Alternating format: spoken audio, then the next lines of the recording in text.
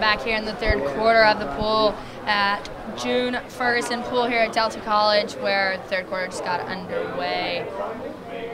There's already been a kick out for the Anteaters, giving Redlands a 6-on-5 opportunity here at the other end of the pool.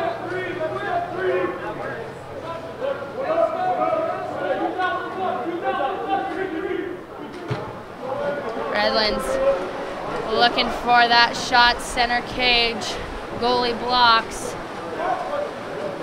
A little bit more momentum here in the third quarter. Redlands with a little bit more oomph, as well as UC Irvine.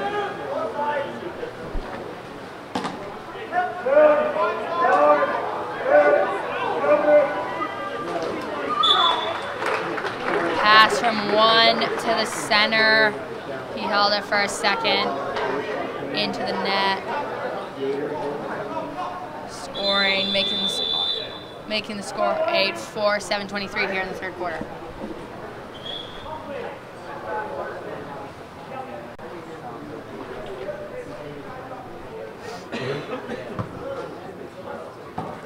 Redlands calling a timeout. If you're watching here and as well at Pacific, we're broadcasting at both pools. Currently over at Chris Kelson Pool, Pomona is playing Davis. The next game will be against UCLA versus Pacific in game 11. Our next game here will be Stanford versus UCSD, both winning in their morning games. After that, here at June Jones, Santa Clara will play Pepperdine. Cal will play Long Beach State after that. Over at Pacific, it'll be Pomona Davis, UCLA Pacific, Air Force LMU, and SCUC Santa Barbara to finish up the night over there. We'll be broadcasting over there tomorrow, as well as maybe here. Just stay tuned on the W.TV for more information.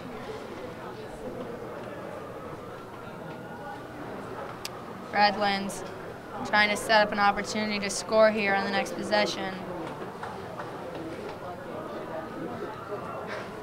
Stanford, San Diego walking on deck here at June Jones Pool, getting ready to warm up for their afternoon game.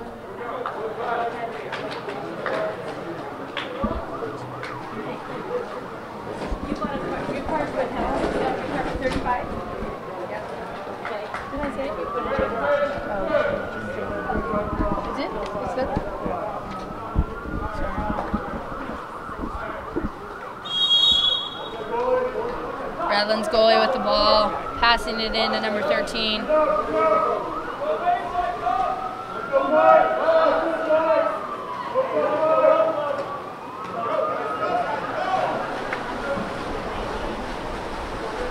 Irvine in a hard press, not allowing Redlands to get a pass off. Taking it down the pool. 3 out of UCI, scoring for the Anteaters, Lovre Milos out of Croatia, scoring on that last possession.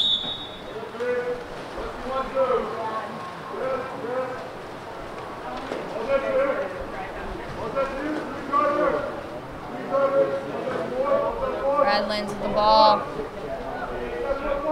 Center being pushed out. Redlands driving in to set up a double post. Anteaters stealing the ball.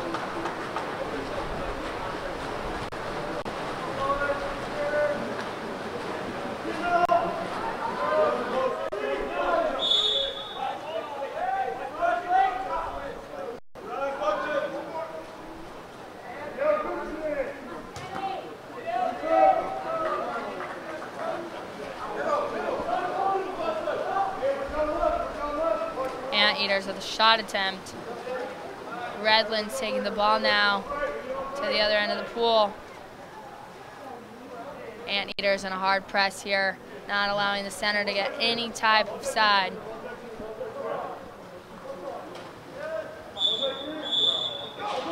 Turnover. Anteaters take the ball. 4, making a break for it. Looking to lob that ball in. Hits the top bar of the goal.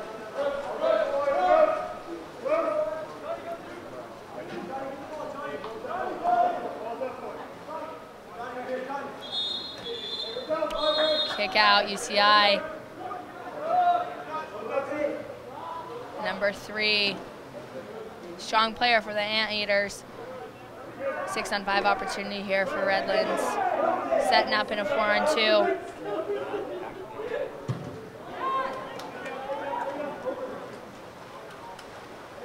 Position 6. Looking to take a shot right there.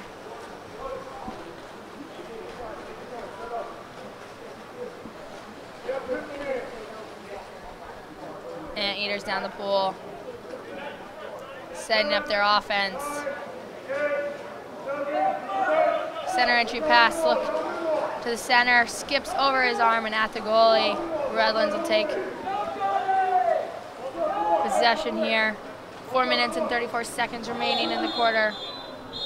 Kick out for the Anteaters. 21-3 being the Anteaters. 2 of the Anteaters' strongest players right there, both with kickouts.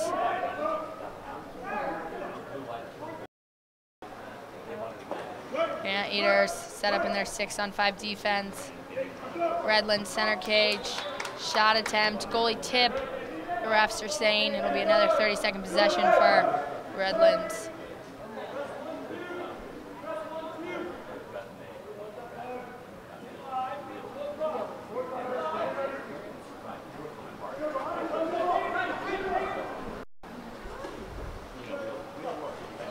Shot attempt from Redlands, blocked by Anteater goalie. Things getting a little bit physical in the backcourt.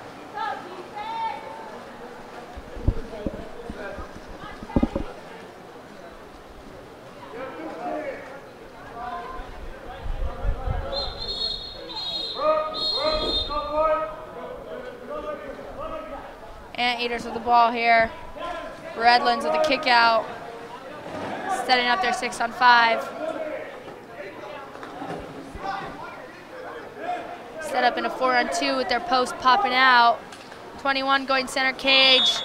Look for that post pop. 8. Cross cage goal. Putting the score to 10-4 Anteaters. Redlands putting in 4 fresh bodies. Anteaters putting in 6 fresh bodies. Changing out their whole line.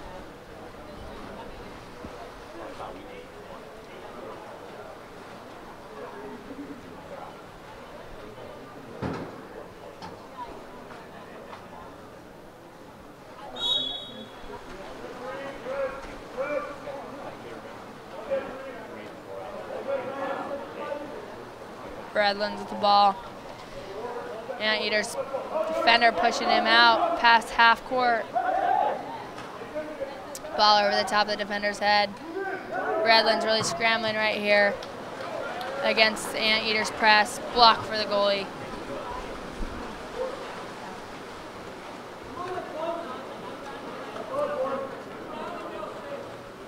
So Irvine definitely starting to break away in this one. With 2 minutes and 40 seconds left. There's number 5, Kyle Kittlitz, senior from Clovis, California, with possession on this one. He's going to have to send it back out to the center after the foul.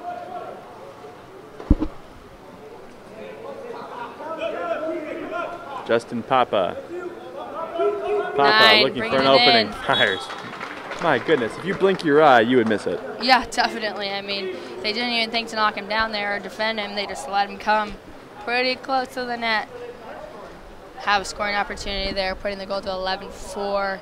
2 minutes and 16 seconds remaining. Both teams line up at the center of the pool. One more quarter after this, after this game, Stanford will take on UCSD in the quarterfinal.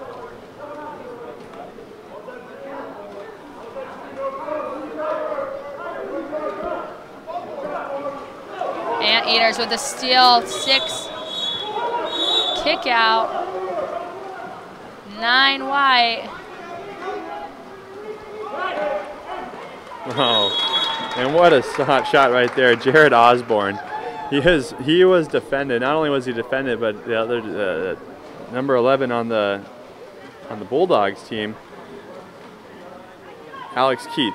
Alex Keith had his arm literally on top of Osborne's arm and dragging it back down at the same time Osborne's trying to come back up.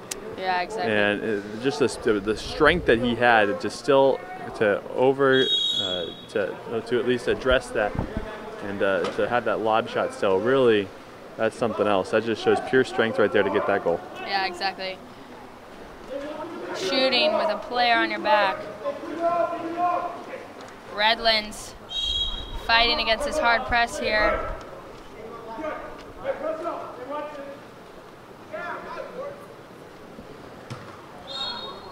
.21 with a shot attempt, hitting the sidebar of the goal.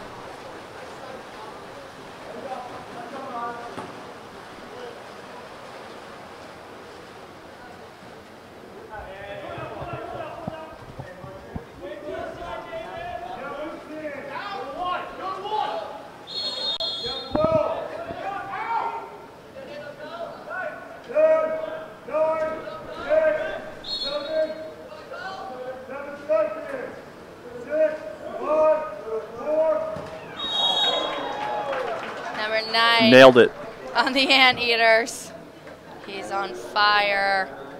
Justin Papa just letting the ball rip into the net, making the score 13-4 with a minute remaining in the third quarter.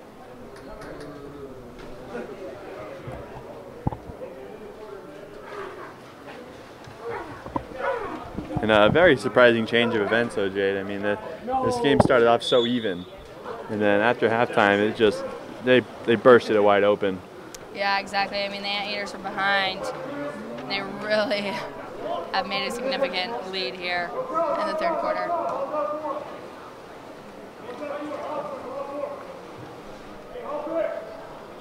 Michael Robinson with the ball right now sends it back over to John Knowing sends a shot over and it's deflected out of play, and that one will go back to the Eaters.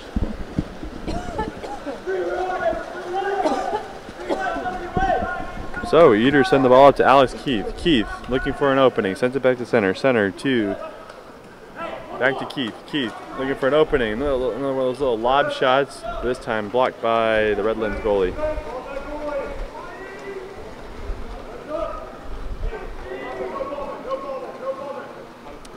Seconds.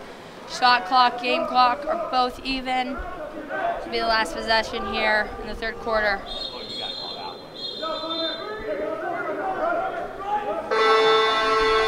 And the buzzer sounds, and we are 3/4 of the way done with this one. Irvine with a substantial lead now, 13-4. Jay, what are your takes so far on this one? I mean, Redlands coach is getting up out of his chair. Clearly, he's not very happy. I mean, I think the Anteaters have made a tremendous comeback after the last quarter. Players are still in the pool. Yeah, it looks like there's still a little bit of.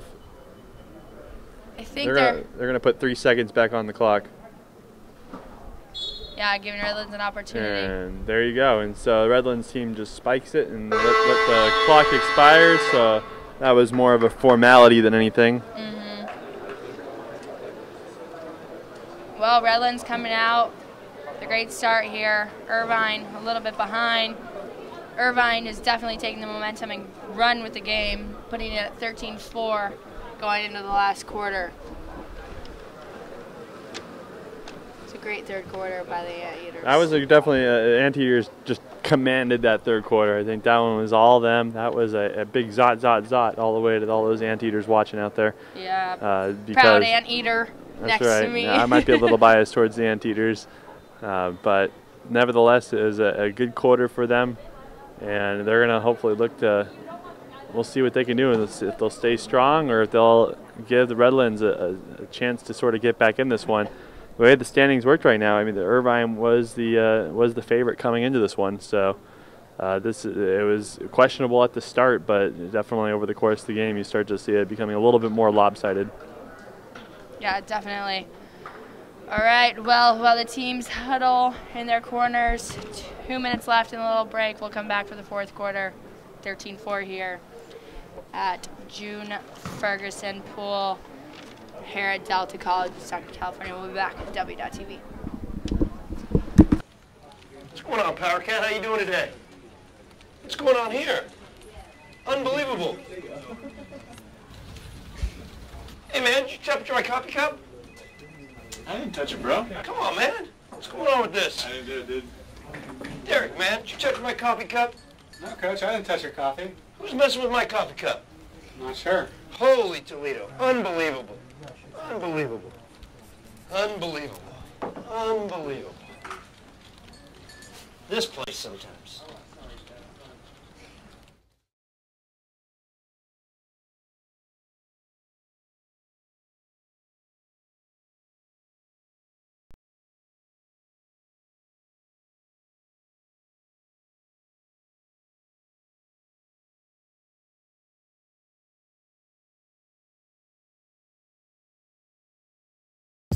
Support your Pacific Tigers by following them on Twitter, @PacificTigers. It's simple to use. Even the lovable Power Cat can send tweets. Here's where he keeps his laptop. Power Cat? Let's see how Power Cat tweets from his laptop. Whoops. Give it a try on your iPad. No? Good thing you can tweet on your smartphone. I think you should get that fixed. PowerCat's pause may make it hard for him to follow us, but you certainly can.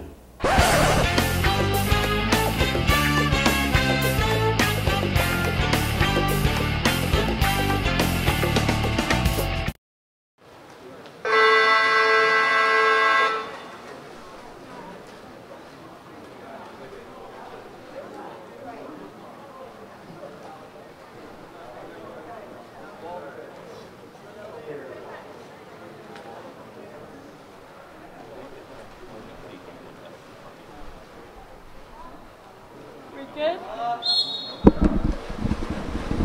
We're back here broadcasting from the June Ferguson Pool for the fourth quarter, where UCI just won the sprint. We left the third quarter 13-4. UCI called a timeout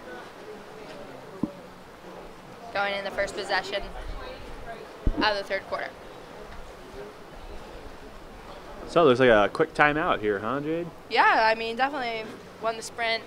They obviously want to make a statement going into this last quarter, calling the timeout.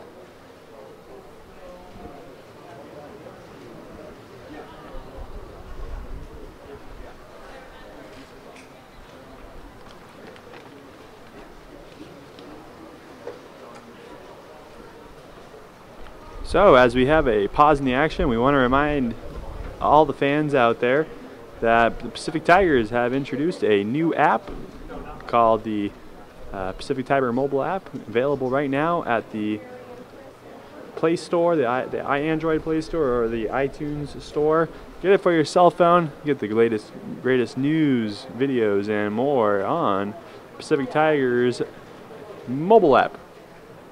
We also want to remind you that KAP7 is the official game ball sponsor of the NCAA. Go to KAP7.com to purchase your game balls. You can see the KAP7 signs around the pool deck as well as on the bags that each team is carrying. Be sure to get your KAP7 balls. Both teams out of their huddles, getting back into the water. Anteaters with an attack plan here in the first 5 seconds of the third quarter. Or fourth quarter. Yeah, fourth quarter action here already, Jay. This one seems to be going a little quicker than the rest. Yeah, definitely. It's game is pretty fast-paced. Irvine had a lot of good goals in the last quarter, fast breakaways. They're doing a great job here in this game. We got a drive in the bottom across. Shot attempt by 3, UCI.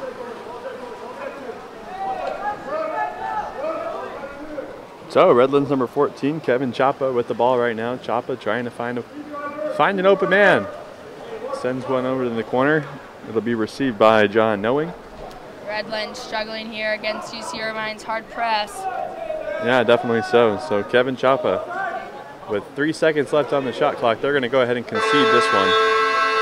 And a great defensive set by the Irvine Anteaters. And Jade, as the clock starts ticking down, 7 minutes left to go in the fourth quarter.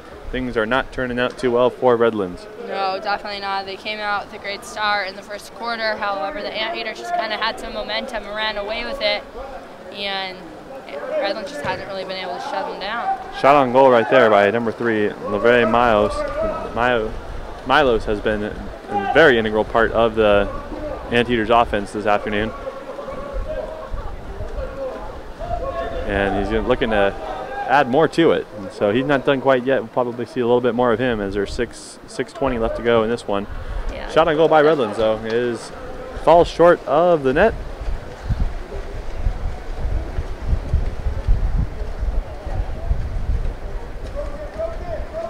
Ball sent way down cross court to Larson Feifel. Feifel entering the game. And ejection on number 13 for Redlands, Michael Robinson. Robinson, the senior from Corona. So Robinson definitely probably an integral part of this defense that they need. It's a senior presence now ejected from the pool. Irvine probably going to take a look at it or take advantage of it. 4-on-2 setup right here. Irvine looking for their post to pop. And a great save by the Redlands team. Great save by the goalie, but a foul called, and Irvine will still end up with possession, but a fresh shot clock. Jade. Fresh shot clock. Irvine's got to do it here. You can see the open player down in the corner. They need to look. You got drives coming from everywhere. Here's a shot on goal, and there it is, just like that. Irvine puts it behind the net. Kyle Trush. Trush, we haven't seen too much of him until lately. Sophomore from Newport Beach. And now we're talking double digits for this margin. Yeah, 14-4, 5:23 remaining. Both teams lining up at the center of the pool. Redlands putting in some fresh people. Irvine has definitely made a statement here in the fourth quarter. You can see on the camera, Stanford is warming up as well as UCSD to go against each other in the next round. Stanford, who won their morning game, as well as UCSD, will face each other after this game. We'll have 2 more games. Pepperdine will play Santa Clara, and Cal will play Long Beach State to finish the night off. Redlands here with the ball, trying to get some openings, driving through the center of the pool. Really struggling against this press right now. Driving wherever they can to break free.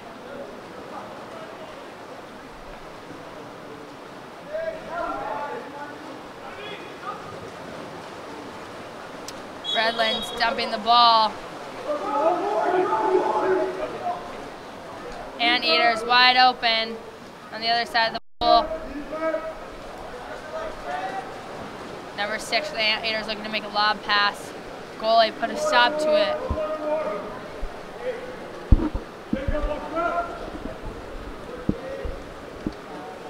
Redlands swings the ball around the pool, trying to find an open man, still staying mostly on the perimeter.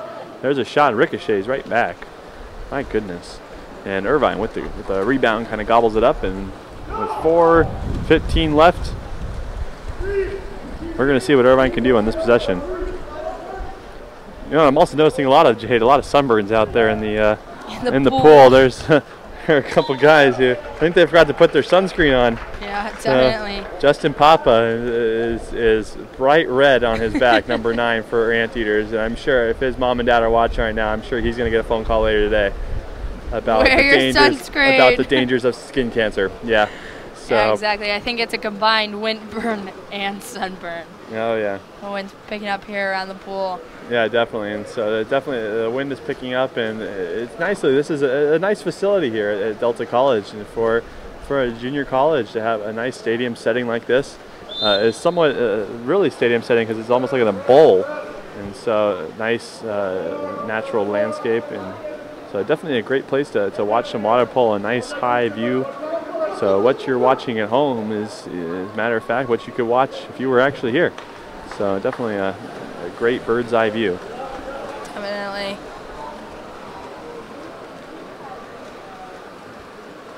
Redlands hoping to convert something on that last possession. Looking to took a shot, missed. Turnover the Anteaters. Turnover for the Anteaters there on that possession. Yeah, Anteaters just looked a little sloppy on that one. I think that they're realizing that they can start trying to take risks, and if the ref calls it, then it's okay because they've got a fairly wide margin. Yeah, 15-4. They're in a hard press against Redlands, just really defending and doing a great job defensively against them. And 15-4, 3 minutes to play, executing some new things. Yeah, definitely it seems like things are starting to wind down a little bit. Irvine swings it around the center, shot clock at 8 seconds. Brendan Duffy with it, sends it in, there it is. So Duffy to Chris Waika. Yeah, a little spin there, the center. Goalie didn't expect it. No, I think that one, it was a really quick one too, and so I mean that ball was well out of the thought. It was well past probably 7 or 8 meters away, and then it just ends up getting in the interior, and then a quick turnaround, and nevertheless, you have another goal. Yeah, definitely. Redlands here trying to fight that press, driving. You can see him.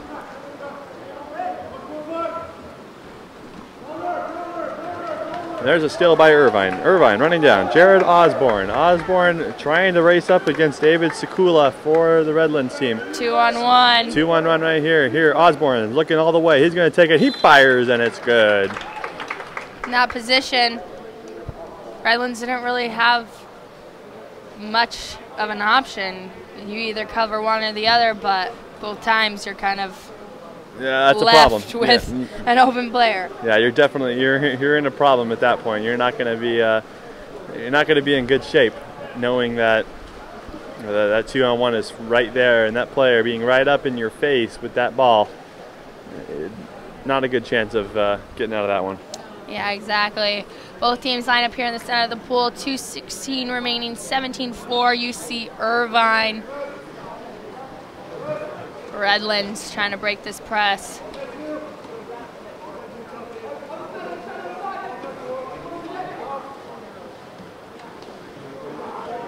(17) on Redlands, looking to make that center entry pass. However, UCI's drop, defending it. And at this point, we have 2 minutes left in this game. 2 minutes, and Irvine looking to keep tacking it on right now. Brendan Duffy has it. He's going to send it around the far side, the close side. Close side, Andrew Fisher. Fisher back to Duffy. Duffy looking for the interior pass. Nice save right there. Pass goes to Alan Robertson. And Robertson takes a nice shot on goal, but saved by the Redlands goalkeeper. Redlands sprinting down the pool, still trying to see what they can do here in the last minute and 30 seconds. Redlands trying to put something together. You know, they had a tough go with Stanford earlier, and this one is shaping up to be no better. I know, and I felt like in the first quarter they came out really strong, and they were hoping to, have something different happen in this game. But Irvine just put that hard press on them, and they just really haven't been able to break it.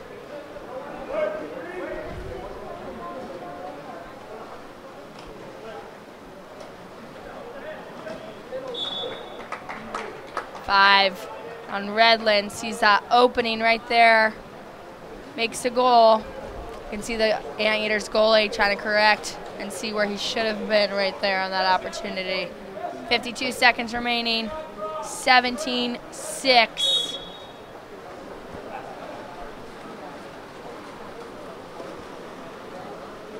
Correction, 17-5.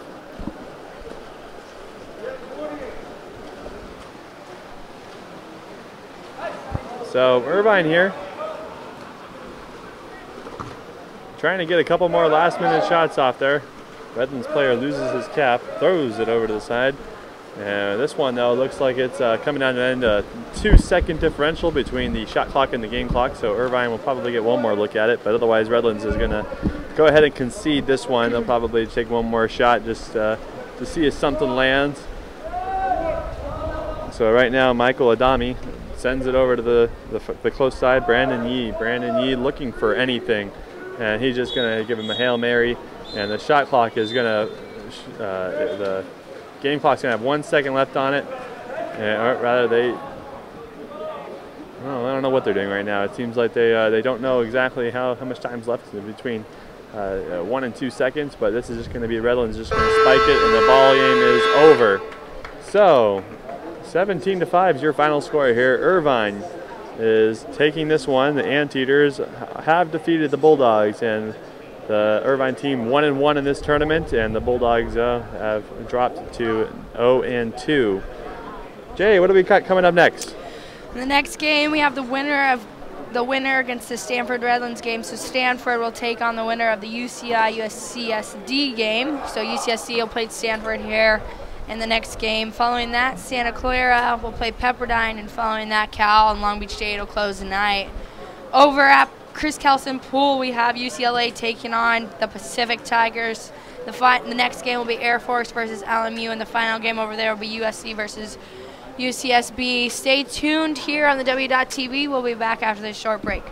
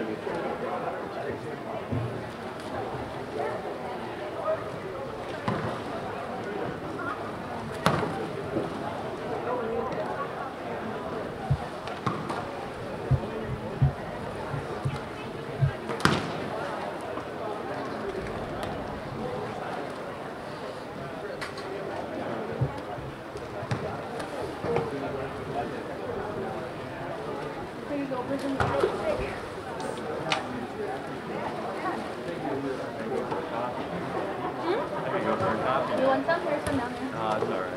But it's not, it's really hot. It's not what? It's not hot and it's not cold. Do you want some? Time is supposed to start. 2:40. 2:40? Maybe I think we might start a little, Mike said he thinks we'll start 5 minutes early. Maybe I can start walking in the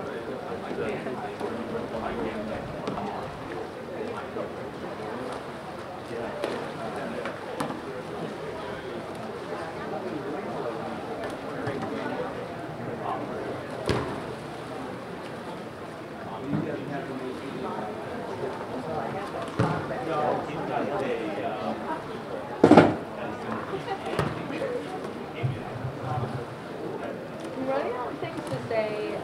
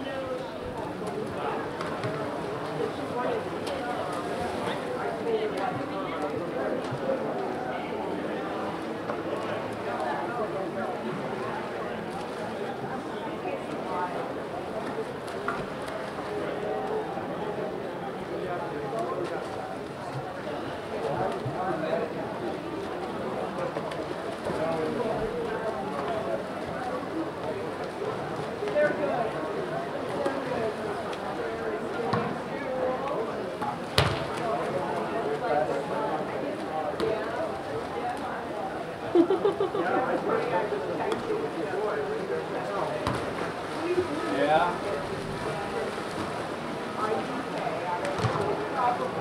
Have you talked to Luca?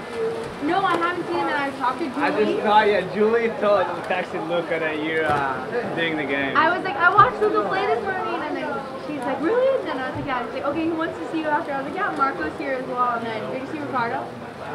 Yeah. I see Ricardo a lot. Yeah. You see Yeah. him down there all the time? Yeah. But, isn't it boring? Yeah, I'm sure. Especially that we have shitty games. I know. That's right.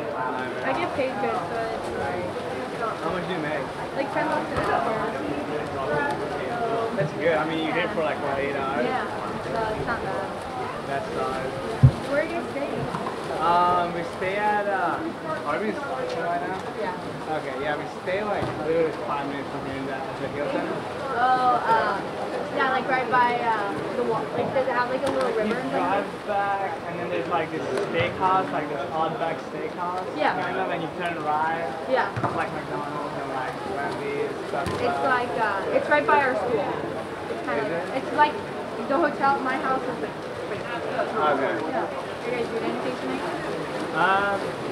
No, is there anything? I talked to Chris, and he said that they have to do study hours 8 to 10 every Saturday They night. got in trouble. I know. For He drinking. told me, yeah. Yeah, I know. If you want to come out, I think people are going to come to my house and drink a little bit. Really? And then I'm down. I mean, I'm not playing it. What's your, I don't think I have the number. Yeah, come hang out. And then is Chris playing tomorrow? Or is it Yeah. here? I asked him, so he's not redshirted. He said that he doesn't want to stay for another year. That's fine. I figured that's why. Yeah. His girlfriend, did you meet his girlfriend? Have you met his girlfriend? I never met her, but I heard she's like really sweet. She's just like, they look a lot alike. And everyone's like, oh, like they're so cute, but like, I don't know. She just doesn't say much. I talked to Petrovich this summer a couple times, and he said that like they never see Christian like ever. Yeah. Because they always like together. There you go. Yeah. Did they move in together? No, they don't live together, but I think he's just there pretty often. Yeah, pretty. Yeah. That's funny. So what is it? It's 808-217-2807. Yeah. Well, like if I'm like Christiane can come out.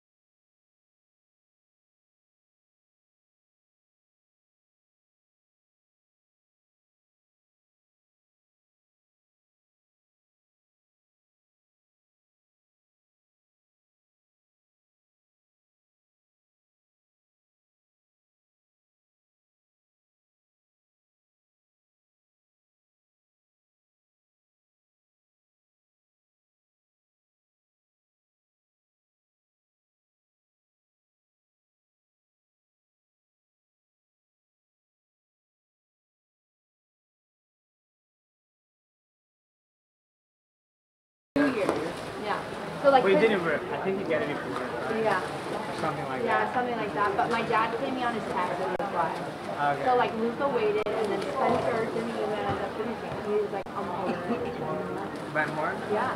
He didn't get into school. No. You know that. I know. Like he was gonna go to UCSD, and Luca just told me because I asked him. He was like, they have the same math class 3 times in a row. So we all took that same math class, and then Spencer online did. class? Julie didn't pass it. Spencer didn't pass it. I didn't pass it. Jackie didn't pass it.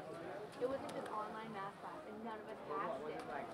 It was so hard. It was a statistics class. It was so hard. And Jackie got into Cal, you know. Julie got into Y. Like I got in UCSD, and then like when we all didn't pass our math class, I was like, oh, I'll just retake one. So Jackie and I retook one and passed, and then Julie and them were all ineligible their first semesters because I think they finished. And Julie and Luca are not together. no, they saw each other over the summer though, and Really? things were good. So now, but she's back in Hawaii, so. Yeah. Yeah, I just thought, I told Luca that like we should get together or something. Yeah. Sometime. I just posted, we still have that Facebook group on Facebook for Golden West. And then I think the last person who posted was like Ricardo like 2 years ago, maybe 2.5 years ago. So I posted on it like 2 days ago that we should. Yeah, because everyone is still around. Yeah, everyone is. Like everyone's still like stoked on stuff. I mean, most of the people. It'd be cool. And then where's Barrow? He's back in Europe. What is he? He moved back to Europe after Golden West. Why? He didn't want to stay. He got like 80% from UCI, but he didn't want to go there. But he's having fun. You know, were you there before the year before at Golden West? Yeah. Remember the video tournament we had? Oh, really? And then yeah, I talked to them for like 2 minutes. But They came on our picture. They're like, ooh, this is like how would we play here? but I guess you It's nice, but like really nice. the coach. It was rough. I had a really rough. It was really rough at first when I got here. Oh yeah. Okay. But I'll catch you later. Okay. Sounds good.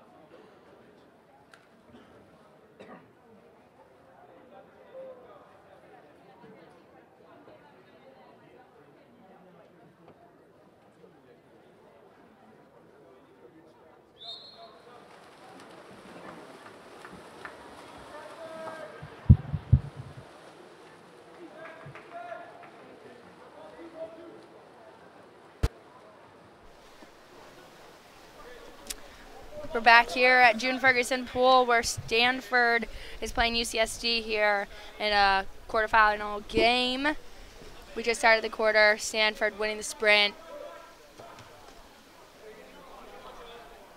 Stanford with the ball.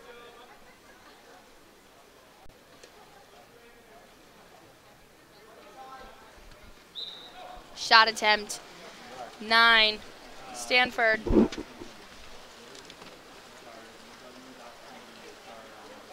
Alex Bowen with that shot attempt on the last possession. UCSD with the ball.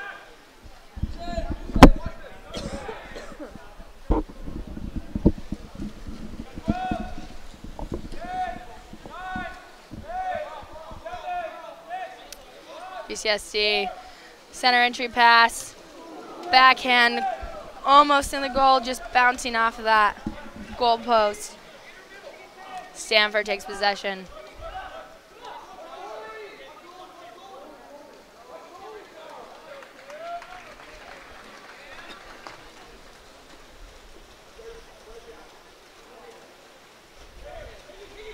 UCSD goalie passing the ball in.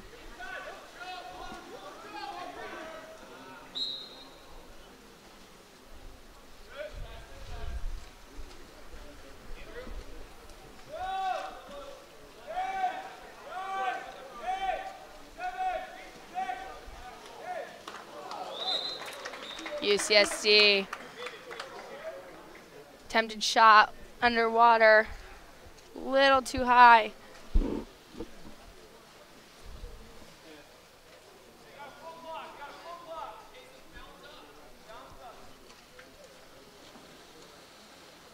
UCSD, the drive across.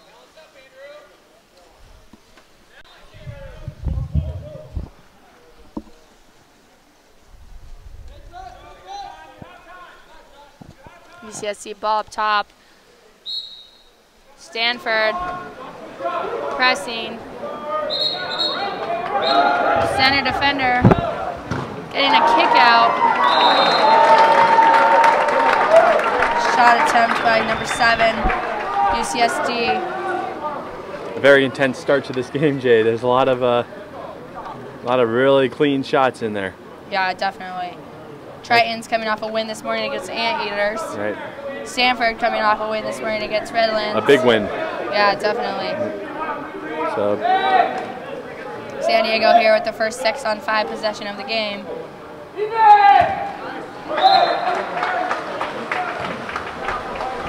Number 7, Joe Dietrich, looking to score right there. Stanford goalie getting a hand on it.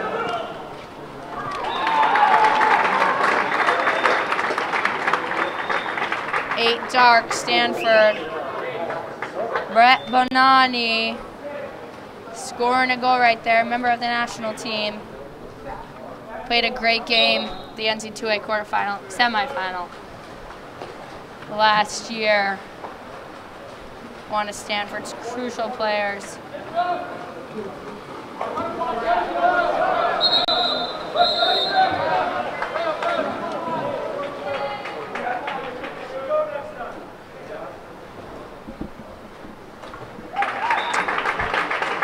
Number 24 out of Stanford, BJ Churnside out of Orange, California, Villa Park High School, with a goal right there, putting it 2-0, 5 minutes and 3 seconds remaining in this quarter.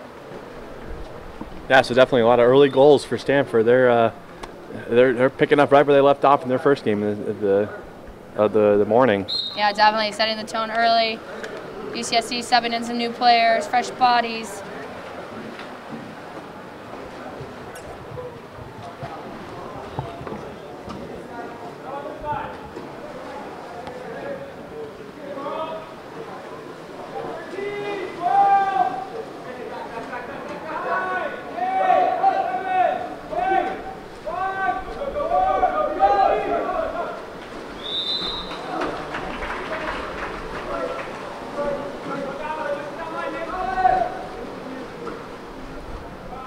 With the pass. Just misses that one. And Jade, they're really pushing. You really see Stanford. Like they're not holding their breath at all trying to set up a play. They are doing fast break offense the entire way. Yeah, number 9, Alex Bowen, with that shot attempt on the last possession. UCSD center trying to hold his position there in the center of the pool. Bringing in another center, the shot attempt there from number 10. Josh Stealing.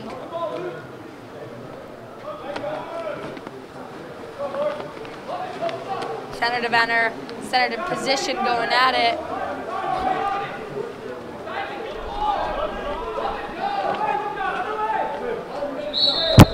Stanford in a hard press here.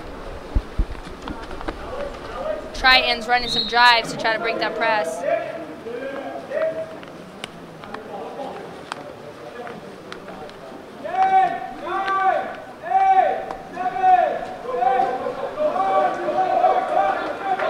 So look at that Stanford defense. My goodness, they have just really opened it up to start, Jade. And they just,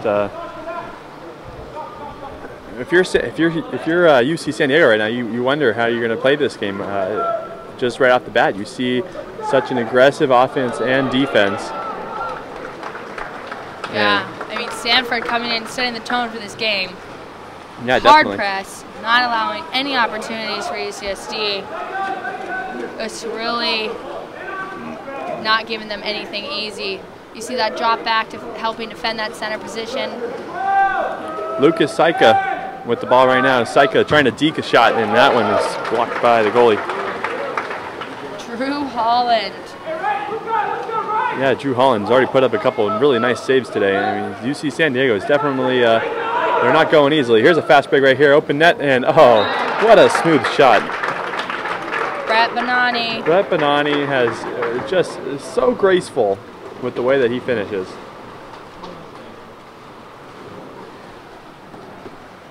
Brett Bonani with that was a beautiful goal.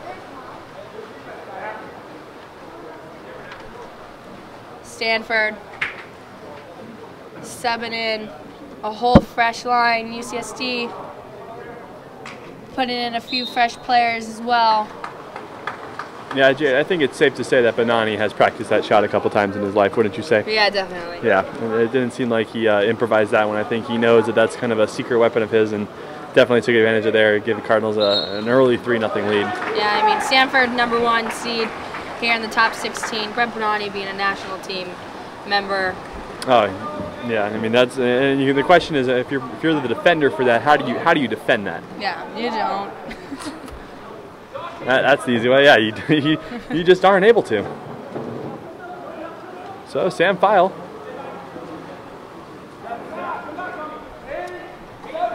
Center entry pass right there. Center underwater. Nothing UCSD doing. Helping back. That was a good little defensive possession right there. The Cardinals really couldn't get anything put together, and the Tritons prevented them from even getting a shot off. So that's the kind of defense you're going to have to play the entire game.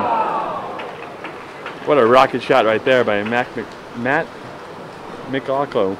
Yeah, I mean, he's had a few of those rocket shots just hitting right there at the post. They could just slide in for them. Right now, Jackson Kimball. Kimball sends it to the wing. Cody Smith eyeballing something, sends it back over to the far side. Kimball gets the ball back, looking for a shot with the shot clock running down, fires and just comes up short. Brian Cook says no, no, no. I mean, it's fair to say that both teams have depth. If you look at their benches, both of them are pretty stacked. Stanford's obviously pretty stacked.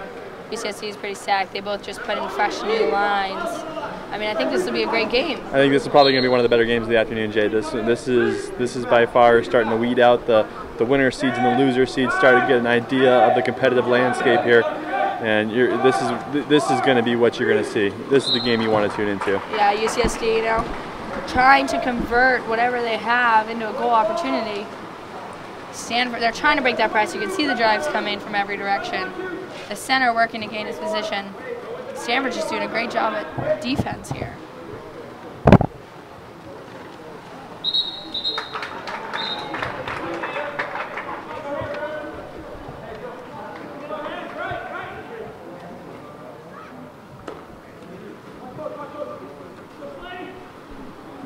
So Stanford passing it around. Here's a shot on goal by Sam File, and that one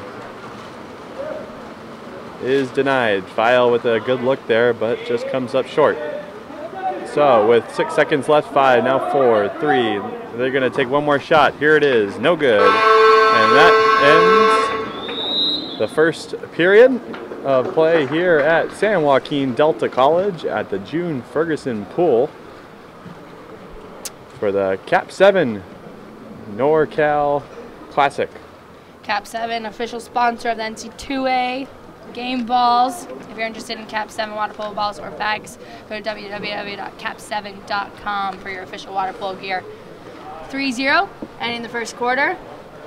We're gonna take a short little break and we'll be back here the second quarter where Stanford takes UCSD in one of the final games, the quarters for this afternoon here at June Ferguson Pool. Oh, hey, Dallas, perfect. Hey, what's up? Hey, can I borrow some pine tar? Yeah, of course.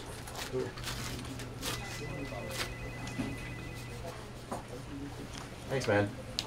All right, looks good.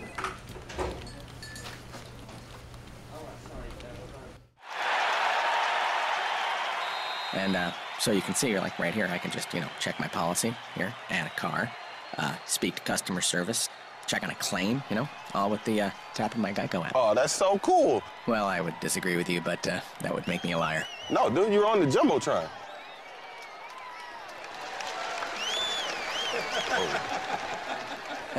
Yeah, I pretty much walked into that one. Geico, anywhere, anytime. Just a tap away on the Geico app. The #1 team in the country is the king of the West Coast Conference. It's been a fun start to our season, and I'm happy with where we're at right now. The W.TV, the energy of the West Coast Conference on your browser, smartphone, and tablet. All the action, anytime, anywhere.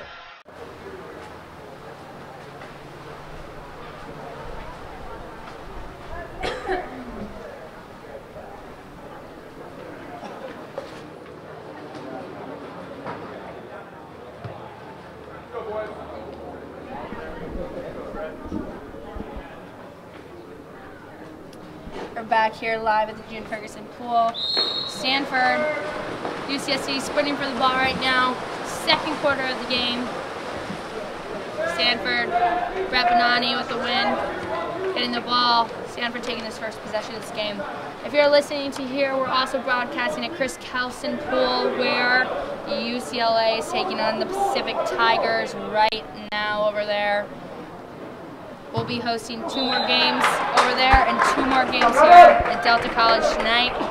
Stay tuned on the W.TV.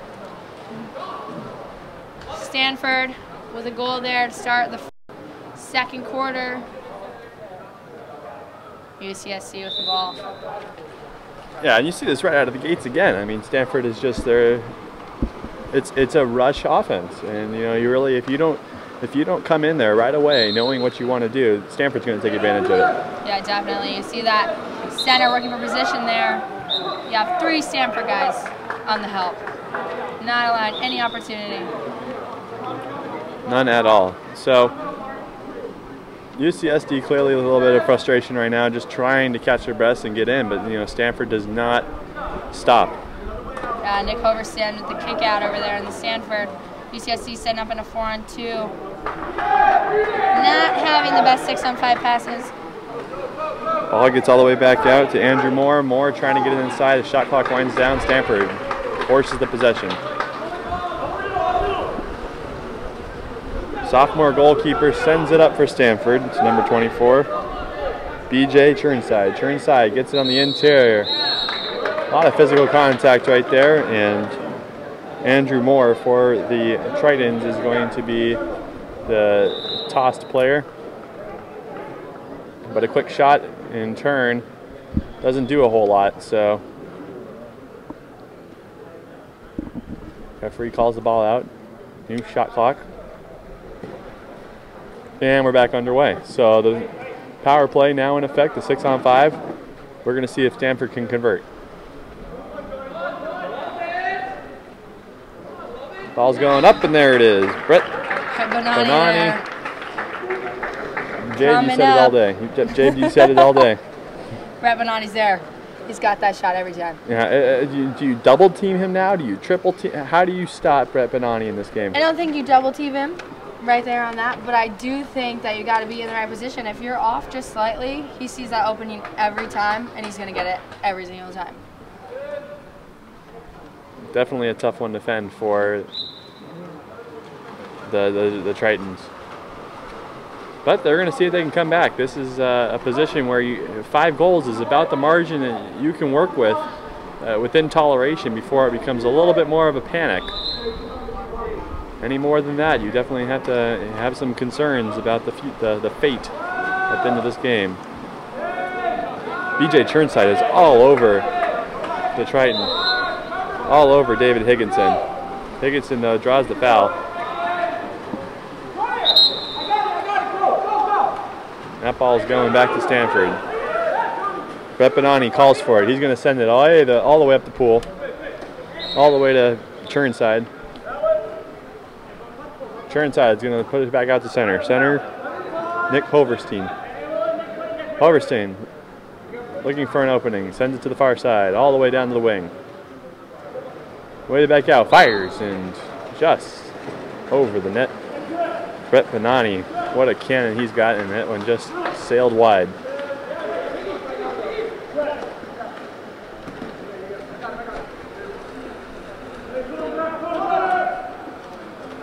Tritons number 16, Thomas Higginson, with the possession there. Shot clock running down, a desperation shot, and Jade, the shots they're getting just aren't there yet. They're not there, but at least they're trying. I mean, I don't know if the coach would be too happy about that. I mean, still. It's 5-0, second quarter, and UCSD is trying to generate some offense for themselves. They're trying, but they need to get some goals in, and these kickouts aren't really helping them any.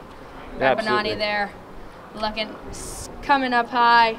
Yeah, Brett Bonani wide open on the close side, and he's calling for it, and this is his bread and butter right here. Oh, and a great deflection, though. Great deflection. That's how you stop it. You have your defender in the right position, goalie in the right position. He's going to be there. That's his spot. I mean, he's already put a couple goals in there today from that spot, so at least the Tritons are starting to recognize that as a point of weakness for them to make sure that they cover. Otherwise, Bonani's just going to keep piling it on from that spot. Shot clock already winding down. This is a fast-paced game we have here. The This last one, game definitely was fast, and then it kind of slowed down, and it got fast again. You noticed that the Cal game was really fast-paced. Definitely. Right now, it's just been all fast, and the question is who has the endurance to keep it going. As we see right there, Nick Hoverston puts it in for the Cardinals, and now with the 6-0 lead, the Tritons really have to be cautious to make sure this does not get out of hand. I'm excited to see what the Final Four matches tomorrow will have in store. Who will be in the championship game? That's a tough call right now, isn't it? I mean, it's a tough call because we've been over here all day. We've seen Stanford and Cal. I think have had 2 amazing games today. UCSD's had an amazing game today as well. But we also haven't been at the other pool. That's true. We don't know what the other pool has to offer, but you have an opportunity too for the viewing audience at home to watch both games for free right here on the W.TV. Feel free to flip between the two of them as the action unfolds. Obviously, you can DVR these games at any time, so you won't miss any second of the action as it unfolds. A lot of exciting stuff happening at the W.TV. So, UCSD trying to answer back, not very successful so far. Luca DeVivo with that center entry pass deflected by Stanford. However, they're getting another opportunity. Number 3 is kind of stuffed right there. Yeah, that one was an access denied by John Levatt of the Tritons. And I think the Tritons really have to just be cautious to just make sure that they get this ball back without any further damage. You can see UCSD, they're pressing on one side, drop back on the other. And there it is. And so, unfortunately, there was damage. Griffin Bolin all over that one. Bolin knocking it down. And now the margin becomes wider. Griffin Bolin, Honolulu, Hawaii, Punahou graduate. One of the #1 schools in the country. Yeah, I'd say it's right up your alley, isn't it, Jade? I mean, coming from Hawaii, I've faced Punahou a time or two in the pool, so it's interesting to see the Islanders make it out here to California. It's nice to see. Yeah, definitely. The Islanders a natural attraction to California, I'm sure. Yeah, exactly. I mean, we have one that goes Pacific, you have a few that play for some other schools, so I mean, you can get off the rock. You gotta do it. You gotta do it, that's right. Punahou grad, speaking of the president earlier, it's where the president went. Oh, hey. There you go. Yeah.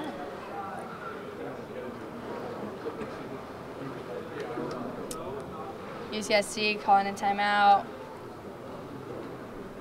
Yeah, so when you are UCSD at this point, Jay, what are you thinking as a player in the pool down 7-0 to the #1 team in the nation? What's your thought process? You gotta execute your system.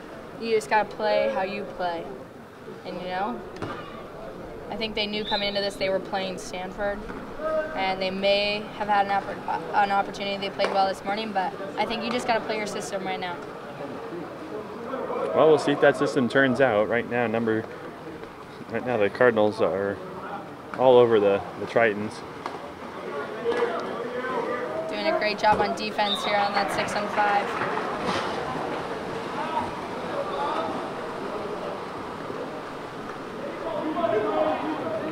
Cardinals running it up. Here's Sam Files. File looking for an opening. Oh, the floater. Fires the floater in there, and Sam File just adds on to it also himself. Redshirt freshman out of Laguna Niguel, Dana Hills. Great goal for him. Those floaters are oftentimes hard to defend. UCSD here with the ball, 2 minutes remaining in the second quarter, 8-0. UCSD working to get a goal in. They're driving, they're trying to break that press, they're trying for picks, they're trying literally for anything they can get. Stanford just defending like no other. So here come the Cardinals. Jackson Kimball is going to swim it up. He's going to look for an opening. Right now, he's all by himself. He's the open man. Nice swat save by the Tritons' Brian Cook. I just feel like Stanford has great chemistry. When you watch them play, you know, like every move makes sense, and they just rotate the ball well, and they just get it to one another effortlessly.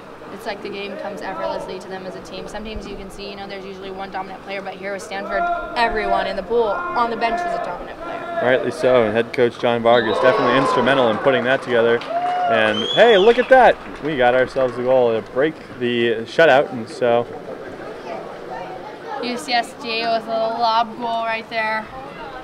UCSD 7 in a whole new line. And that one seemed to work out, and so now it's just a matter of responding to this. A minute 18 left to go in the second half, or in the second period rather.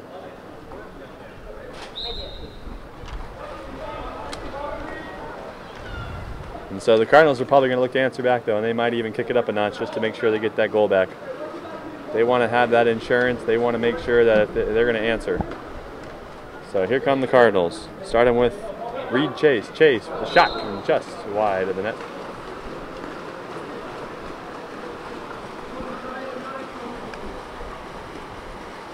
Cook looking for an opening. He sends it way down the pool.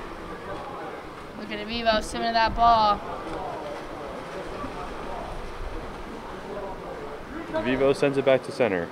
Jacob Castro. Castro sends it to the far side on John Labatt. Or rather, that's number 8. That's Lucas Skyla. That's Lucas Saika. But nevertheless, that one does fall short again, and a little bit of frustration for the Tritons. Here comes Connor Stapleton. Stapleton's going to look for an opening. He's going to look for an open player. He's going to take the shot. He's going to pass it off. Pass it off to Reed Chase. Chase back to Stapleton. Stapleton looking, shot. Just wide again. So now you're starting to see that the Cardinals are really starting opening up their range shade. They're opening up what kind of shots they're taking now. What does that say about the team? I mean, they're trying just some different things. I think they're not afraid to steer away from what they normally do. And, you know, sometimes it's beneficial, sometimes it's not, but to do some different things, change up your offense. I mean, a lot of these teams watch film, so they know what you're going to do prior. So when you change it up, it throws them off, and they're like, oh, well, you know, how do I defend it? It's not what we learned, or that's not the player we knew was going to take those shots. So I think it can only create opportunities when you steer away from what you regularly do when you have the opportunity when you're up by 7 goals. Yeah, so a big part of this is unpredictability. That's what makes a number 1 team a number 1 team, is you cannot predict what they're going to do next, and nor can we. So will the Cardinals hold on to win this one, or will the Tritons come on back and make this a ball game? We have 4 minutes until the second half. We're going to take a quick break. You're watching the KAP7 Water Polo Classic here on the W.TV.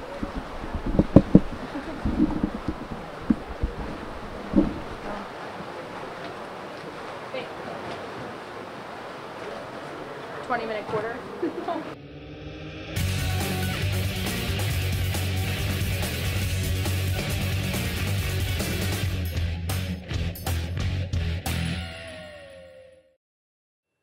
Improve your strength in shooting with the KAP7 1 kilogram heavy training ball. A size 2 ball with a great grip. Get one today at KAP7.com.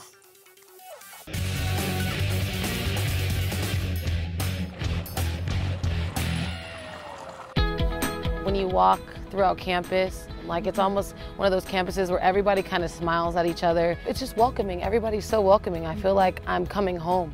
One of the big strengths of Pacific is the small class sizes. I feel like I know all of my professors and that they know me. I hear stories all the time from people at the big brand name schools and how they wish that there was more personal interaction. I really like the environment that I felt at Pacific from like the first day at the Stockton campus. I just really felt like the professors actually knew who I was. It's family to me, and I can hardly wait to get up in the morning and get in my car and come over here and then see my friends, my colleagues, the students. They become family to me. The students know that we care, that they matter in the classroom, and we know each of them by name. We realize that our first responsibility is to our students, and we have always taken that responsibility very seriously. So our first responsibility is teaching, our second responsibility is scholarship. It's not the other way around here.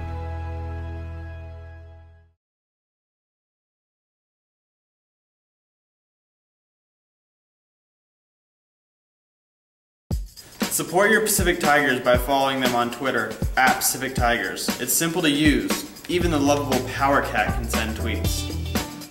Here's where he keeps his laptop. Power Cat? Let's see how Power Cat tweets from his laptop. Whoops. Give it a try on your iPad. No? Good thing you can tweet on your smartphone. I think you should get that fixed. PowerCat's pause may make it hard for him to follow us, but you certainly can.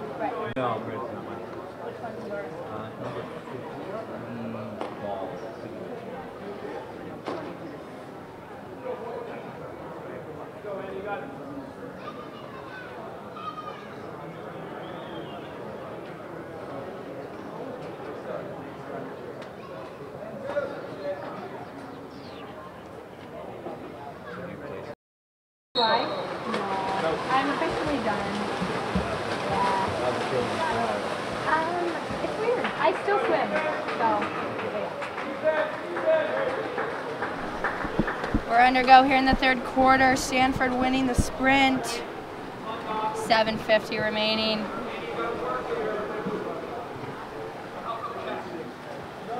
So Stanford coming up strong in that first half. Jay, what do the Tritons have to say at halftime? I don't know. I mean, they want to obviously answer back. They want to score some goals here, but you know, it's hard when you're down. Denny Harper, the head coach of the UC San Diego Tritons, trying to get his team back in this. David Higgson with the ball right now. Tritons now defending the right side of the pool. Cardinals on the left. Cardinals in their traditional red and black caps with the Tritons in white.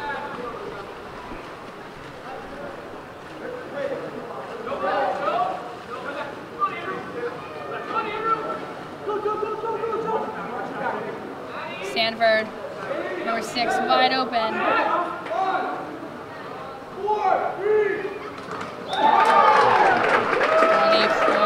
That was a beastly shot by BJ Turnside. BJ Turnside. I think he should be a DJ. DJ Turnside. DJ Turnside. He is definitely mixing it right now. Definitely knows how to turn those balls. Jeez. That was a power play right there for BJ. On the last possession, putting the score to 9-1. So definitely a really fast-paced game. First half done in 20 minutes. We're going to go here in the second half. UCSD with the ball. Stanford in a press. Brett Bonatti dropping off up top.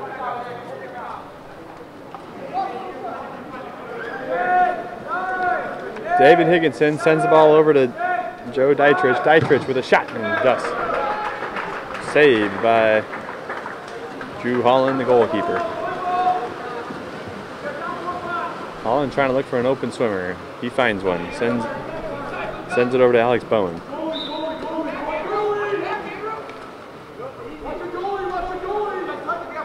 Adam Abdul Hamid. Can't do anything with the shot. You say his name. Really good.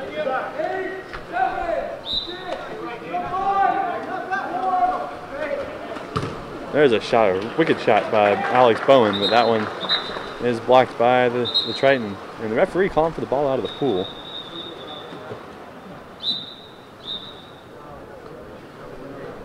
Not sure what the call is here.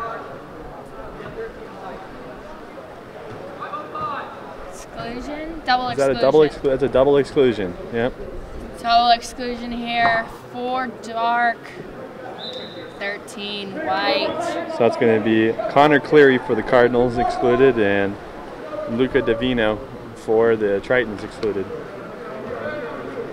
So now a little bit of a evened out shorthanded match. We're going to see what this one does. Run a 5-on-5 play.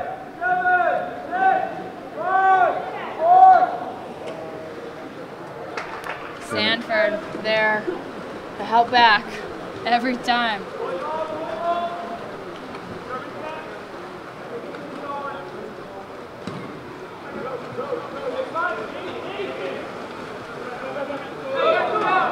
A great way to block that shot. My goodness, David Higginson all over that. Both teams taking off down the pool. Here's the answer. Oh, and there's the floater, and it's in. Great shot by Andrew Moore there for the Tritons to put the Tritons one closer.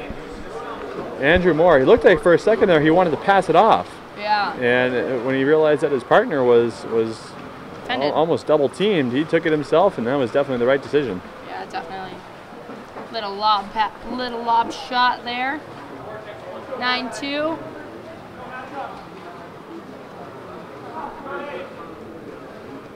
Thank you to our listeners from wherever you are.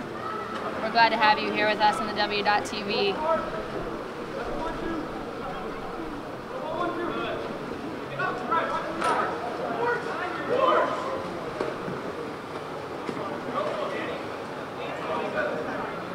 So Nick Hoverstein looking for a shot. He's looking, he's staring it down. It looked like he was locked in too. He knew exactly where he wanted to throw that, and it just did not go in. Nick Hooverston, redshirt senior. He's definitely been playing for quite some time. Could not get that one to drop in response.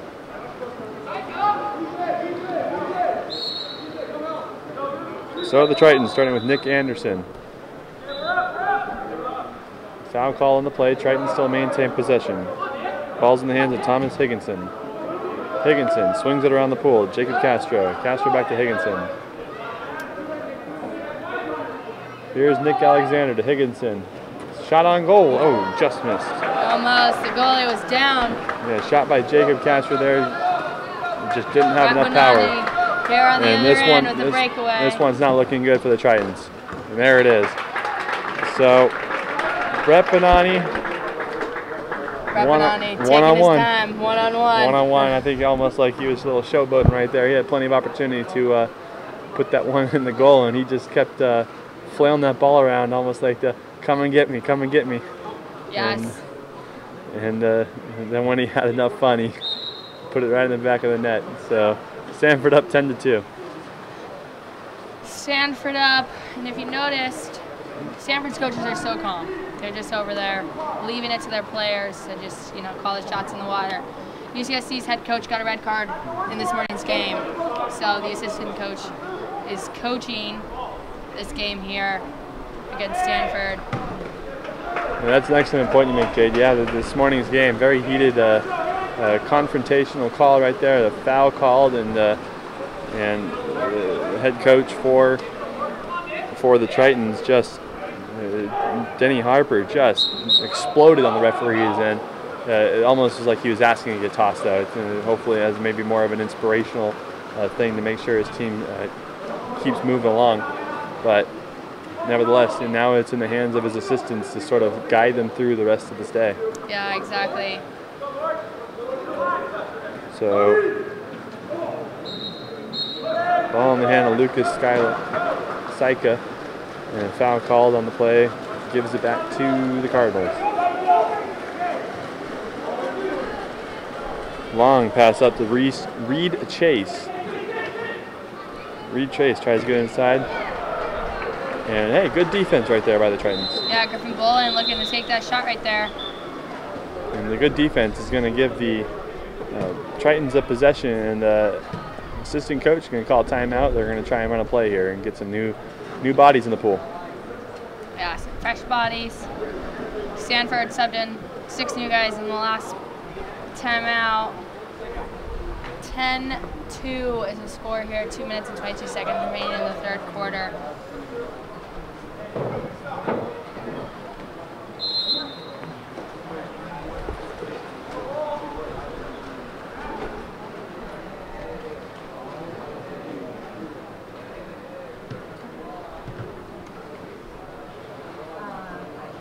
This is definitely a fast-paced game.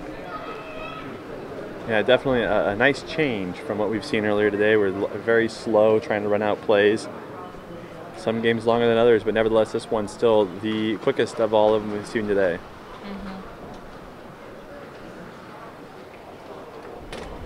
Referee now trying to figure out the shot clock. Looks like there is an error in the shot clock, so that's what the delay is here as the refs consult with the scorekeeper. 30 seconds need to be on the shot clock, however, it's set to only 25. Well, it looks like they're going to keep it at 25, and so yeah, it's going to go down from there. So, 25 seconds on the shot clock, now down to 18, with 2:14 left to play. Tritons Joe Dietrich. Kick out. 13 dark. Griffin Bolin, redshirt sophomore, giving UCSD an opportunity to have a 6-on-5 play here. Tritons trying to find something though. They're just passing around the perimeter, trying to find an opening. And see Stanford rushing those players who are storming those players who have the ball. Oh, wide open to the far side. This is not going to look good again. Oh, great save! My goodness.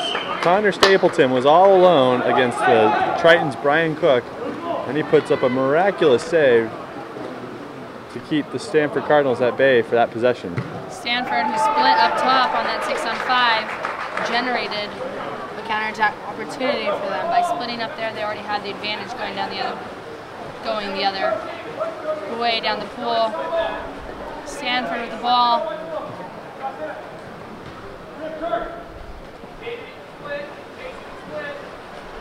Cody Smith working the ball back and forth with Sam Hillel.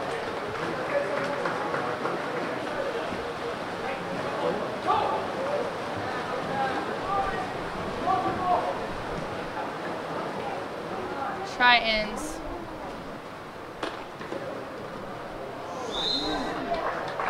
Goalie Drew Holland has missed 3 of those lob shots. The lob came from number 5 on UCSD and was pushed in by number 12 of the Tritons, right behind Drew Holland's back. 38 seconds remaining, 10-3 in the third quarter.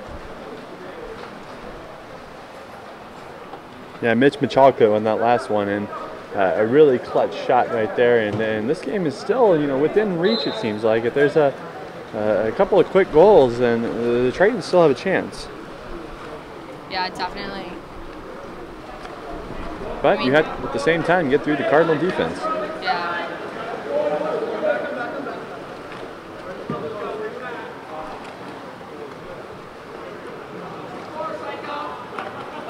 Cody Smith looking for an opening, sends it over to Sam Fife. Smith and Fife playing pass back to Fife. Here's a shot and a great save by Brian Cook. So 10 seconds left. They're going to try and run one more play. They're going to look for an open swimmer. And a monstrous shot attempt, but to no avail, does not go. And that's going to be it for 3/4 of this ball game. Jay, what's your reaction? I mean, Stanford's obviously still going strong. They obviously have depth on the bench. They put in 6 new guys to play the second half of that quarter. UCSD, they're working. You know, they're working to make a comeback. They scored 3 goals, and 3 of those being lob shots. I think lobs have seemed to work for them throughout this game, but we'll see. We have one more quarter. UCSD can make a comeback. Stanford can pull forward. You know, it's all up. Depends. Whoever wants it more. Right, you are. And so that one of these teams today will go 2-0, undefeated on the day. The other one will drop to 1-1. We're going to find out in 2 minutes to start the fourth quarter who that will be before we play 8 more minutes.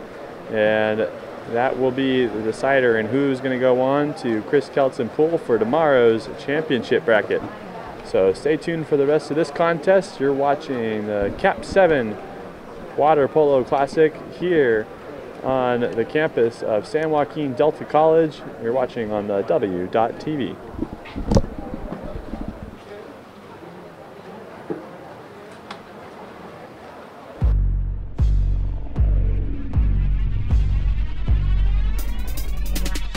Serving up a bad batch, too much bacon on it, bacon on it, bacon on it. Assalamu alaikum on it.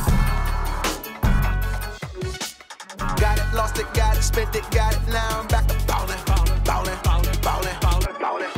Whoa. Hey, Wale, you gotta try these.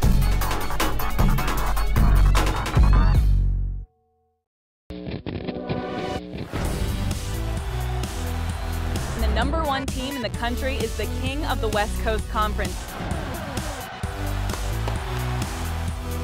It's been a fun start to our season, and I'm happy with where we're at right now. The W.TV, the energy of the West Coast Conference on your browser, smartphone, and tablet. All the action, anytime, anywhere. Quick little break there going into the fourth quarter.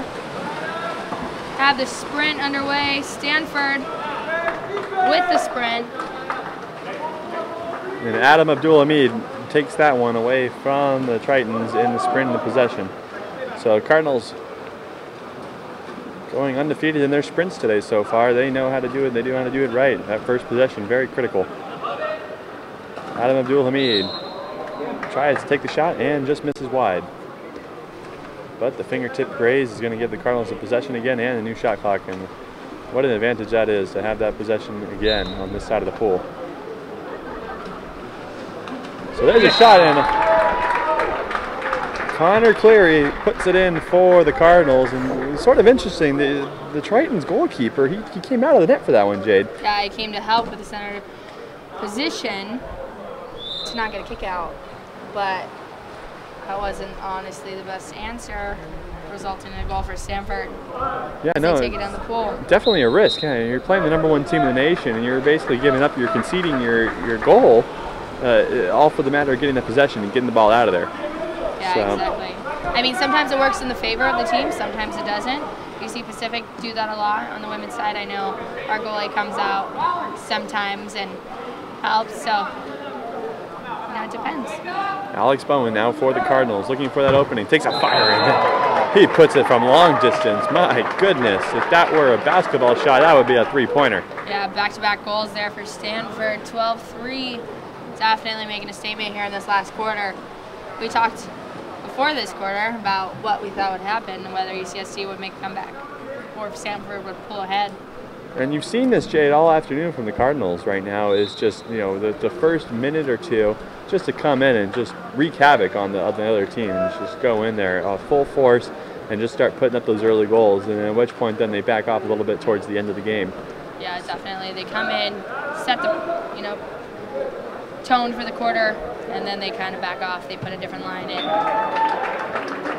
So that strategy works out very efficiently for the Cardinals as they're leading this one 12-3. Tritons with the ball right now.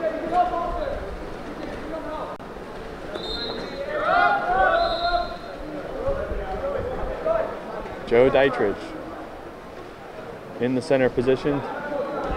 Tritons swinging across center. They try and put it back to center. There's Dietrich again. Dietrich sends it over the close side. Josh Stingling.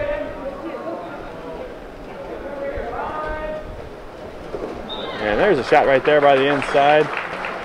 Tritons come back with a little interior offense. Beautiful post play right there by UCSD's number 17. Popped out. David Higginson. Yeah, David Higginson. We've seen him a couple times today now, making a little bit of a stank for the Cardinals. And so Higginson, kind of the secret weapon utility senior, a local guy from San Diego area.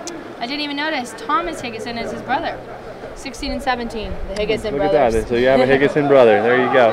Both out of San Diego Bishop School. Both playing for UCSD.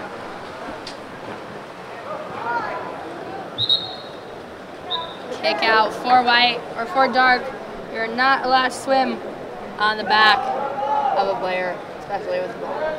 Automatic kick out. Yeah, I don't think I would like that too much. No.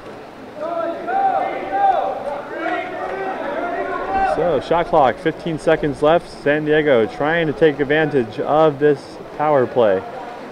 Looking for any sort of opening they can see right now. There's a shot and just shy of the net.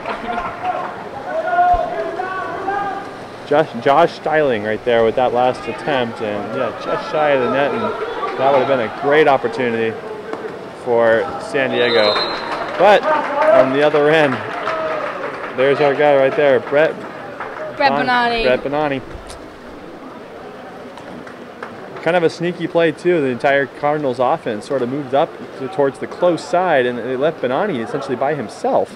Yeah. And that's exactly what they wanted to do. They wanted to draw the defense away from Bonani, at which point then at that very last split second, throw the ball back over to him, and he's got himself a shot without any defenders really on him. Yeah, Adam, who threw the ball across the pool to him, just opened him up with a perfect goal opportunity. Yeah, so a couple quick goals here to start the fourth quarter. 5 minutes left to play. Tritons are going to try and make sure not to get this one out of hand. Stanford in a hard press. UCSD running some drives. See if they can break it. Ejection. 6 dark. Timeout for UC San Diego. Connor Watson with the ejection, and UC San Diego definitely they're going to take advantage of this.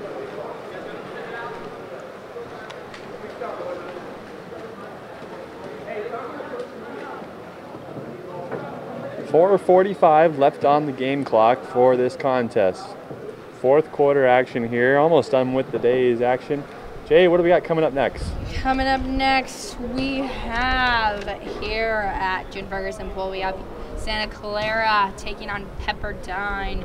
After that, Cal versus Long Beach State for the final game here at June Ferguson Pool. Over at Chris Kelson at Pacific, Air Force will take on LMU next. USC and UCSD will play in the final game of that match tonight over there.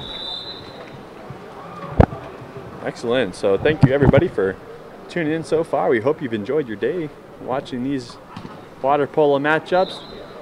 Maybe you have a chance to come out to the pool tomorrow as we watch the rest of these solid contests here. So back to this one with 4:30 left to play on the game clock. Tritons, they do have the 6-on-5 advantage right now. They're looking to score on it. Right now time has expired on the advantage. Now it's full strength. Ball ricochets a little bit, and that one they're calling it's in. My goodness, that ball rattled around a little bit, but John Levat of the Tritons, number 3, puts it in. Jade. Definitely, it was in, ricocheted off the goalie, back into the field of play. Player on the UCSD picked it up, put it in. That was a lucky goal. It's not your usual goal. No. Yeah, that one just fell nicely right into his arms, and you pop it right back in. There's no one there to really defend it. Exactly. 4:21 left. UCSD throwing some fresh bodies back in the pool. Stanford with the ball.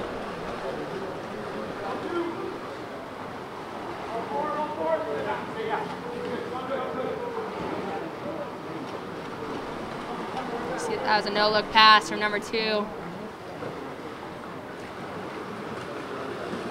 Sam File tried to get something going there, but that did not happen. So the Tritons could answer back. Could the momentum be shifting in the Tritons' favor right now?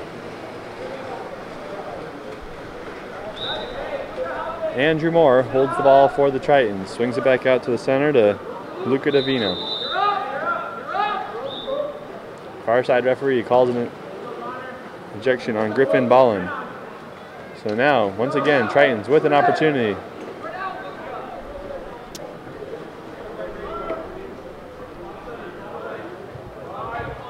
I think that might be Griffin's second ejection. So he has a player 7 in for him. So with 5 seconds left on the shot clock here, Tritons really had to get something going. They're going to try and take the shot, and no. And yes, they're going to call it. They're going to give him the point. And my goodness, what a point from number 7, Joe Dietrich. That one was milliseconds away from being called a turnover.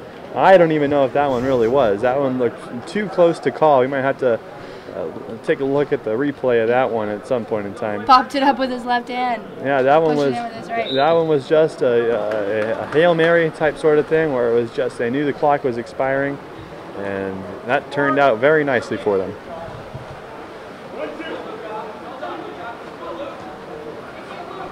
So Stanford in a bit of a ruckus right now. 3 minutes left to play. 13-6 is the score.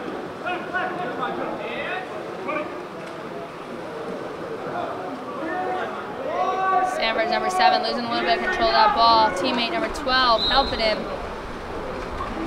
Attempted shot, Stanford bounces up over the cage. So here come the Tritons. Tritons are going to at least try and make this game a little interesting.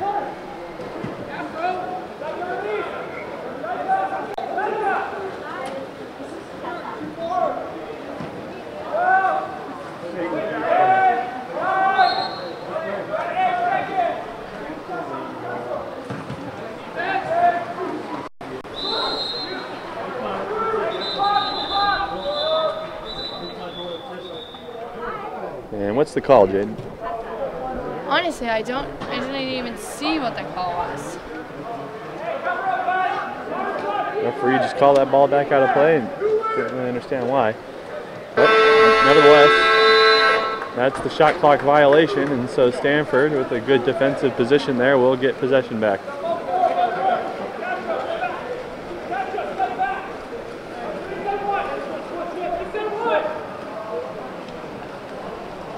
Cody Smith with the ball, sends it back up to Jackson Kimball.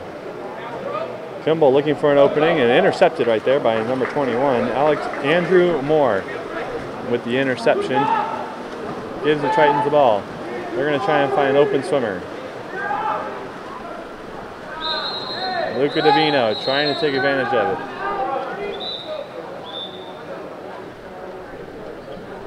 And referee calls the foul. The official right on that one as Reed Chase of the Cardinals looked to have a grip on the swimmer's neck, and at which point then caused him to have the kick out.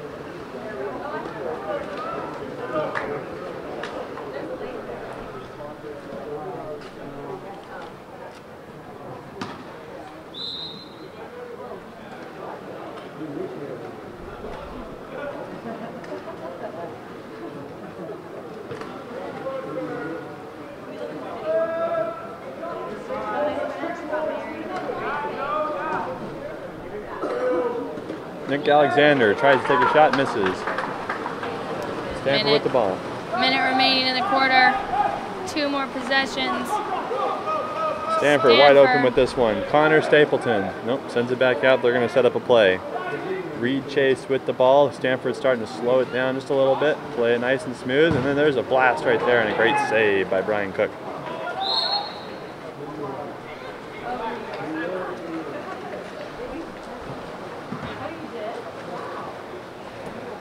Good turnout by the Stanford faithful right below us. Yeah, beware of the tree. It's the usual chant they have going on. It's a good thing their band's not here today, though, Jade. Yeah, true. That would have been a very interesting water polo matchup. And they got a football game themselves, though, to worry about. I mean, we saw the dedicated Stanford fans at the water polo game last year at the Stanford Stadium for the NCAA tournament. That's true. Beware of the tree was chanted multiple times.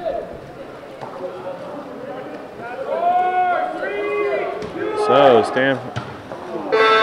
So with 10 seconds left, it looks like this contest is going to be in the books as the clock winds down. The Stanford Cardinals have defeated the UCSD Tritons by a final score of 13-6.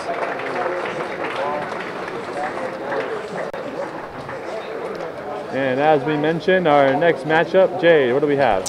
Next up, we have Santa Clara Broncos versus the Pepperdine Waves. So the Broncos and the Waves coming up next in Probably about 10 minutes. probably 10 minutes, I think. A little bit ahead of schedule, so. Yeah, that game was definitely a quick game, and so it's going to give us a little bit of time to breathe. And feel free to tune in to our other broadcast over at Chris Kelson Pool at the University of the Pacific. That's happening right now, I'm sure, or it might be an intermission also. I haven't really had a chance to check that out. But UCLA just played Pacific over there, so, or currently they might even still be playing. And so definitely for the viewing audience, we encourage you to tune into that game until we get started for our next matchup in approximately 10 minutes. So stay tuned. We'll be right back on the W.TV.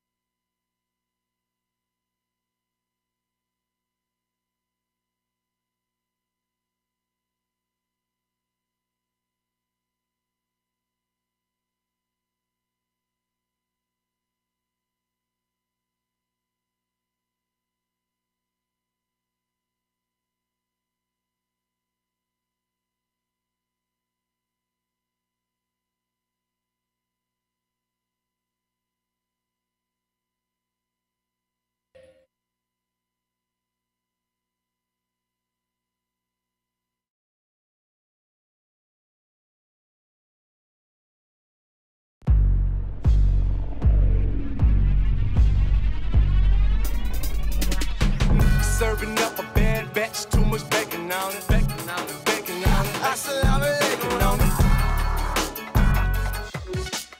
Got it, lost it, got it, spent it, got it. Now I'm back to ballin', ballin', ballin', ballin', ballin', ballin'. Whoa.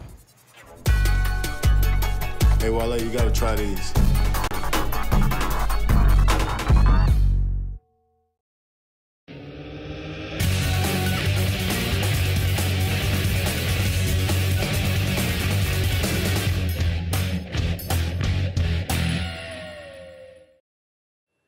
Improve your strength and shooting with the KAP7 1 kilogram heavy training ball, a size 2 ball with a great grip. Get one today at KAP7.com.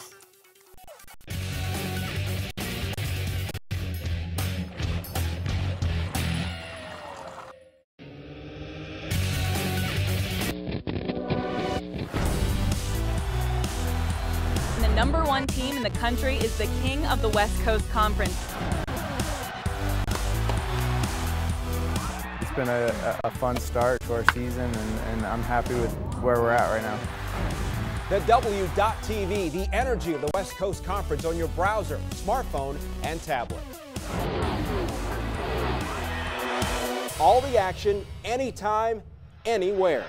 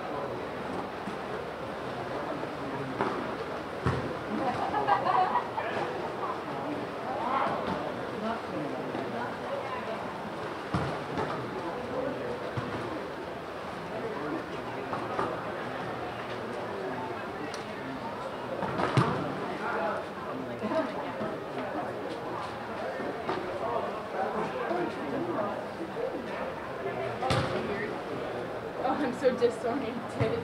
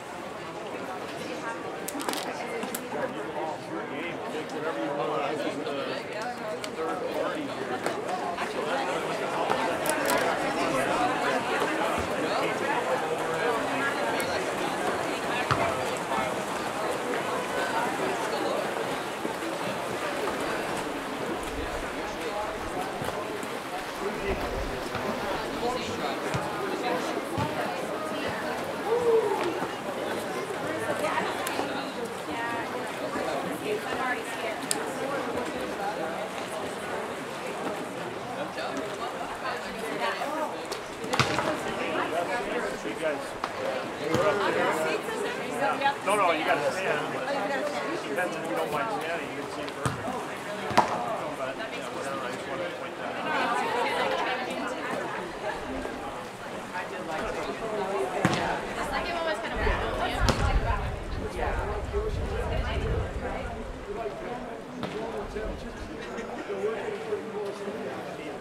Yeah, I just last one.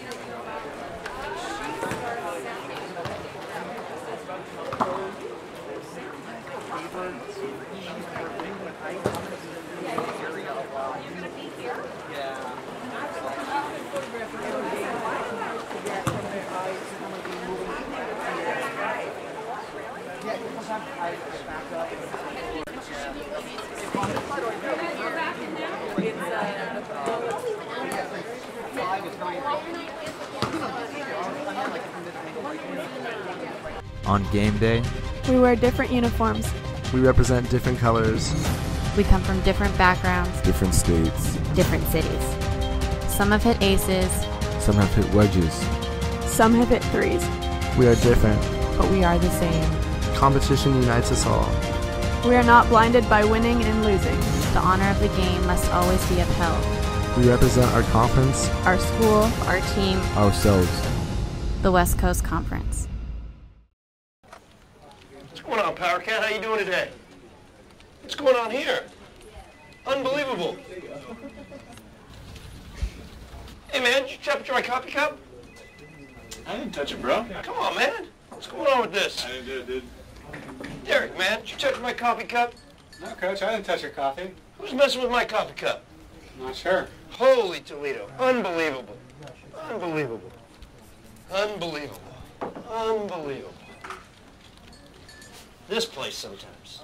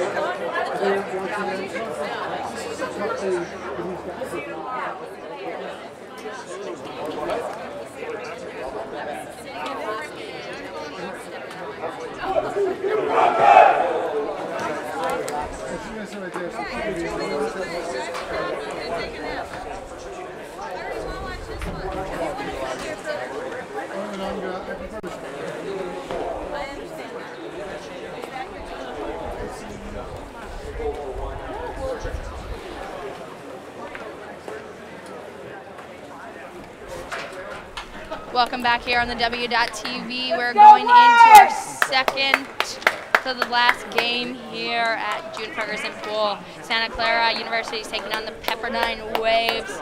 We just watched Stanford play UCSD. They beat the Tritons. However, we're moving on to the next things. Santa Clara versus Pepperdine. Our last game will be Cal State. The sprint is underway.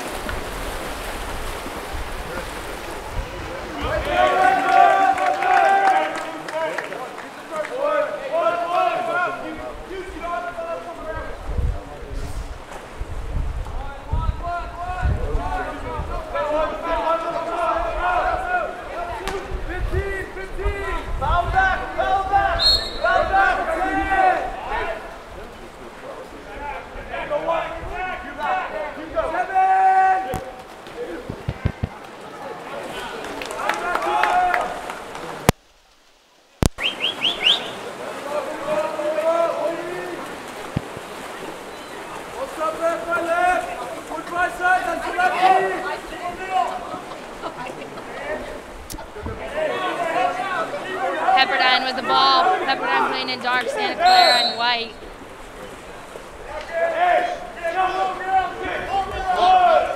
Pepperdine, who played UCI in the game this morning. Santa Clara, who played Cal earlier this morning.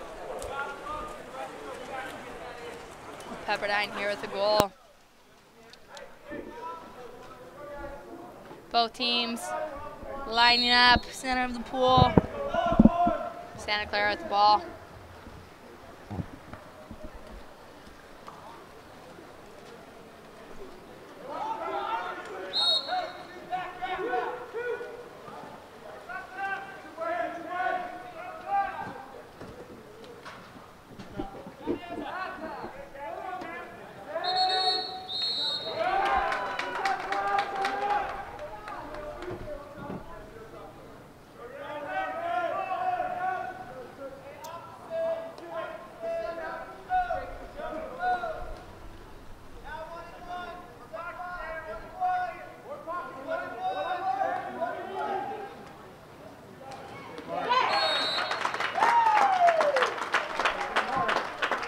Santa Clara putting one on goal right there.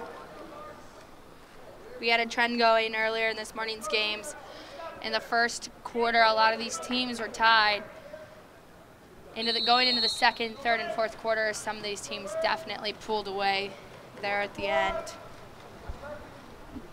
So we'll see what happens here during this game.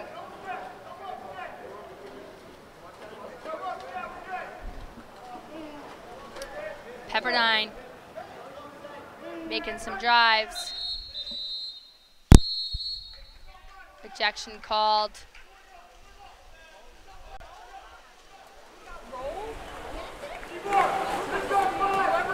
Ejection on 5 dark. Giving Santa Clara an opportunity here for a 6-on-5.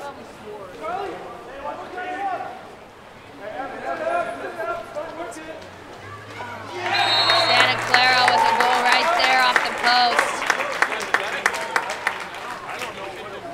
The goal coming from number 13, Evan Chang, out of Los Angeles, California.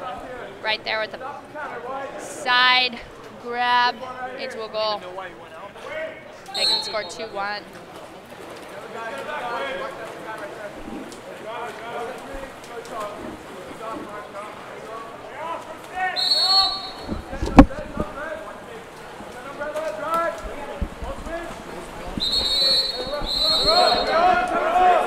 Six-on-5 called here for Pepperdine, giving them an advantage. Number 13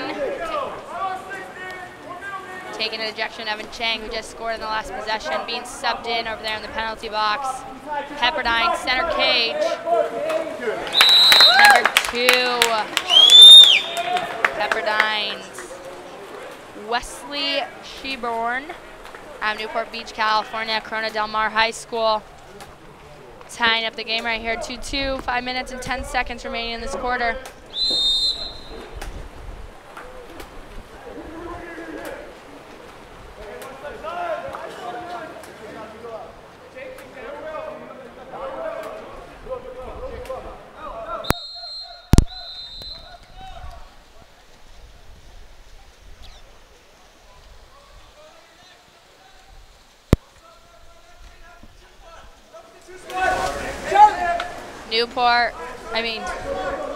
Pepperdine waves right here with the ball. Santa Clara pressing. You can see Pepperdine with the drive. Pepperdine's ball after the call from the referee. Passing it across the pool, number 2. Shot attempt. Goalie block. Another opportunity here for Pepperdine. Let's go, Pep! Pepperdine doesn't have a center right now. Driving through, looking to pick. Turnover on that pick. Bill Miller back here with us on the broadcast.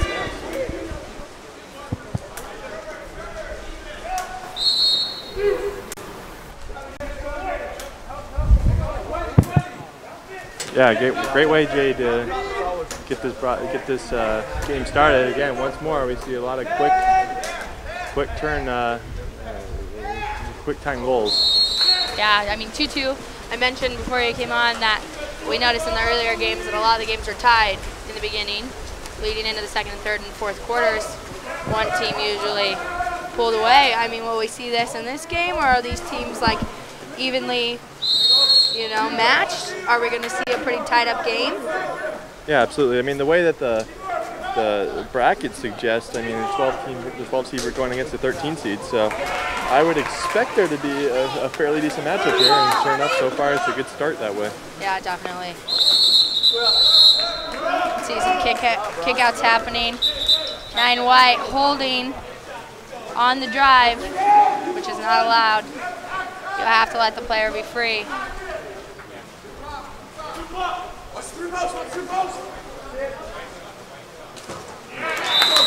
There's a great shot right there. Number 10, Robert Beck for the Waves, puts that one in, the redshirt sophomore from San Diego, California.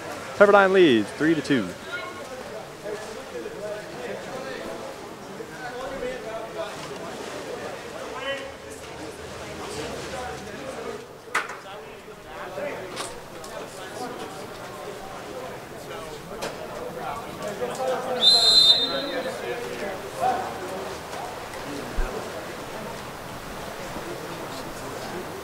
Santa Clara with the ball.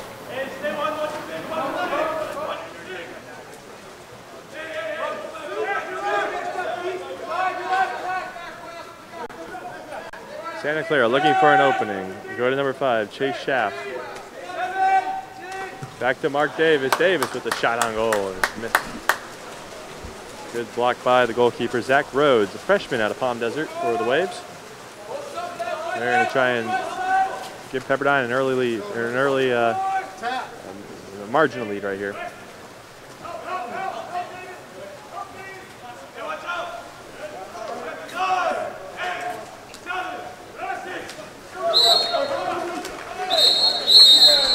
Wesley Sherburne with the attempted shot, falls wide.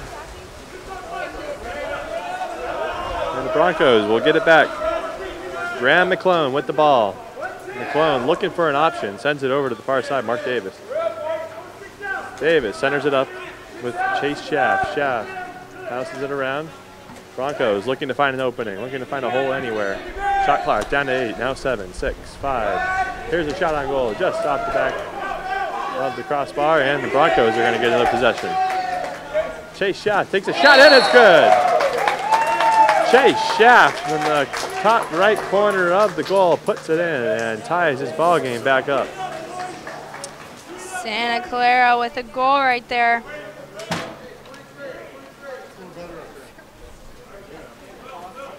Pepperdine subbing a few fresh bodies in the pool.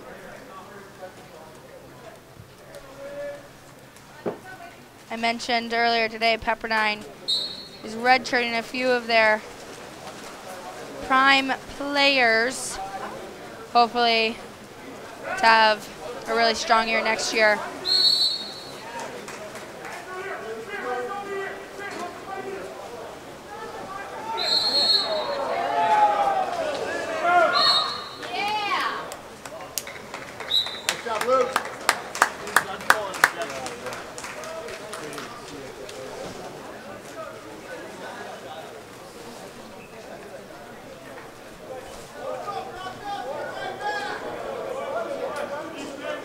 For those of you who have been listening in on the broadcast, we're also broadcasting over at Chris Kelson Pull-Up Pacific. We'll be broadcasting tomorrow there as well.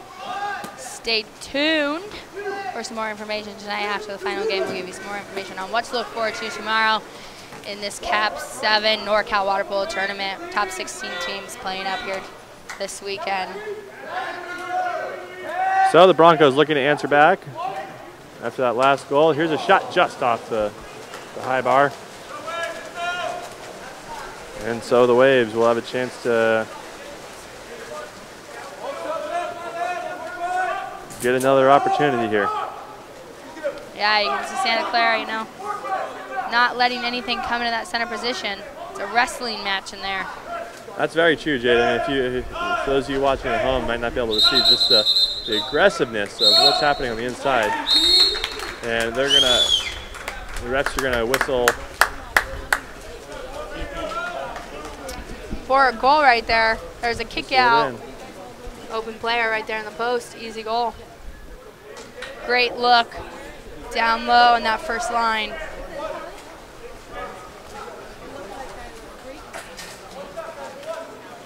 And so, yeah, this is the recipe we've been seeing most of the day, Jade, is it's fairly even for the first couple minutes of play, and then once one team starts to slowly break ahead and get an advantage. 45 seconds left in this first period of action, and it looks like Pepperdine is going to be that team for the time being. And it's up to the defense to really sort of make sure that it stops in its tracks.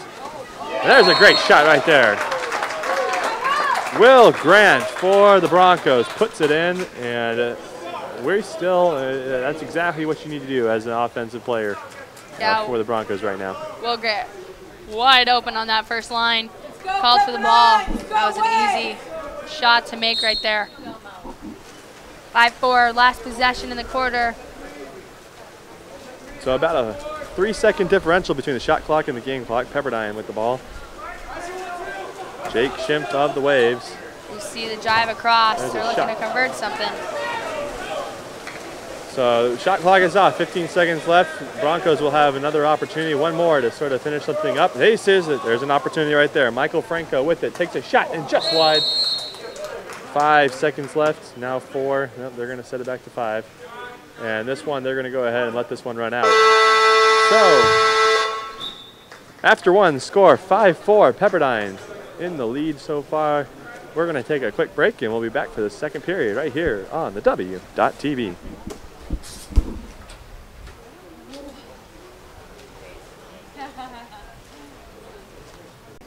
Between you and me, they're strange creatures. They are. They don't think like you and I. You know it. They ignore us. Totally. It's like we're only here to serve them. Yeah, that's what I've been saying. But then they turn around and fill you up with Chevron with Techron. I guess we're doing something right. Yeah, but come on. Humans are weird. Your car takes care of you. Care for it. Chevron with Techron. Care for your car.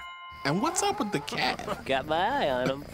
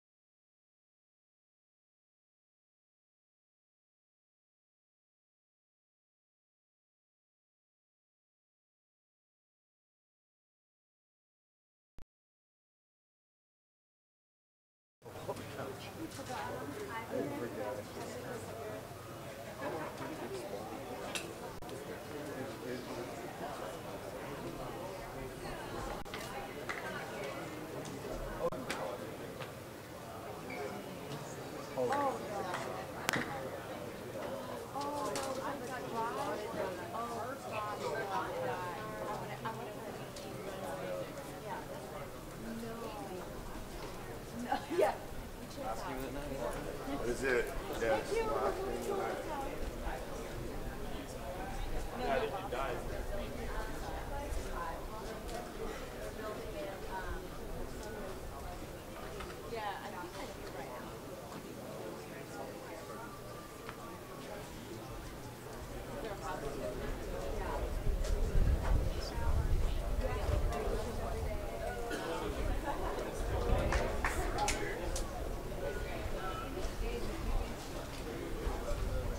You're on.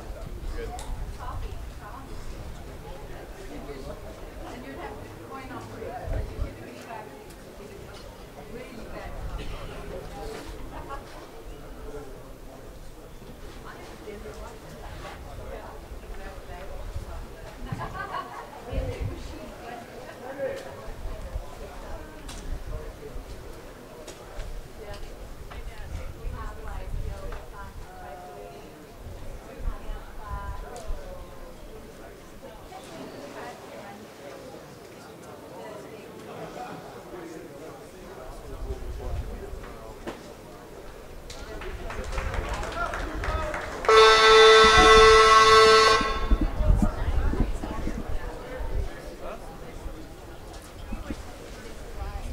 The best sound in water polo, Jade, as far as I'm concerned. That horn, that is something else. That sounds like it's coming right off of a steamboat. Yeah, seriously. I feel like I'm in the bay.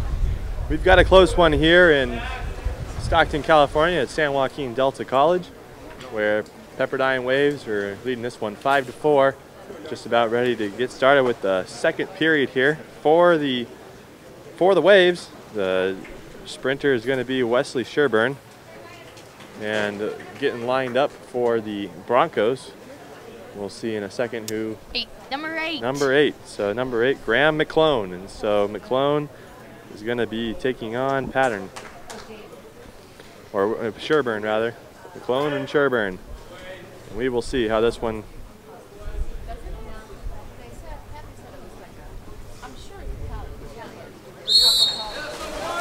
And they're off. Pretty evenly matched. This one's going to go to the Broncos, just narrowly to the Broncos.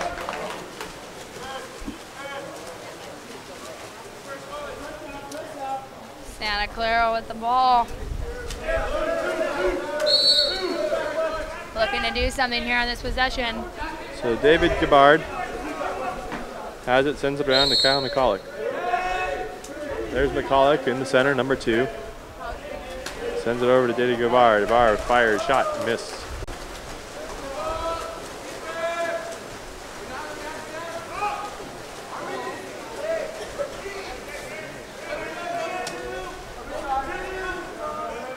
Wesley Sherburne has possession of it for the Waves. He'll center it up to Brock Lieberhart. Lieberhart gets it back to Kenneth Keller. Lieberhart back with it in the middle. It's a scrimmage to get it back in, and the shot clock expires, and the Broncos, a great defensive possession right there, will get the ball back. Yeah, that was great defense for the Broncos. Pepperdine trying to execute some type of system there.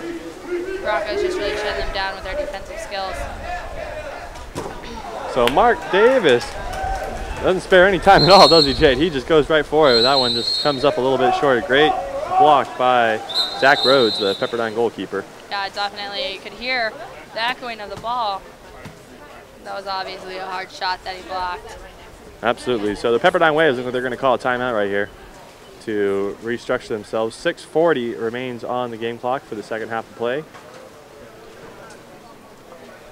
And Jay, we got a good one here today so far. This is a very tight match so far. Yeah, this is, I think, the tightest game we've had all day. 5-4. Most of the games right now were pretty much getting away from the other team. Yeah, it seemed like after the first period, or shortly after, you could start to get a real idea of who was dominating and controlling that game. And this one, I mean, you're seeing the 12 seed take on the 13 seed, so your expectation is that there's going to be a little bit more of a competitive edge between the two teams, at least based on their rankings.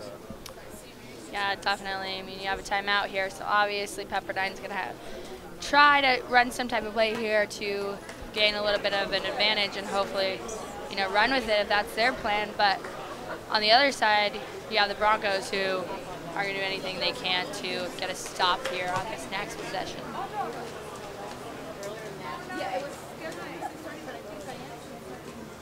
So it changed 7:30 to right after the game?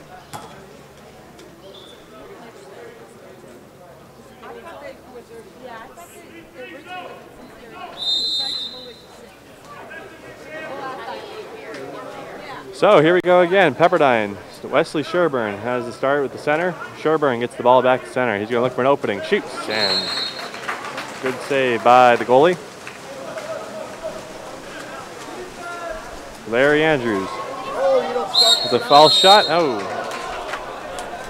Pepperdine got lucky right there. Yeah, that one was just inches away. Yeah, definitely. The goalie coming out of the goal. Ball going right over the top. Leaving Pepperdine up right now. Number 2, Pepperdine. That's Sherburne. That's Wesley Sherburne right there. Sherburne, yeah. Like you said, he doesn't waste any time. He definitely went for it on the last possession and this one as well.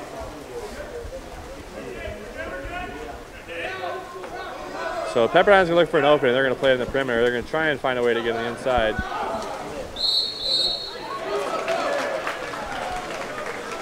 And that's how you do it. You force the fouls and you're going to get the ball back. So a good play by the Broncos to get the ball back.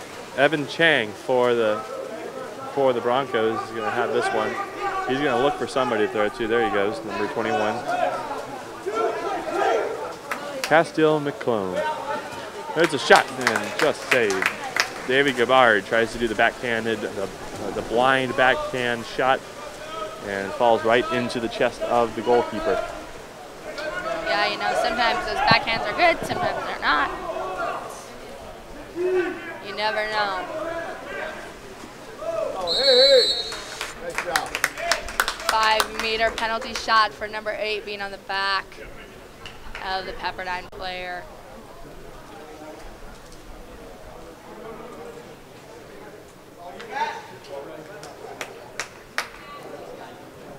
So Pepperdine's number 13, Jake Schimpf. Schimpf, one of the star players of the Waves. He's going to take this 5-meter.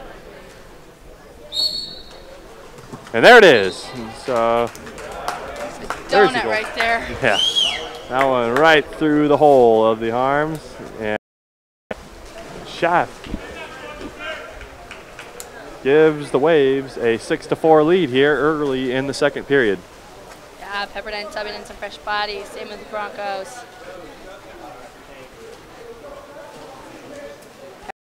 They can not give them any momentum. Continue with theirs after that last goal.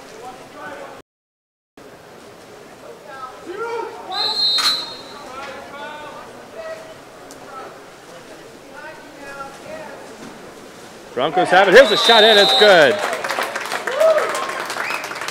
Matt Kachalko sends it in to Will Grant, and Will Grant finishes it off. Point for the Broncos, and so the quick return answer to the penalty shot is good, and the Broncos now chasing 1.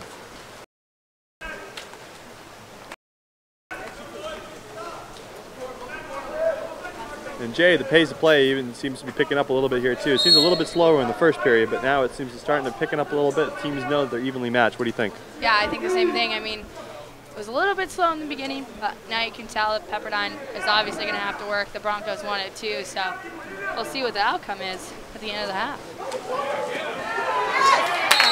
And there's a nice shot. Sorry. Yeah. Luke Huco for the Waves puts that one in.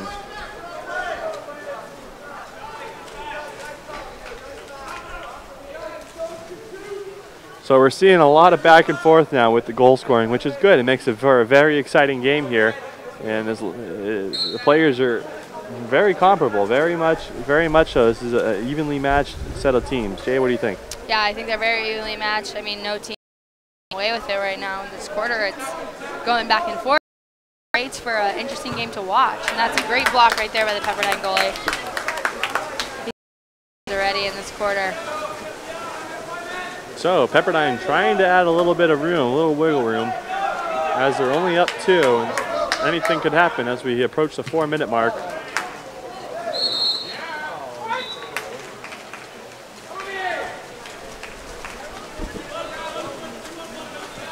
The Bronco goalkeeper looking for an open swimmer. He fires it up the court and hits the back of the head of Will Grant. Will Grant just did not see that one coming. A little bit stronger from the goalkeeper. That one would have been really opportunistic.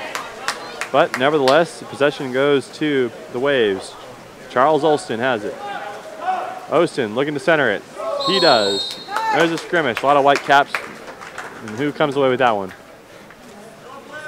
Looks like it's going to be a foul against the Broncos, and so the Waves will get it. Ejection. I think it's a foul. Foul on number 8. We have a foul, so we have a 5-meter coming up. Meter here for Pepperdine. Hoping to extend their lead right here.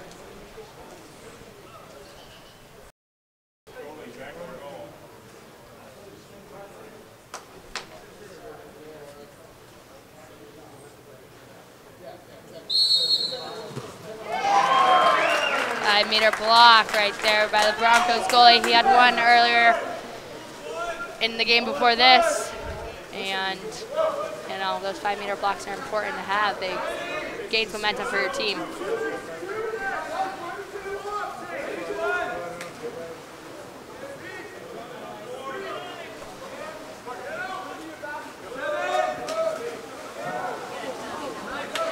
Broncos looking for that center entry pass. Taken away by the Pepperdine. Goalie coming out of the cage to help.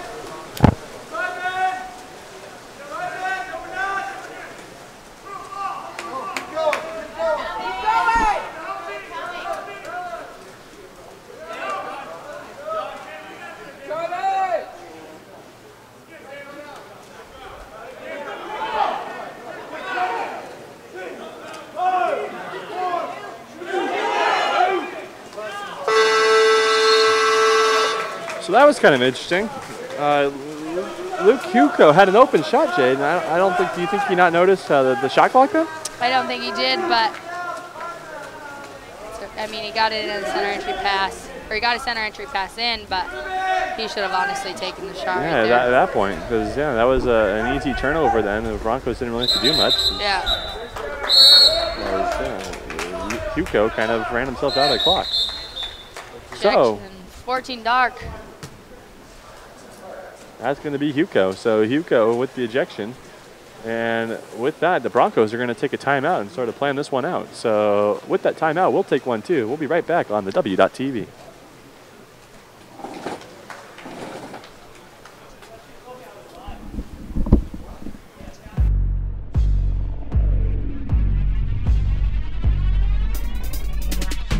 Serving up a bad batch, too much bacon on it, bacon on it, bacon on it. Assalamu alaikum on it.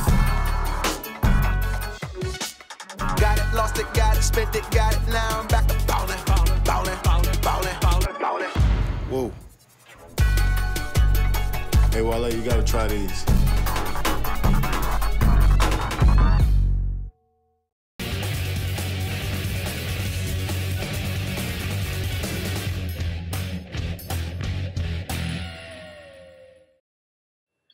Improve your strength and shooting with the KAP7 1 kilogram heavy training ball, a size 2 ball with a great grip.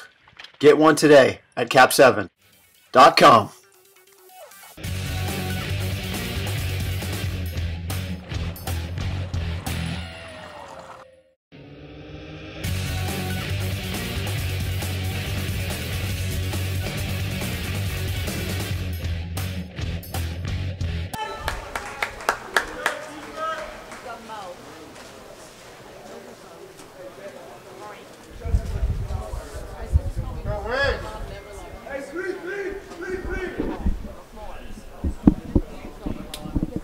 Bill Miller alongside here with Jade Morton calling the action, where the Pepperdine Waves taking on the Santa Clara Broncos. Right now, Waves leading 7-5 in the second. 2 minutes left in the second. Broncos with a 6-on-5 opportunity right here. Mark Davis centers it to Marco Ortega, and there's a shot, and it's good.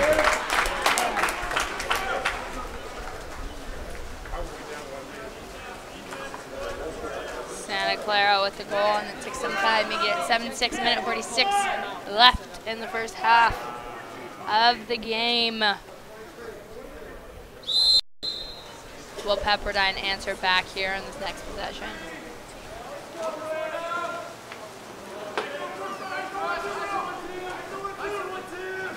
So the Broncos coming off that timeout, Keith Wilbur definitely put something together, and sure enough, that play worked. And it looks like that's a good thing for the Broncos to know that their plays are working the way that they want them to, and especially in clutch situations like that, to get them back within one. Pepperdine, though, looking to answer, trying to center it, and trying to get on the inside. 17 seconds on the shot clock, plenty of time. Minute 10 left in the period. Fuco looking for a shot. Here's a shot, and it's good. Charles Olson puts that one in the net. And as you called it, Jade, they answered. Answered back, definitely. Broncos scoring on the last possession. Pepperdine scoring on this possession. A minute remaining in this quarter. 8-6 Pepperdine. How will it end? How will it end indeed? You guys stay tuned to watch that. Both teams so evenly matched. This is a great game. Yeah, so far we've seen pretty decent stuff from both teams right now. John Ranieri sends it in. There's a shot. Nice block by the Pepperdine Waves. Zach Rhodes. Goalie saving the Pepperdine Waves there on that possession. 10-6. Weren't aware of the switch. Left 6 on the Broncos wide open.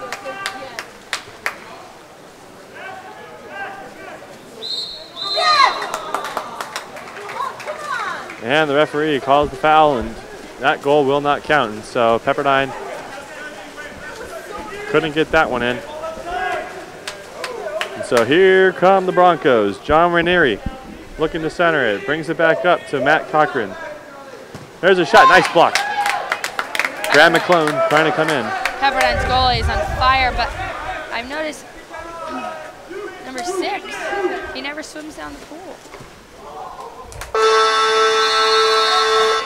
That's true. I wonder if the Broncos have some sort of strategy right now. DeMarco Ortea, during that last 2 possessions, has stayed in the backfield, in the backcourt, in the back of the pool, and hasn't really been swimming too well. So kind of swimming a little slow, Jade. Yeah, exactly.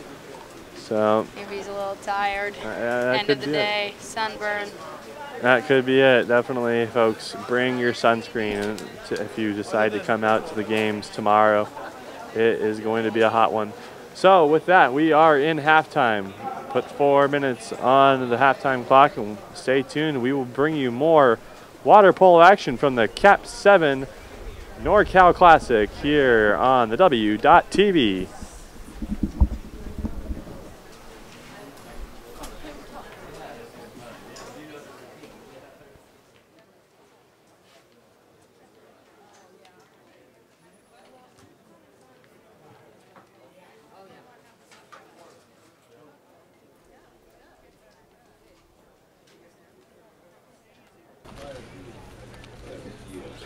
Oh, hey, Dallas, perfect. Hey, what's up? Hey, can I borrow some pine tar? Yeah, of course. Ooh.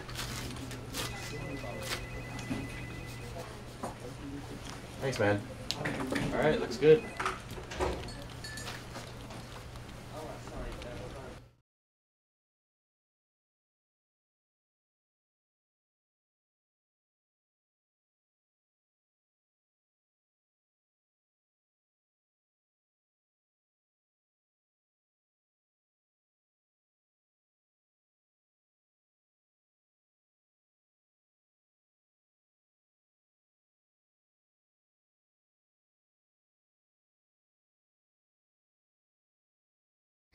Between you and me, they're strange creatures. They are. They don't think like you and I. You know it. They ignore us. Totally. It's like we're only here to serve them. Yeah, that's what I've been saying. But then they turn around and fill you up with Chevron with Techron. I guess we're doing something right. Yeah, but come on. Humans are weird. Your car takes care of you. Care for it. Chevron with Techron. Care for your car.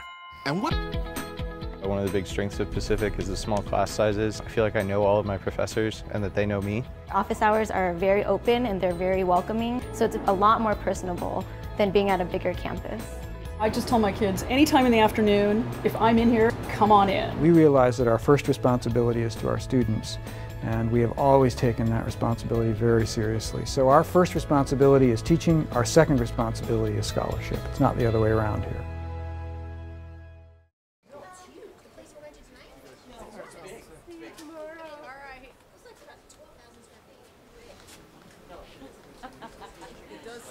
It says every night they feature a different winery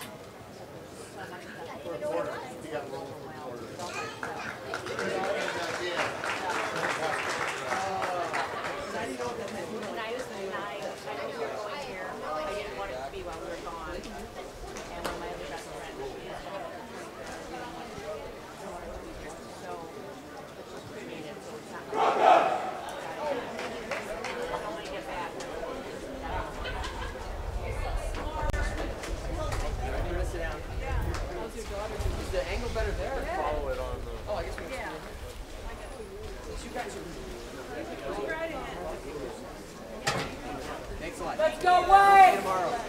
Go, Pepperdine!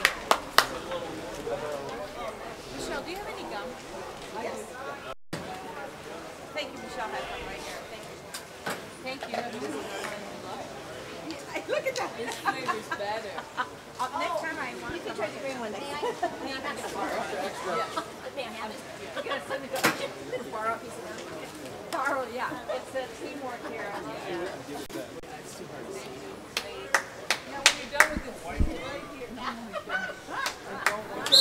We're back here going into the second quarter. Broncos, Pepperdine facing off at the sprint right now. Broncos win the sprint.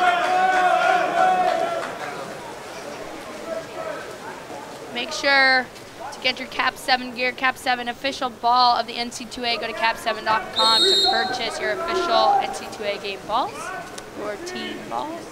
You notice the team bags on deck are KAP7.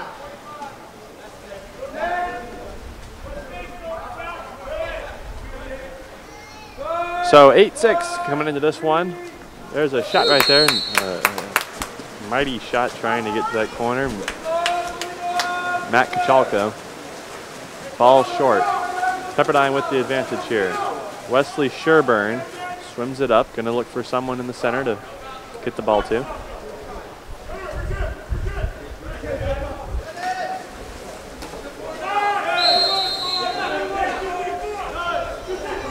Pepperdine looking to attack. Jacob Schimpf. Schimpf with a shot. Great save.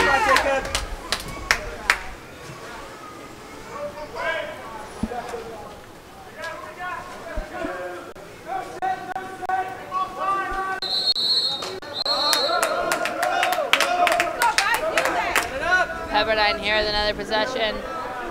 Up on a 6-on-5. Broncos number 22, Will Grant with the ejection there. Ooh, the ball slipped out of your hands. Wesley Sherburne. So Pepperdine has an opportunity here. Sherburne looking in, shot, great save.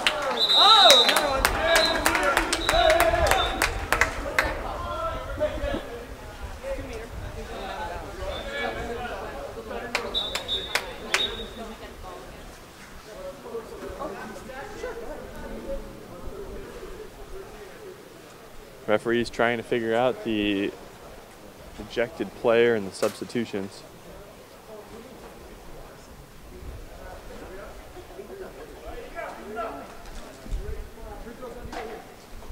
.6:34 left on the game clock. Pepperdine will have possession of the ball. Kenneth Keller sends it up back to Jacob Schimpf.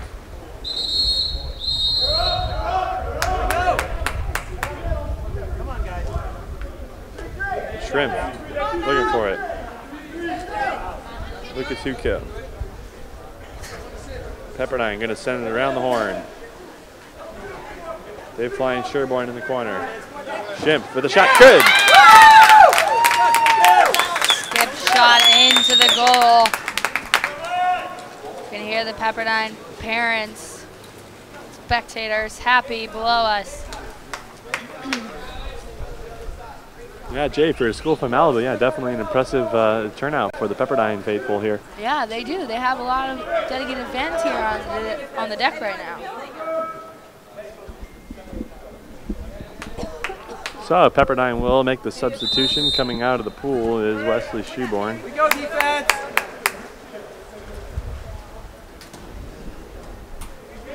Broncos Mark Davis centers it up to Castile McClone. McClone looking to go somewhere with it. Mark Davis. So back to McClone. McClone with the shot. And just saved.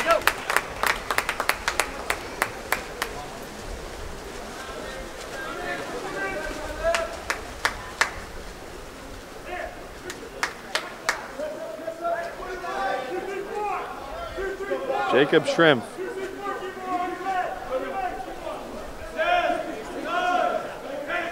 Shot clock running down. Another great save by the goalies. And Jay, both goalies today really have been pretty impressive. Both goalies really have been. I mean, they've been a crucial component of offense and defense. Both, but you know, 9-6. It's a close game. Can't leave it all in the goalie's hands. We go, guys. You have to have defense. You got to score on offense. Absolutely.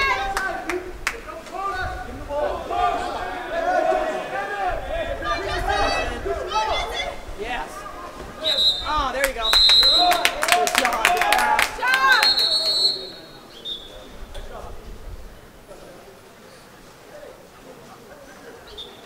So a little bit of back and forth there. It's going to lead to Pepperdine possession, and head coach Terry Schrader is going to call timeout on this one and work a play up as his team is up 9-6.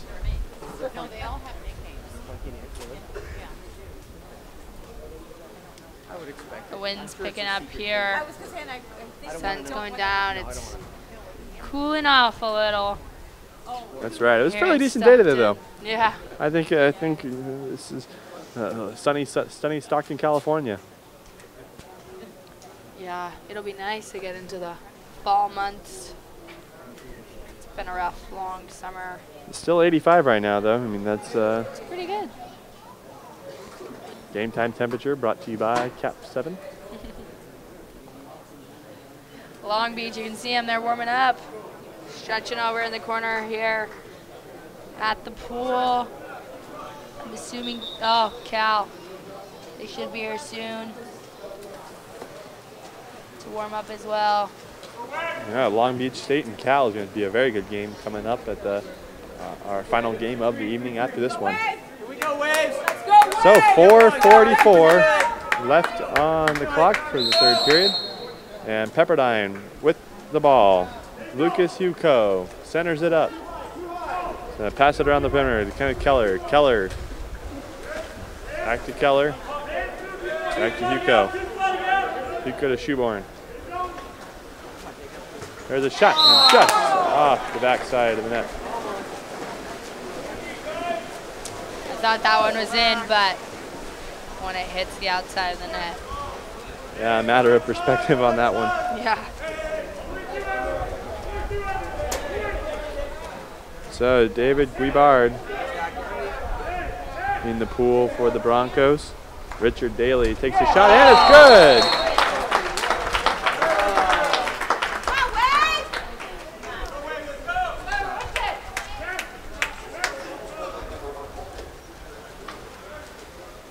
So Richard Daly helps his team out, puts them on the board again after a little bit of a drought. 9-7 now is the score.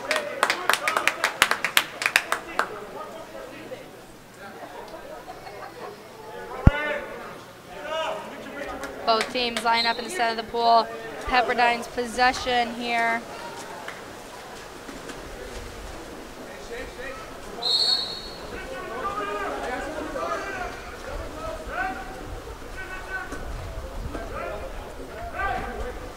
Evan. Careful. It's good. So Pepperdine answers right back with a goal of their own. Lucas Huco. Or rather, Luke Huco puts it in for the Waves. And we got definitely a back and forth battle here, Jay. 3 goals. Yeah, Anybody's game. Luke Huco's been a huge factor for the Waves today, really helping on offense and defense as well. You see the drive going through the center, pick from the Broncos. Careful. Careful. Good job, Zach. Got a lob shot stopped by Zach Rhodes, the Pepperdine goalie. Pepperdine a little bit lost in confusion there on the other end of the pool. Didn't know where there was a missing offensive player, but did a good job of defending that play. So Brock Liebhart with the ball in the center. Passes it off to Jake Schimpf. Back. This time back to Luke Hugo. Kick out. So the kick out belongs to number 11, Richard Daly. Or rather, no, they're going to keep him in. Nope. Number 6. It's number 6. They changed it. So DeMarco Ortega with the kick out. And Pepperdine has an opportunity here to go up by 4. Pepperdine for the shot. And there it is. Post popping. Brock Liebhart.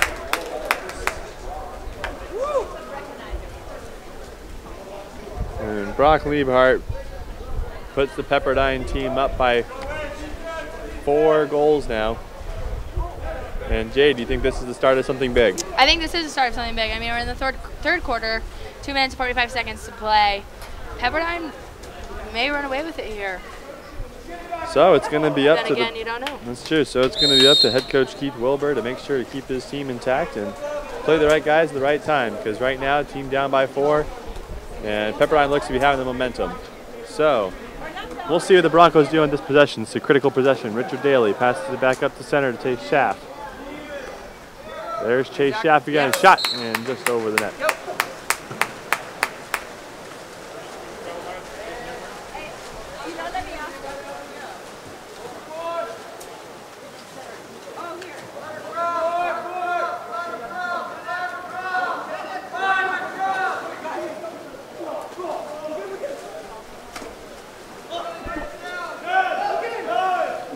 Entry pass. Oh. And that's Luke Hugo again. Hugo seems to be everywhere in this pool today, Jade. I mean, Hugo he's does. taking shots from the outside. He's coming from the inside. Yeah, center, outside, wings. He's all over the place. Yeah, definitely a hard guy to cover them at that point, and that's probably part of the Pepperdine strategy is to play a little bit more movement, really kind of keep things unpredictable.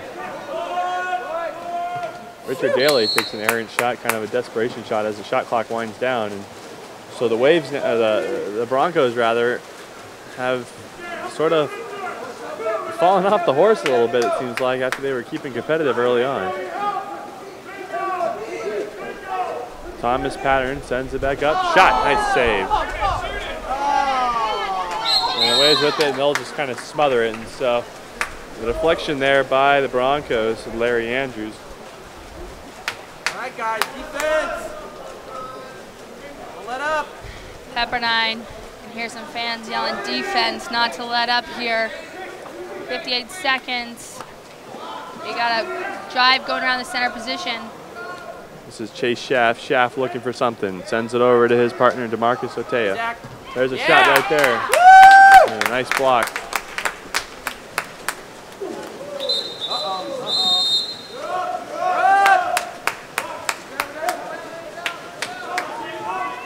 Zach Rhodes looking for a teammate.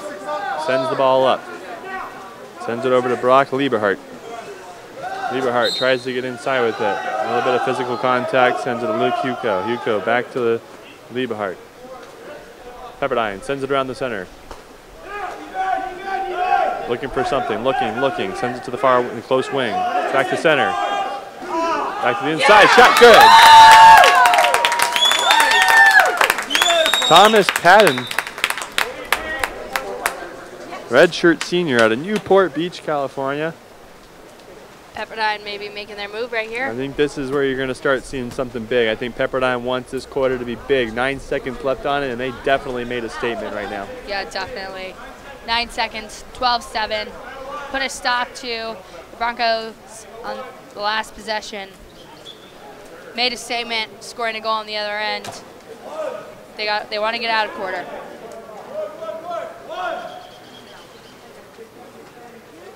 Taking a quick break right here. One of the players looking for his cap.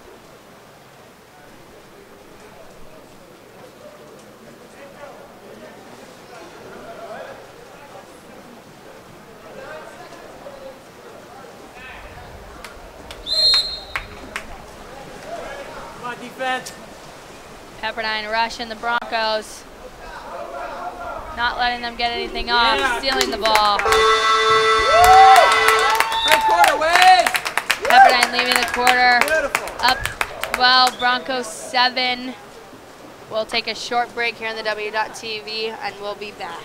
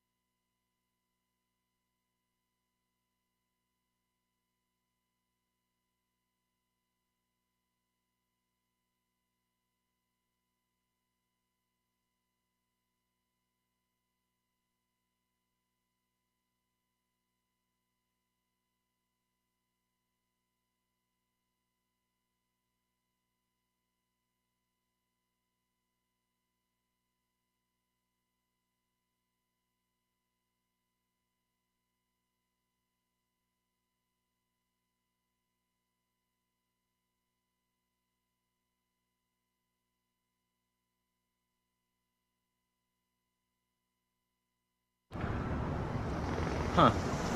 15 minutes could save you 15% or more on car insurance. Yep. Everybody knows that. Well, did you know the ancient pyramids were actually a mistake?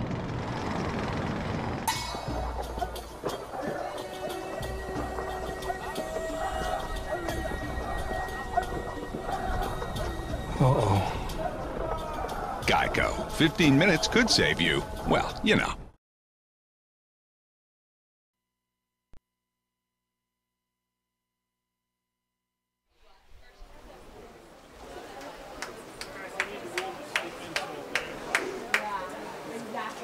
Not the same. 10:40 game.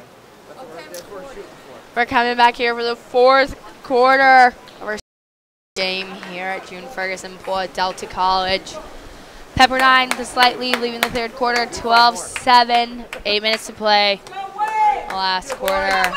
Coming up game will be Long Beach State versus the California Golden Bears. Stay tuned, that game will start around 5:20. But yeah, Broncos hopping in, lining up on the line. Pepperdine's ready to go. Wesley Sherburne for the Waves is going to be taking the chase here.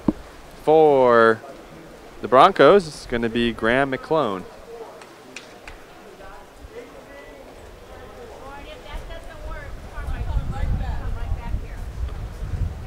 Wind's starting to pick up again, Jade. I know. It feels great though. It's hot. You know, it's a hot day. Yeah, we actually have a pair of brothers too on the Broncos team. We had the McClone brothers. So his McClone brothers. We have the Higgins brothers. We have the UCSD. Yeah, so it looks like Graham McClone, the sophomore, and then his older brother, Cassidy McClone, senior from Placerville. A lot of siblings in the league.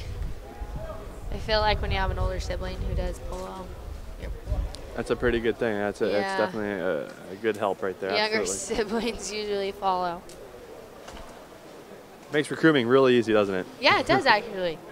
I mean, I have a little sister, freshman in high school, swimmer, polo player. So who knows? Maybe she'll play, maybe she'll swim. Who knows? Yep. All in the family. So here we go. And this one's going to go to the Broncos here. And Broncos desperately need to get on the board, and they got to move quickly. Down 5 goals. And this is the final quarter of play. So we'll see what they can put together. Here's Matt Kachalko.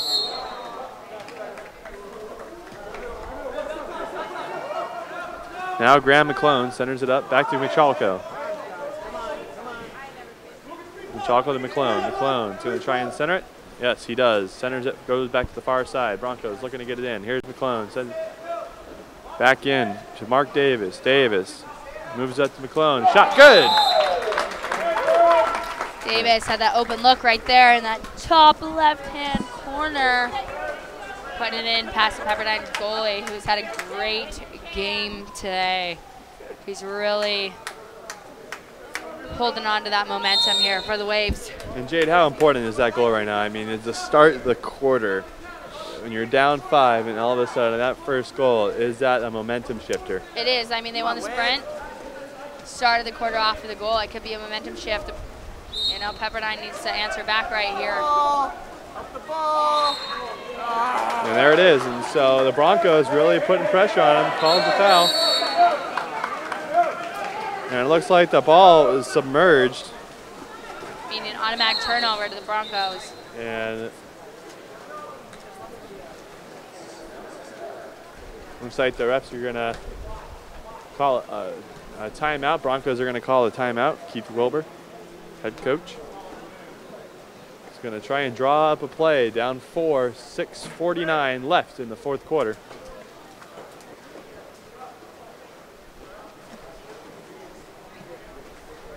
Pepperdine with their playing board out, their drawing board. Santa Clara's coach telling his players what he wants them to do.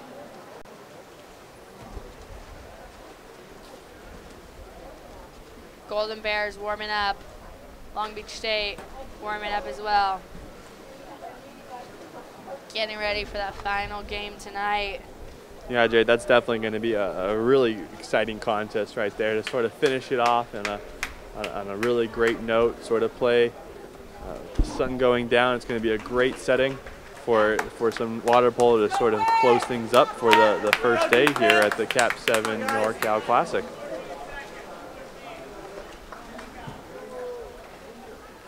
So, Coach Wilbur, looks like he's had something drafted up, and we're going to see sort of how it develops. Larry Andrews is going to throw the ball in as the goalie, and here we go. So Broncos running around the center. Throw it long side. Center shot. Oh, and just shy. And Mark Davis. Yeah, that center field player right there, but you also had 13 creeping out from the post, setting it up into a 3-on-3. Usually a little bit harder to defend. Throws the defense off. So Jake Shrimp for the Waves. He's going to try to do something. This little reverse flip over to Charles Olson. Olson sends it back across to Lucas Huco.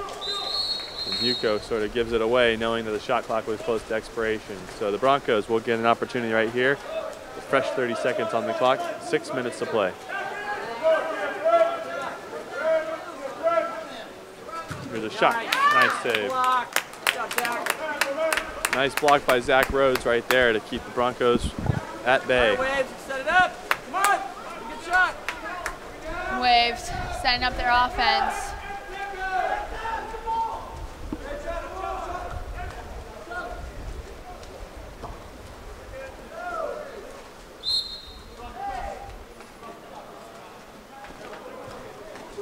Oh, there we go. Good pass.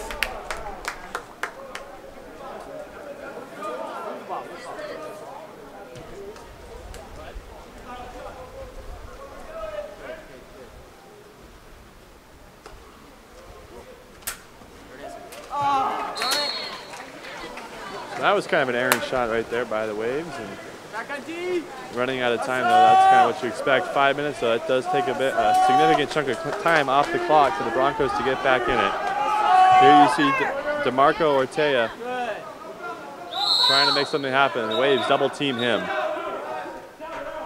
They bring it back out. Broncos set it up. Mark Davis. Davis creeping in. Fired. Shot. Blocked. Zach Rhodes, couple of very clutch saves as of late. You can see the Pepperdine coaches on the bench. What are you doing? Defensive-wise is what they're thinking over there. Yeah, it definitely gave him a very wide open opportunity, and just the Broncos just couldn't put it away.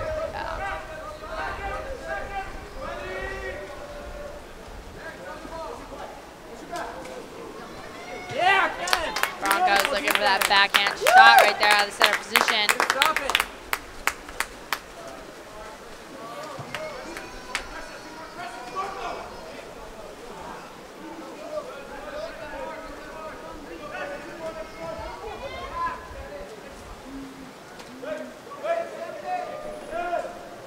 So here come the Waves. Jake Shrimp. Wide open, breaks free. Here's a shot just off the crossbar. And then over the top that attack position right there by DeMarco Ortega forfeits the shot.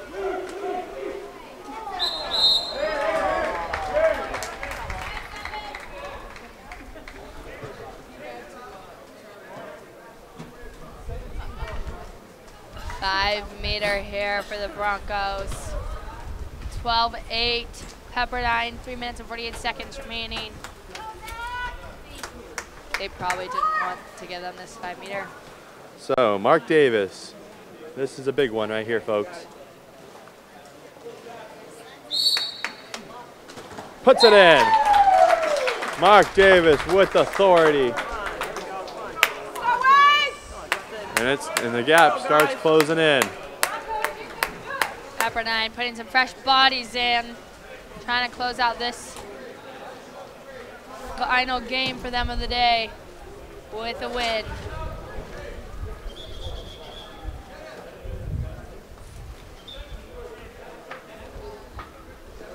So 3:48 remain on the game clock. We're here in the fourth period of action. Pepperdine still has a 3-goal lead, but plenty of time left for the Broncos to do something. And so, Jay, do you think you're going to start seeing the Waves start slowing down the pace of the game a little bit to milk some time? I mean, quite possibly milk the clock a little bit. Right now, though, a great opportunity. Graham McClone trying to get into position. A wide open Mark Davis calling for the ball. McClone just can't get to it in time. A lot of pushing and shoving up in the front court, but the referee's letting them play on. So the fast break doesn't do anything, so the Broncos have to set something up. 5 seconds left on the shot clock, just off the crossbar.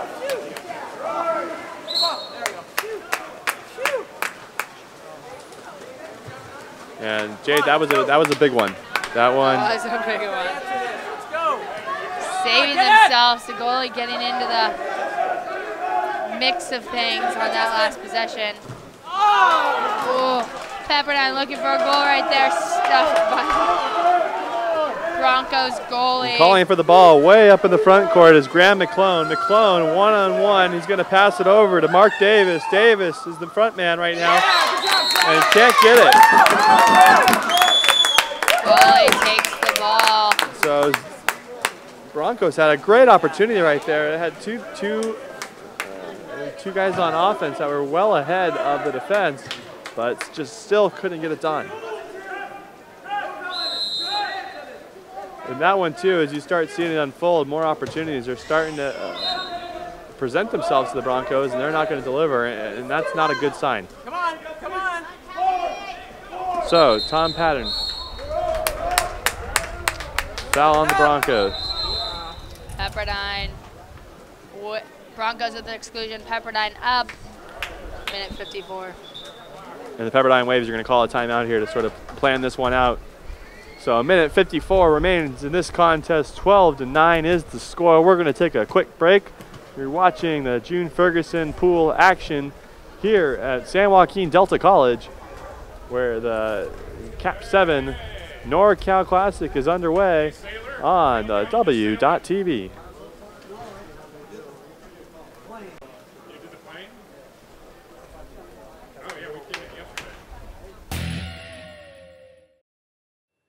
Improve your strength and shooting with the KAP7 1 kilogram heavy training ball, a size 2 ball with a great grip.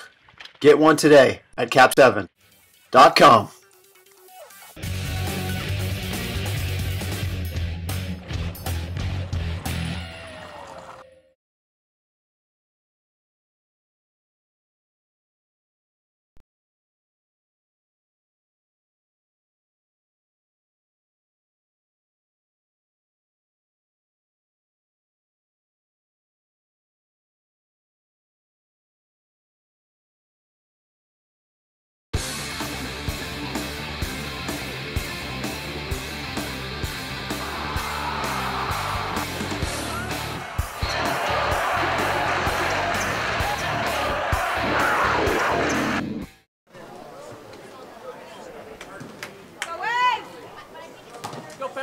So action back here. Pepperdine Waves are less than 2 minutes away from taking the victory here. It'll be up to the Broncos offense to really make that a different story. So Waves, Broncos going to look for a quick stop. Waves with the ball. They're going to see an opening. The referees. Double exclusion. So the pushing and shoving has finally come to a point where the referees have seen enough of it. They're going to penalize both teams here. And now, Jay, we see a very interesting 5-on-4 matchup. So with all the exclusions happening right now.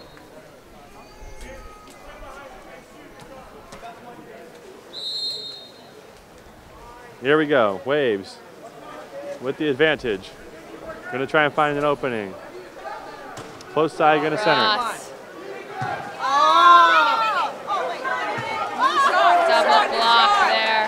My goodness. Matt Kachalko right there saved back-to-back blocks. Put his hand up and said, no, no, no. Rejected that one. Yeah, fans yelling to use the clock. Referee calling for the ball right now.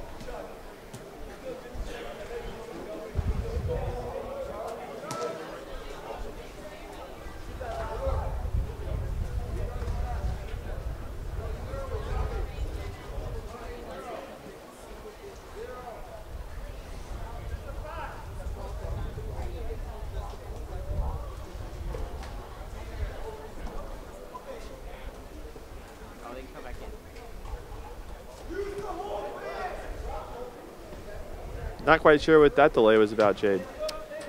I'm not really sure. It's like I think it might have to do with substitutions or a matter when a player came in. It looks like Brock Lieberhart for the Waves came in something a little too early. Check the ball, guys. Come on. So the refs are just trying to clear that up with the official scorers.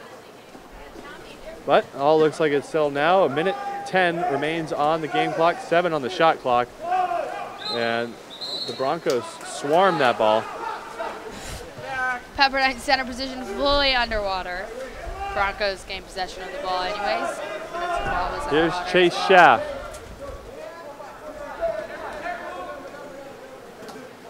The Broncos just throwing it around right now. They need to penetrate. They need to get in quickly. There's a shot and skips.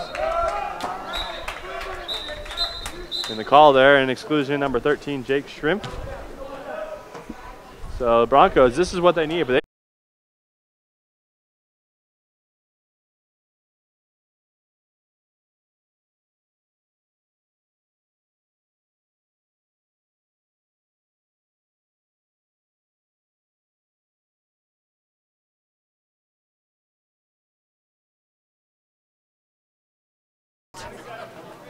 one possession.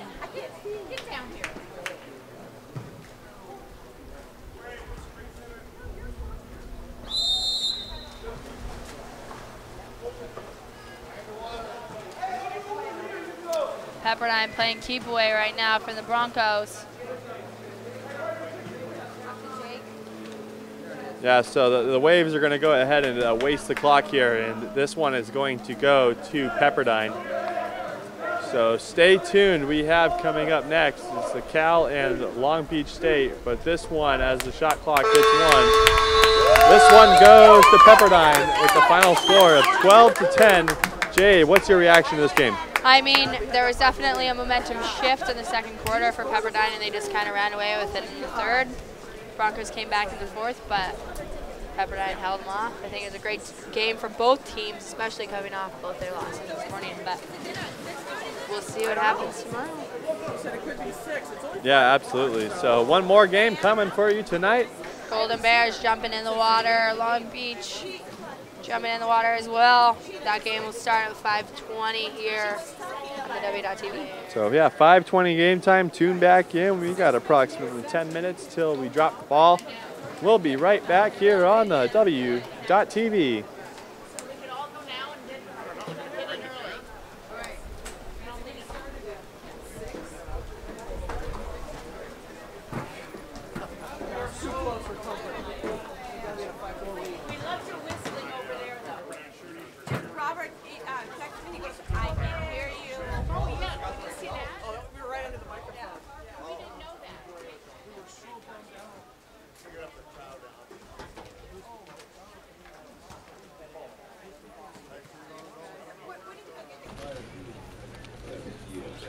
Oh, hey, Dallas, perfect. Hey, what's up? Hey, can I borrow some pine tar? Yeah, of course.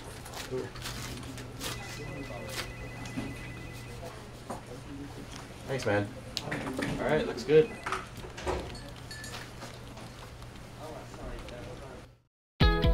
When you walk throughout campus, like it's almost one of those campuses where everybody kind of smiles at each other. It's just welcoming. Everybody's so welcoming. I feel like I'm coming home. One of the big strengths of Pacific is the small class sizes. I feel like I know all of my professors and that they know me. I hear stories all the time from people at the big brand name schools and how they wish that there was more personal interaction. I really like the environment that I felt at Pacific from like the first day at the Stockton campus. I just really felt like the professors actually knew who I was. It's family to me, and I can hardly wait to get up in the morning and get in my car and come over here and then see my friends, my colleagues, the students. They become family to me. The students know that we care, that they matter in the classroom, and we know each of them by name. We realize that our first responsibility is to our students, and we have always taken that responsibility very seriously. So our first responsibility is teaching, our second responsibility is scholarship. It's not the other way around here.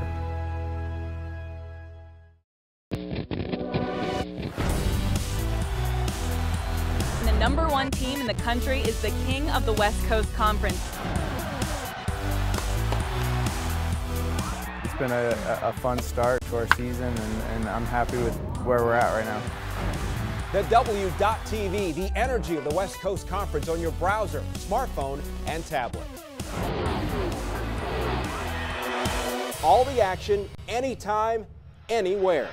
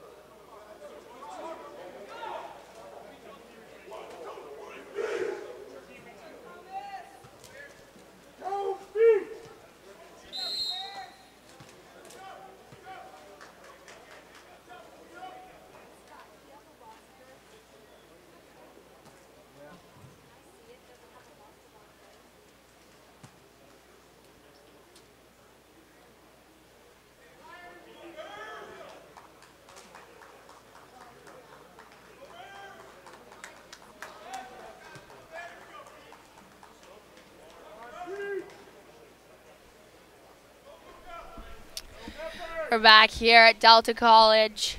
Long Beach lined up, Cal lined up. Both teams ready to go in the final game here tonight. Sun setting, well, going down, but great way to finish this long day here at Delta College. Full day of water polo. Cal winning the sprint. KAP7 wants us to remind you, KAP7 is official game ball of the NC2A. If you want to check out the KAP7 gear, go to www.kap7.com.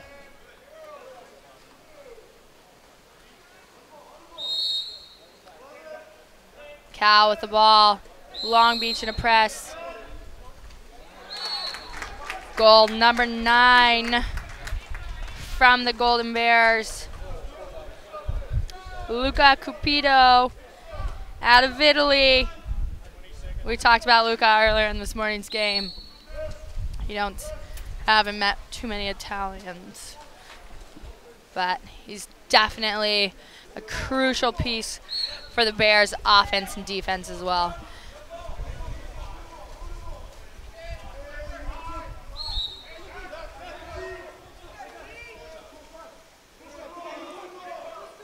Cal dropping back, helping in that center position. So Farrell South has it in the center. Farrell South playing the center pot. Ball slips out of hands, and the shot clock expiring. And so a good defensive possession.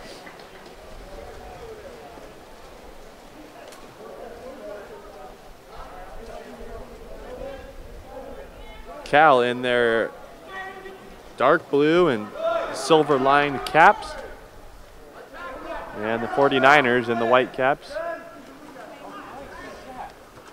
Shot, there it is, another great shot right there by number 13, Luka Ivanovic.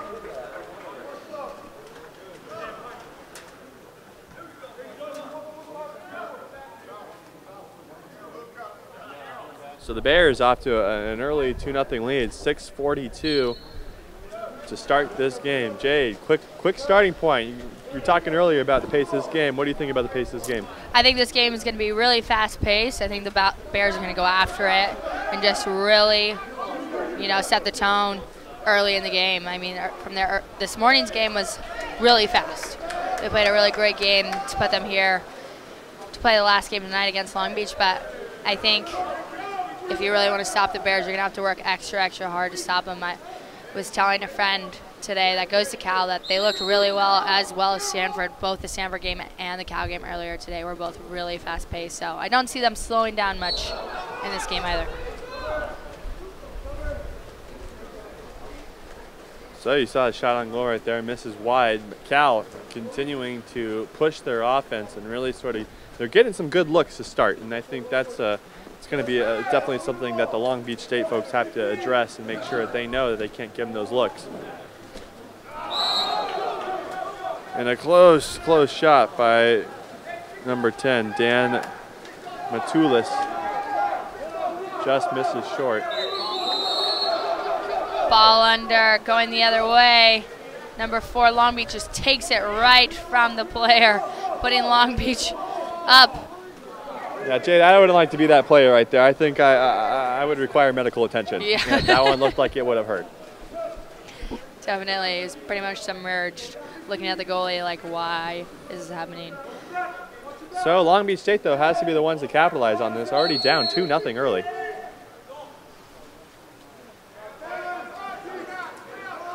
There's a shot missing way wide. And look out if you're the people in the stands right there, because that ball, that's going to come fast at you. Yeah.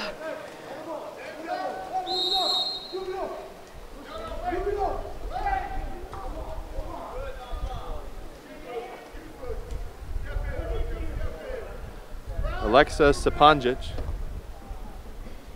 sends it to the center. In the center is Luka Ivanovic. And a good stop for the Niners. 20 seconds on the shot clock, 4:30 in the play clock for the first period. There's a shot, and it's good. Number 8 at Long Beach, letting that one rip. Zachary Capos, Miami, Florida, really let that one rip out from the outside. Yeah, definitely a goal from distance, and that's what, if that's what you need in order to beat the Bears, then by all means, that's all about precision and making sure that you can hit your shots where the goalie isn't. Yeah, I mean, Cal, seeded number 4, Long Beach, number 5, had a great game this morning against UCSD. The game's not even over, and I don't even know. Pepperdine. They played Pepperdine earlier and won, played an excellent game, a little bit aggressive, but I don't see them backing down in this game either.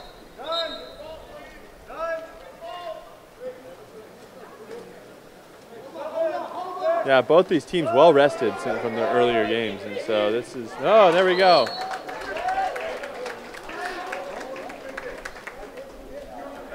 So goal is good, number 11 for Cal. That's Alexa Saponjic.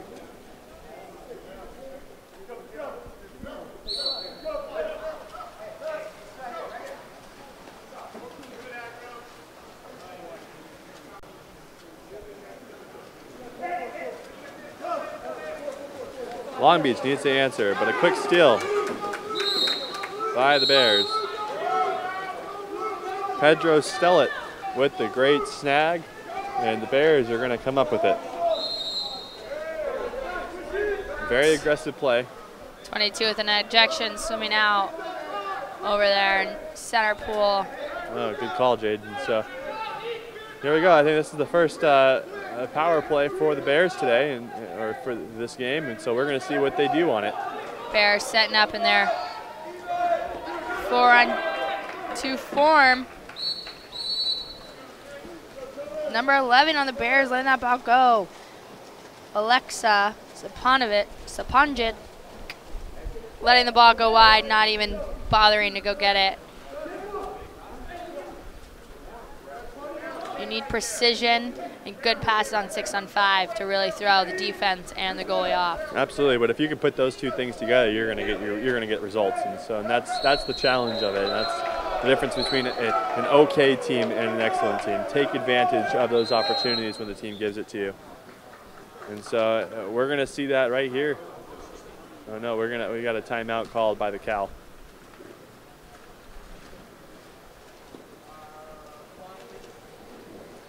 So pace this game feels a little bit slower to start, Jade. What are your thoughts at this point with the Bears up 3-1? I think it does feel a little bit slower than their morning game against Santa Clara, where they came out and really just let it rip there in the morning game. But I think Cal will, either gain momentum or Long Beach will stay with them. 4 and 5 seeds, you don't really know. Yeah, right, you are definitely. It feels like a slower pace, and we'll see if that plays into the hands of the Long Beach coach, Gavin Arroyo, leading this team.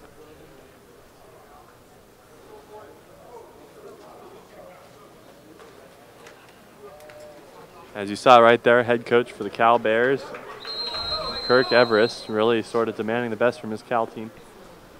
Trying to make sure not to give up any easy shots. That's the most important. And so right now, what you're going to see, though, Long Beach State, though, has the exclusion advantage. So Long Beach's first opportunity for the power play this afternoon. We're going to see if they can convert. Play is on.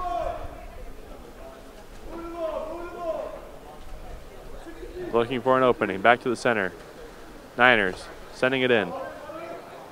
Shot clock down to 10. Ball is loose. And intercepted. Cal, good time. Luca Cupido with the interference right there, so to say. Cal goalie attacked right there. Hit in the face, it looks like. Yeah, it looks like he's moving around a little bit, moving a little slowly back there, trying to shake it off. Doesn't look like that'll phase him though in the long run.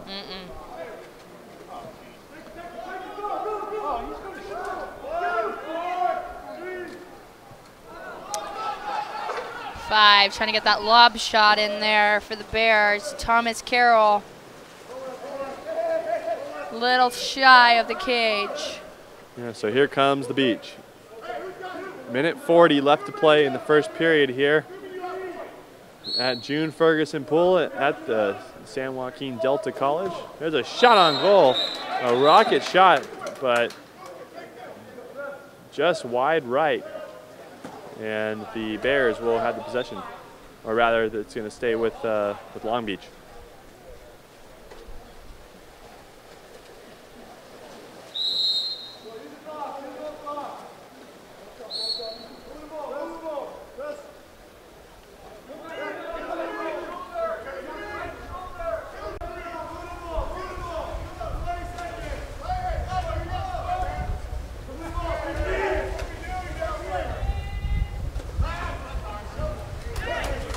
Kind of a botched interior pass right there by Long Beach, and it seems like they really didn't know what they were doing in that play. There was a good defense by Cal, but Long Beach didn't really make any adjustments.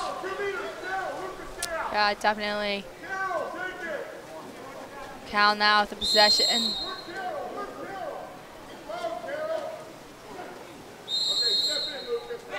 .56 seconds remaining. 10 seconds on the shot clock for Cal, though.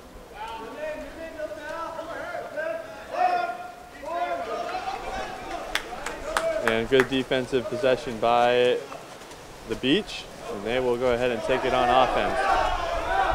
Swimmers are open on the front court, in the front pool.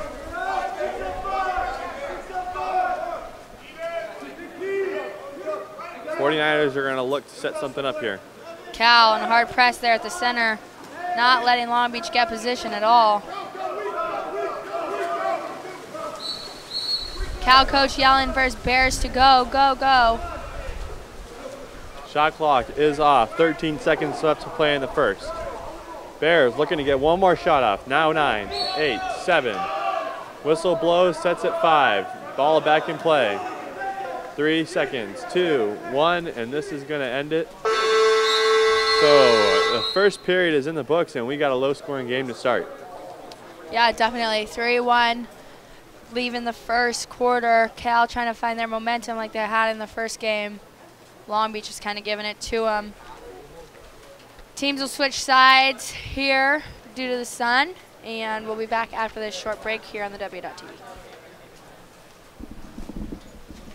Between you and me, they're strange creatures. They are. They don't think like you and I. You know it. They ignore us. Totally. It's like we're only here to serve them. Yeah, that's what I've been saying. But then they turn around and fill you up with Chevron with tech crime. I guess we're doing something right. Yeah, but come on.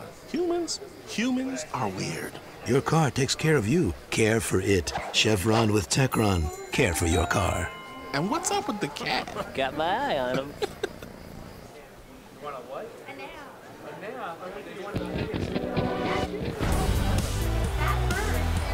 And the #1 team in the country is the king of the West Coast Conference. It's been a fun start to our season, and I'm happy with where we're at right now. The W.TV, the energy of the West Coast Conference on your browser, smartphone, and tablet. All the action, anytime, anywhere.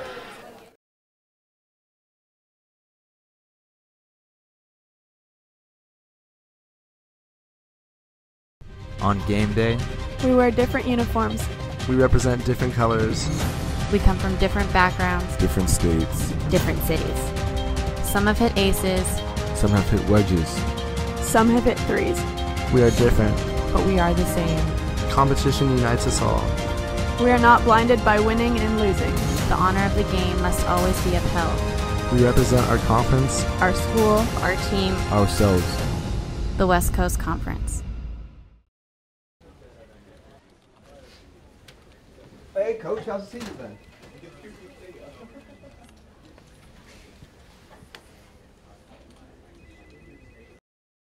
How to extend a picture in an email.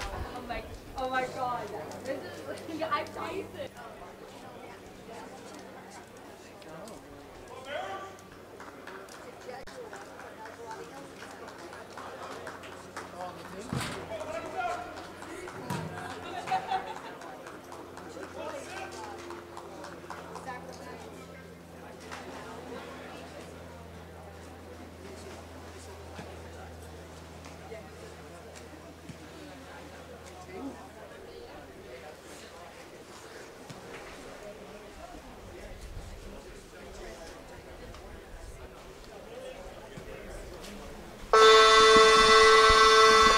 And you hear the buzzer in the background. That is the start to the second quarter here.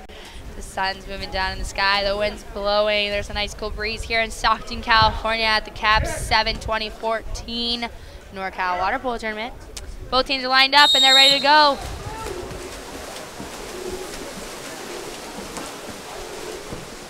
So the sprint will, it's a jump ball. There you go. So we're going to give it to the Cal. So very closely on the run there on the sprint. Jade, how much of a factor is wind in water polo? It's a huge factor. Whether the wind is going against you, it helps carry the ball into the cage, or it can throw your passes off.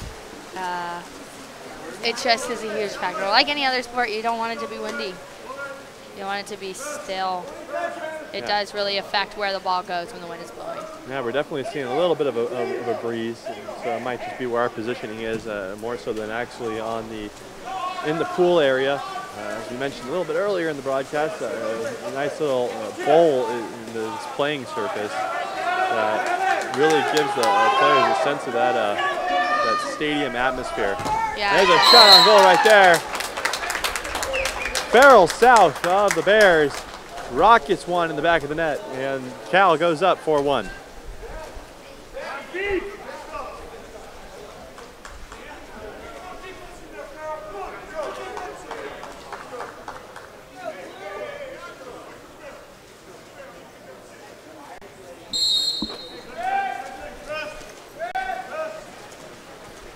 So Lee Griffin for the Niners starts with the ball, passes it around, gets it back over to Zachary Capos. Capos tries to center it again. He'll get Max Merrill.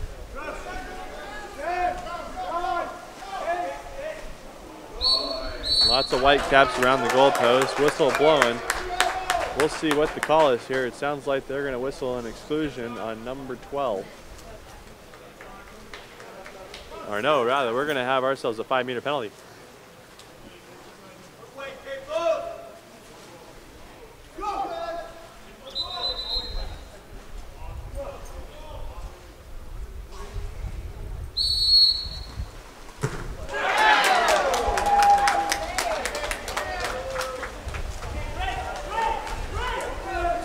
So what a clutch save there. And that really will give Cal some extra momentum. Yeah, definitely. You see Long Beach here in their hard press, not allowing, it's like a brutal battle in the center position. You see Ricardo out of Long Beach battling with number 8 on the Cal team, heavily in that center position. 6:10 on the game clock. Thanks for tuning this evening on the W.TV. Our final game of the day. It's been quite a long day, lots of water polo. You can find all the results and standings at www.pacifictigers.com under the water polo tab. All the tournament stats and links right there at your fingertips.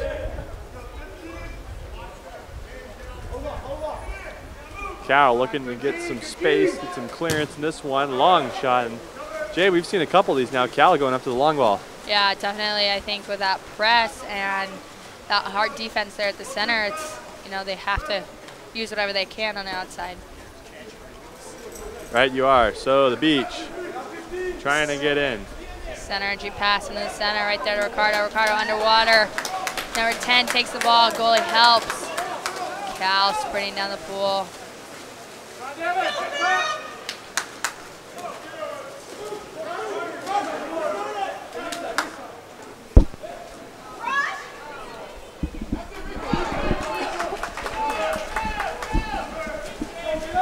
So a good stop right there by Long Beach. You know, Long Beach, Jay, has just recently undergone a big rebranding effort. Yeah, they did. I know 2 years ago they were undergoing, you know, definite coach changes or staff changes and stuff like that. I know Heather Moody helps a little bit with the team, and I mean, I think it's great. Long Beach is definitely coming up in the rankings. Obviously, they're number 5. Yeah, the big rebranding effort also. They really are pushing their new name, The Beach. They really want to be known as The Beach. Beach. Go Beach. Where do you go to school? I'm at the beach. Yeah. Yeah, that's a good sales pitch right there. Yeah, exactly. I mean, you are pretty close to the beach. Long Beach is pretty centrally located down in Southern California. It's not a bad area to be True. in. It's right there. Close to Laguna, you're close to Newport, you're close to Huntington Beach, Seal Beach. You have Santa Monica. LA is not too far if you want to sit in that 405 traffic. Oh, yeah. We've all been there on Friday afternoons, I'm sure. Good old 405 traffic. I'm beginning to think, though, the traffic up here is probably just as bad. You know, I think that I agree. And so especially in the 101 area coming in from San Francisco over the Bay Bridge, Golden Gate Bridge, anything over there, 5 o'clock, you do not want to be in that area. Even 5 o'clock a.m., if you're heading into the Bay Area from Stockton, you got to leave your house at least 4. Oh, yeah. It takes a good couple hours to get into the Bay. No doubt about it. Traffic everywhere. California somehow is just becoming a hot spot for people to start living. Yes. And always got to give yourself that extra time. There's a life lesson right there. Yeah. Cal with the ball here on offense. 15 throws it a little too far. Throw this one away. Still 10 seconds left on the shot clock. Cal looking to get something out of it. That's the second time Cal has thrown that ball too far. Over well, on lob 6 pass. on 5. Inches away from going in.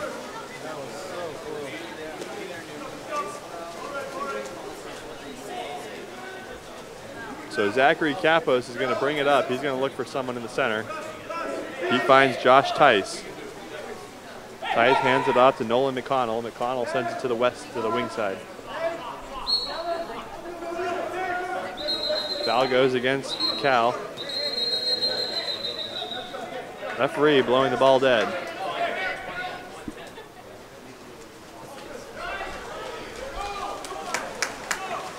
And the trick shot no good, and so Cal will survive that possession. They'll get it back, look to push. 3:30 left on the game clock for the second half of play here.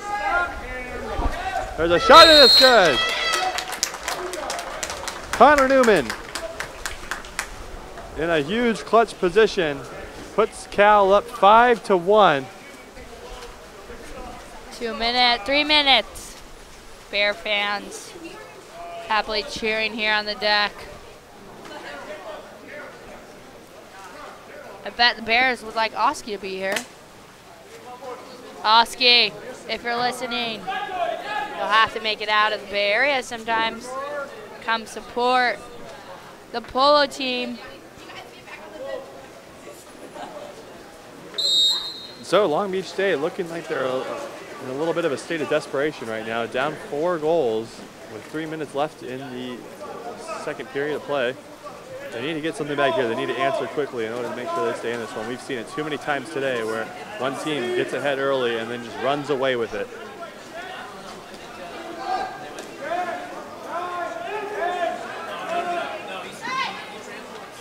So lots of pushing and shoving up in the front court. Long Beach State does not do it. Really aggressive there. Really aggressive in the back, but in the back of the pool, but referees do not really call it. They let them play on. 10 with a kick out right now. Being subbed in Ricardo, number 6.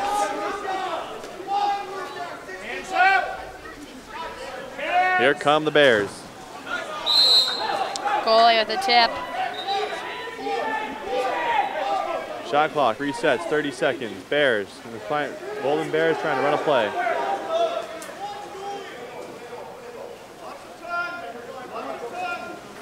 Shot on the interior, goes short.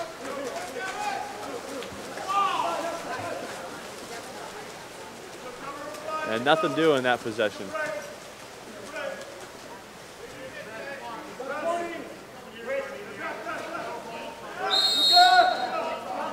So Long Beach State, Milos Vizic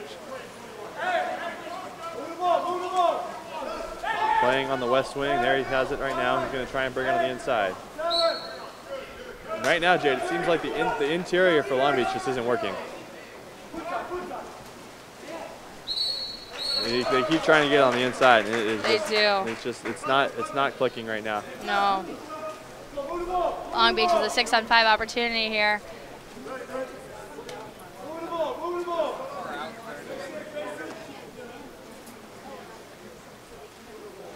A lot of back and forth, trying to score. There it is.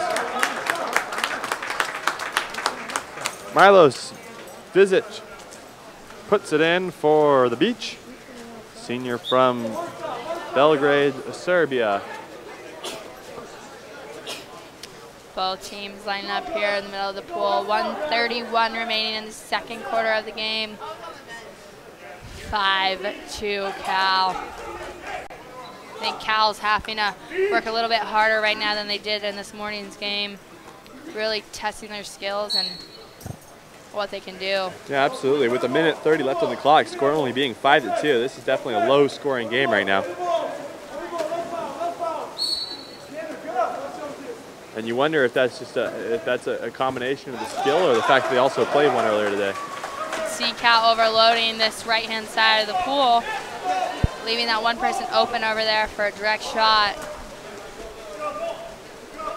So here comes the Beach again, looking to add on to their, trying to close the deficit.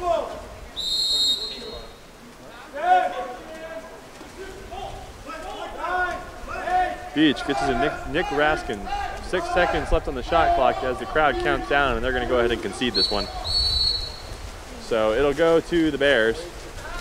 48 seconds left on the game clock, 28 seconds on the shot clock.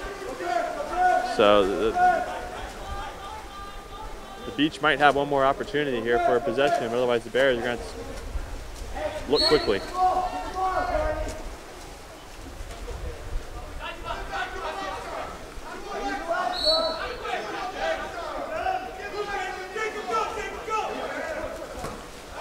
Shot and a great save by the goalkeeper, Pavo.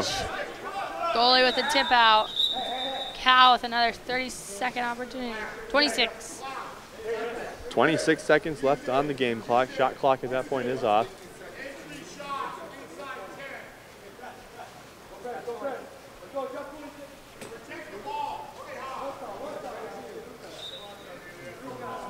Cal given the chance to reset. And here we go. So we're going to see what kind of play Cal can put on here.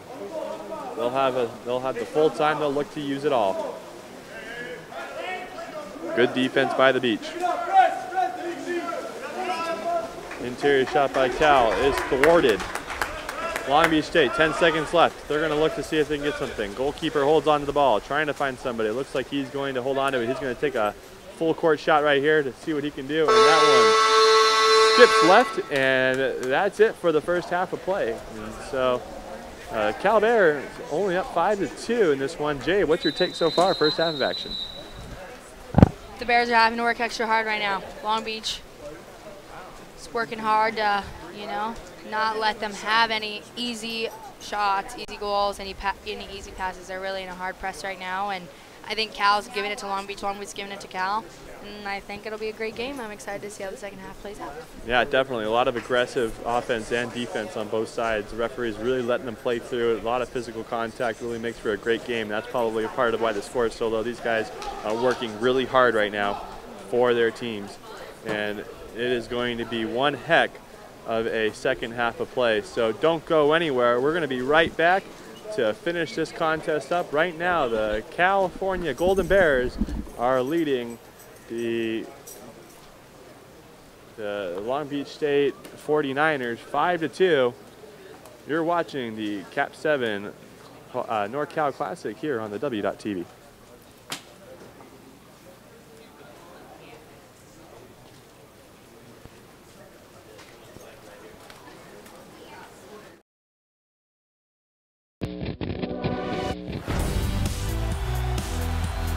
#1 team in the country is the king of the West Coast Conference.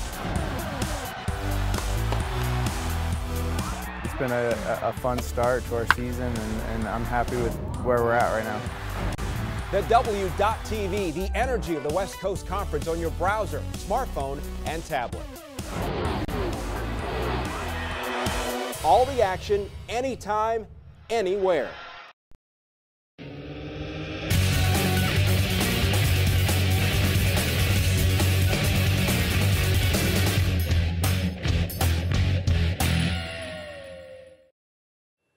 Improve your strength in shooting with the KAP7 1 kilogram heavy training ball, a size 2 ball with a great grip. Get one today at KAP7.com.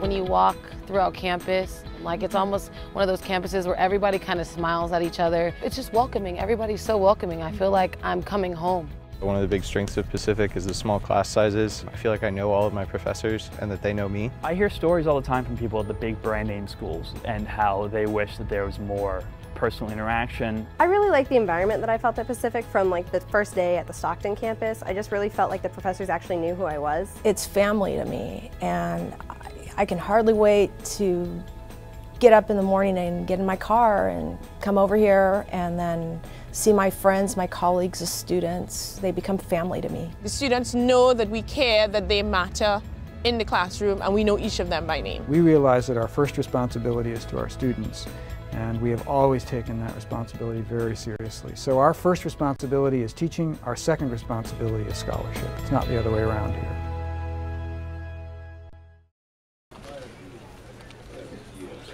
Oh, hey, Dallas, perfect. Hey, what's up? Hey, can I borrow some pine tar? Yeah, of course.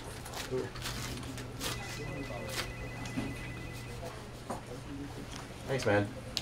All right, looks good.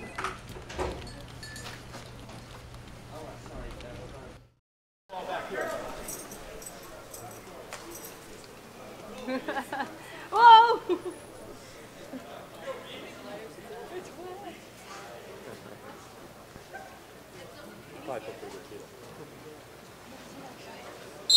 Welcome back to the match. We are set for the second half. Ball is dropped and possession will go to the Golden Bears. Both teams switch sides. Now the Bears are defending the right goal. Long Beach State in the left. Bears on offense first. 5-2.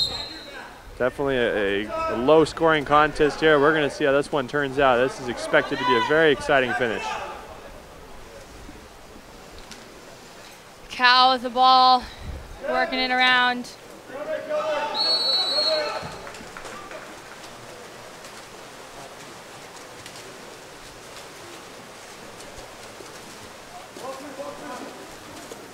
Sun's starting to set here in Stockton, California. I'm sure that sun might play a little bit of heck for the goalie. Jade, what are your thoughts about that for the Cal? I mean, definitely you're having to fight against the sun on this end for the Cal goalie, but getting to switch every quarter makes it even. That's an excellent point. So we'll have to check and see how the goalies respond to the sun as it starts to set over the horizon. But didn't stop the goalkeeper there from keeping that one.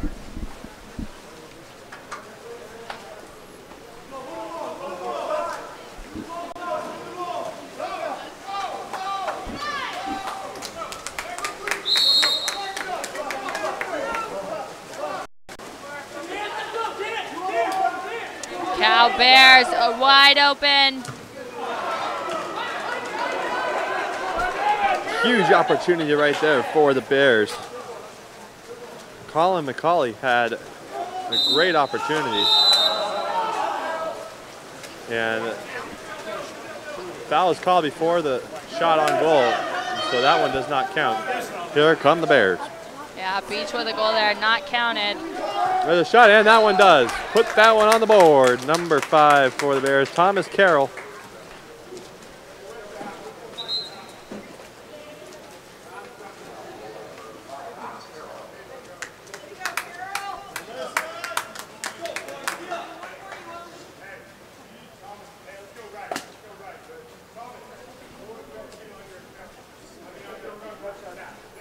Cal coach telling his players more aggression on their attack when they go to take a shot. 6:20 remaining, 6-2. Cal, both teams lined up. One too many, yeah.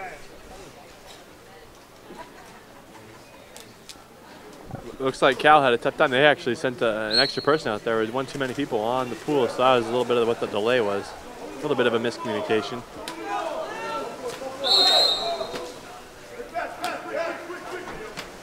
So the Beach trying to respond to this. Cal is starting to break away a little bit. They need something.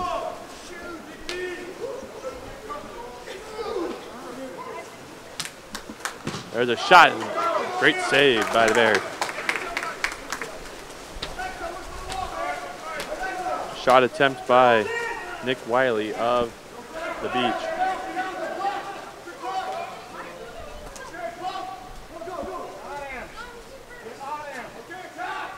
Bears trying to move it around the perimeter, looking for something.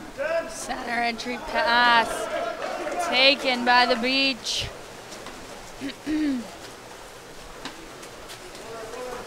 Outlet pass to the left.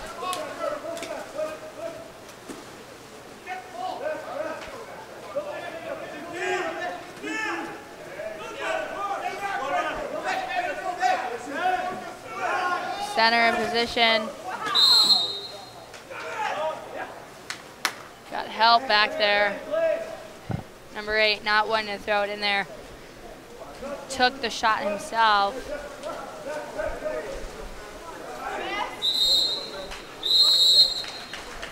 Lots of pushing and shoving. The Long Beach player.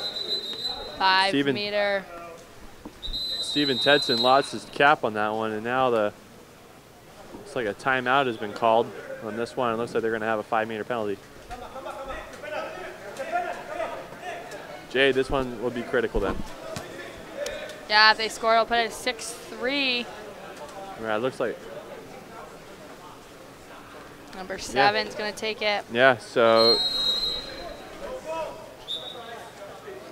Nick Raskin is going to take this one for the Beach.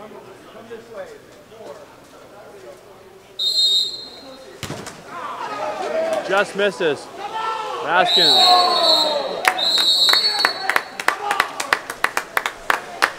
The whole point of having those 2 players there on both sides of the shooters is to help with that rebound shot. And I noticed this morning Cal missed it. They just did it again right here. They really got to be ready for that rebound if it hits off the top of the bar.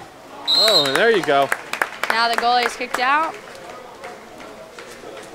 leaving them with a wide open opportunity. So Zachary Capos for the 49ers cuts the Bears' lead in half, now only down by 3.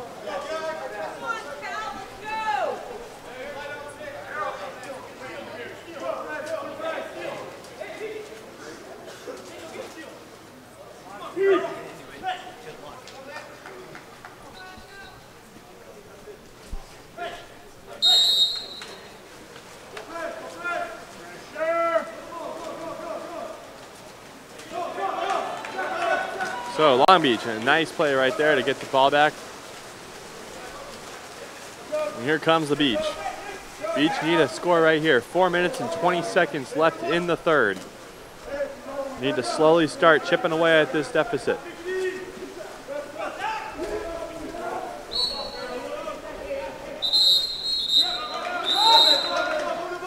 Action called. 8 dark.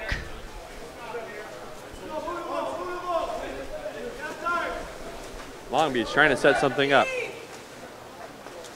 Sending it around the perimeter. A shot in, it's good. Shot near side. Nolan McConnell for the Beach. Puts it in.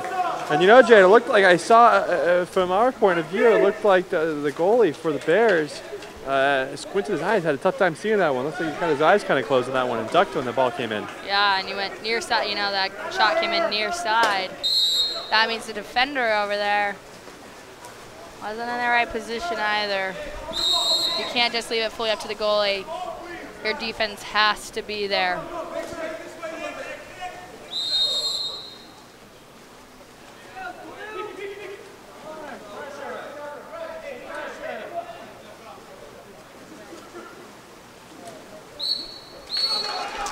Turnover.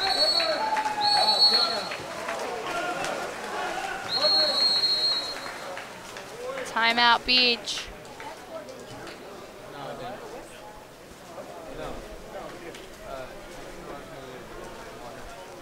Long Beach giving Cal a run for their money right here.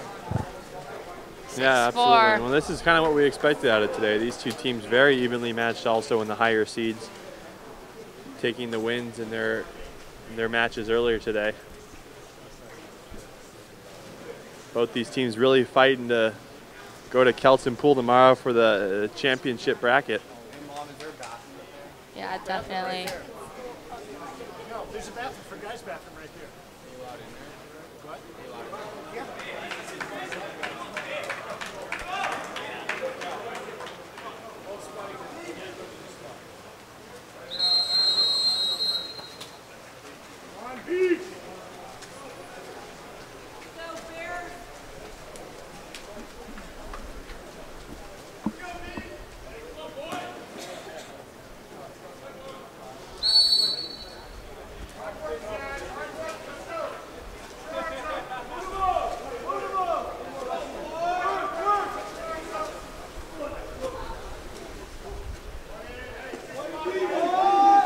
So Long Beach trying to take advantage of the exclusion here, opening it up.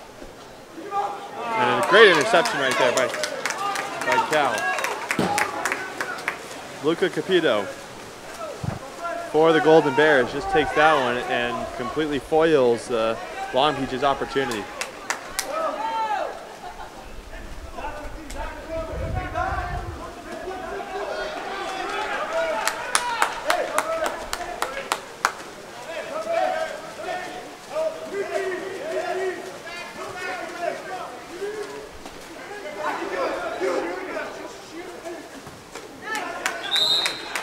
Cal goalie tipping it out.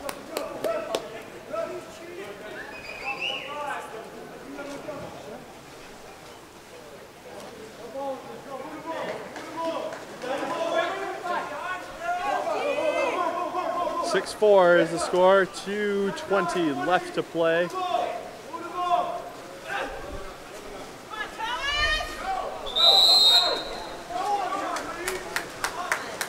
And the foul called against Long Beach.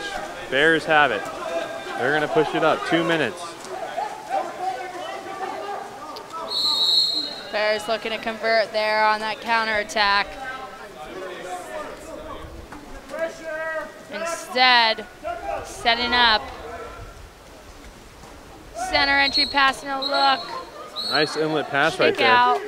Number 4, White. And that one looked pretty gnarly, Jay. That one was, you're getting your penalty's worth right there. Yeah, definitely 13 thrashing around. There's a shot and it's good.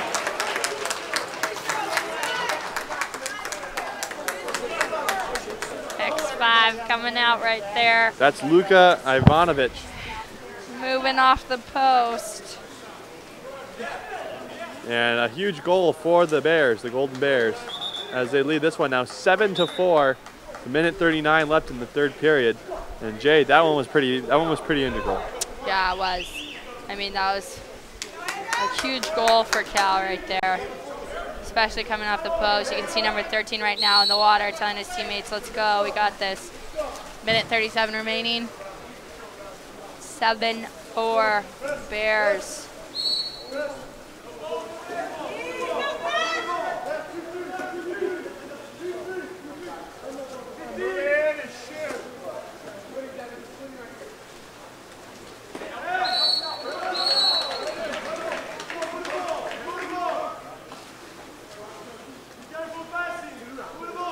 So, ball being passed around. Long Beach needs to score right here, needs to answer back. They're going to look for something open. They want to make a clean shot out of it. Shot just wide.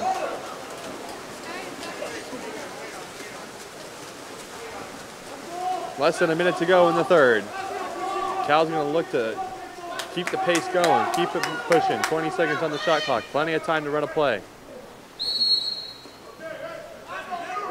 A little too aggressive there for Zachary Kapos. Golden Bears looking to set something up. 11, now 10 on the shot clock. Lots of contact. Referee ejecting Nick Raskin of the Beach. And a timeout has been called by the Golden Bears. So definitely see a little bit of energy coming out of this third period.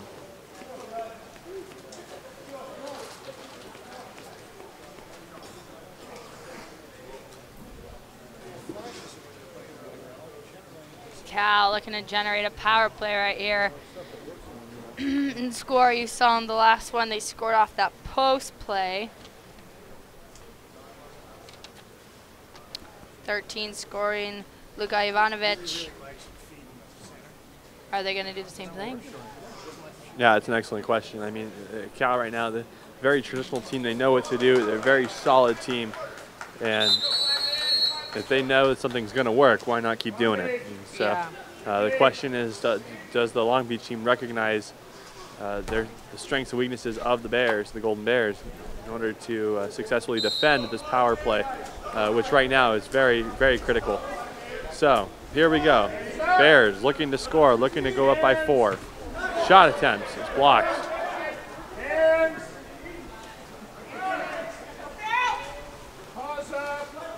Bears working the perimeter. Aim just misses, and a great stop by the Beach. Crowd gives a round of applause, respecting that one. That was a difficult one to get out of.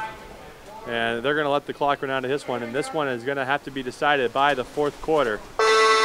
So the score going into the 4th is 7-4. Jay, what are your thoughts? I think it's slower than this morning, definitely. Cal is getting a run for their money by Beach, and Beach is just trying to stay in this. I think the 4th quarter, whoever wants it more, it'll show right now in the 4th quarter. Absolutely, and so this one is going to come down to the last 8 minutes of this game. So don't go anywhere, because we're going to have an exciting finish here, one way or the other, at the KAP7 NorCal Classic at the June Ferguson site here at San Joaquin Delta College. We'll be right back on the W.TV network.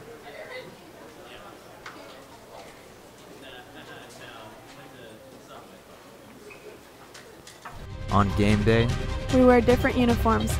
we represent different colors, We come from different backgrounds, different states. different cities. Some have hit aces, Some have hit wedges. Some have hit threes. We are different. but we are the same. Competition unites us all. We are not blinded by winning and losing. The honor of the game must always be upheld. We represent our conference, Our school, our team, ourselves. the West Coast Conference.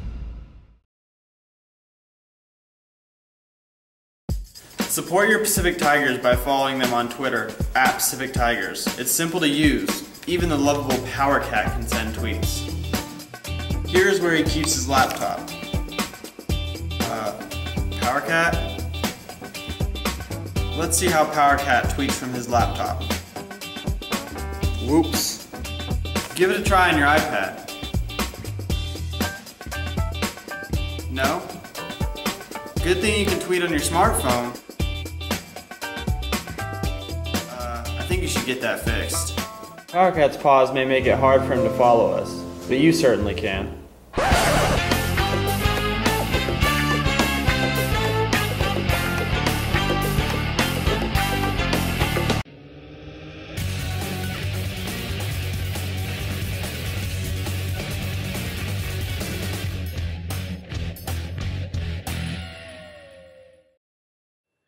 Improve your strength and shooting with the KAP7 1 kilogram heavy training ball, a size 2 ball with a great grip.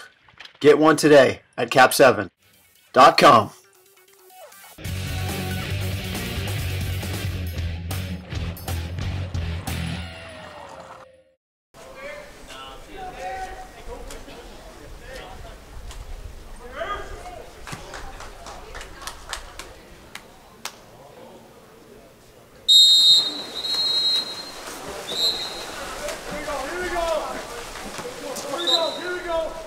So before the ball is even dropped, we have ourselves a foul here. I'm not quite sure how that happened, Jade. I didn't even see it, but Long Beach taking the first possession in this quarter. This is definitely going to be a very physical last quarter here. Last quarter of the day here at the KAP7 NorCal Classic. 3 seconds left on the shot clock, and that one's going to go out of play. So good defense there by the Bears. And they will earn themselves a possession. And the Beach has received an ejection, Nolan McConnell.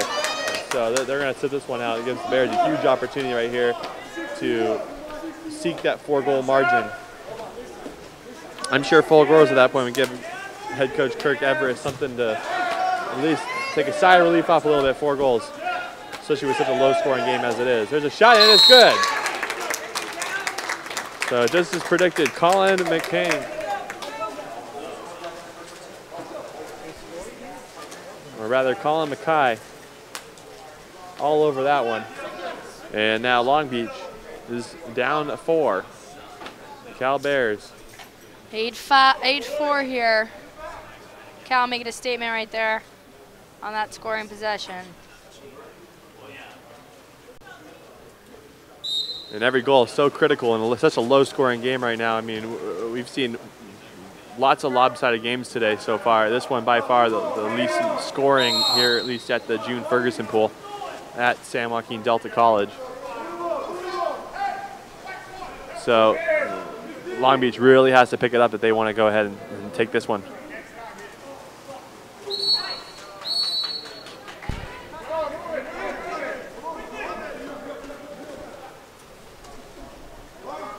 Here comes the Beach though. Beach in their white caps. Sends it in, a great block by Cal. Great back by Lazar Andrick.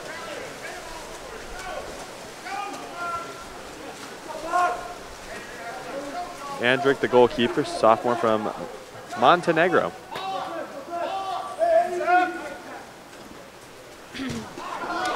Shot attempt, too dark. This game's getting fast. It is. It's starting to pick up a little bit. Yeah, we're down to 6 minutes now, and so as we sort of predicted, this fourth quarter is really going to come down to who wants it more, who's going to pick up the pace of play. And I think that's what you're seeing right here. Right now, Cal is controlling the momentum. Cal has it. It's their game to lose.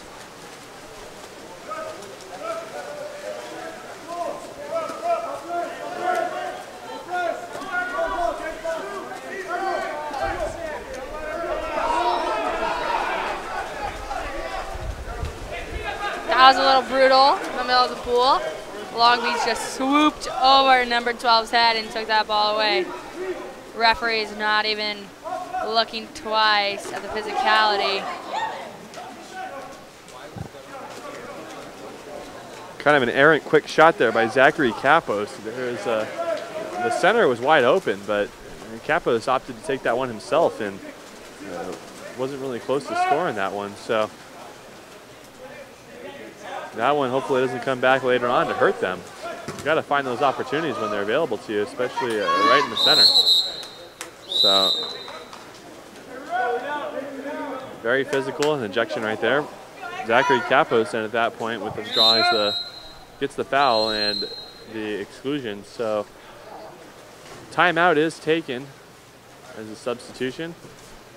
Bears are going to sort of draw up a play here with the advantage as Kapos is kicked out on the exclusion. And at this point of the game, every goal matters, and so I think that's why the Bears are going to take the opportunity right now to sort of draw up a play. 4:38 left in the game, and I'd say, Jade, if they get one more goal, this game is going to be put away. Yeah, I think so. I mean, with 4:38 remaining, I don't even know if Long Beach should score in every possession and get back in the game. Yeah, Cal's just been proven to be very strong right now, especially defensively. It's something that the pace is definitely a lot slower than we saw earlier. But nevertheless, still a pace that it's still Cal controlling it. Yeah. And I think that's what's important. Is it doesn't matter if it's fast or slow. Honestly, it's part of that predictability factor that you think about. But right now, as long as it's their game, this is where they're going to benefit most from. Definitely. Cal coming in, ready for their power play.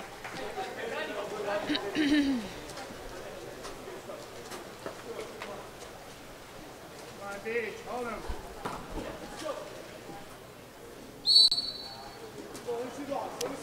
See the post set up, 4-on-2 right there. 13 at the post, kind of popping out.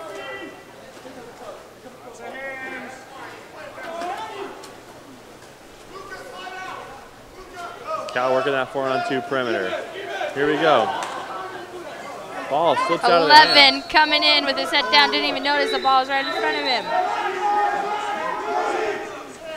3 seconds left on the shot clock. Shot goes wide. 11-10, getting physical over there in the corner. Yeah, that last possession was very intense. Very intense last possession. So Long Beach, though, definitely needs to score in fairly rapid succession here. 4 minutes just hit the clock and down by 4, so about a goal a minute. This is the time and this could be the opportunity right here, and there it is. Sound effects, sorry. Long Beach scores right there. 3:50 remaining on the clock, 8-5. So Dimitrios Lapis from Athens, Greece puts that one away, and so right on cue, right when the Beach needed a goal, they deliver. Yeah, captain's over there speaking to the ref. Probably telling them to knock the physicalness off, but who knows?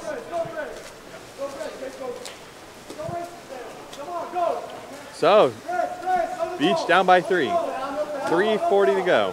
I mean, I've seen comebacks from 3. Absolutely. I mean, it could happen. It could happen. It just takes a couple of, really quick possessions, a couple of fouls maybe, and at that point you're right back in it. Long Beach still in this game. Cal needs to play smart here if they want to continue with this lead. 10 seconds left on the shot clock, and there's a blocked shot, and so that though is going to reset the shot clock. And you can hear head coach of the California Golden Bears, Kirk Everest, really saying to spread out the offense now. They're going to start to milk the clock, drain it for what it's worth. 15 seconds left on this shot clock with just about 3 minutes now left to play. The clock continues to tick down.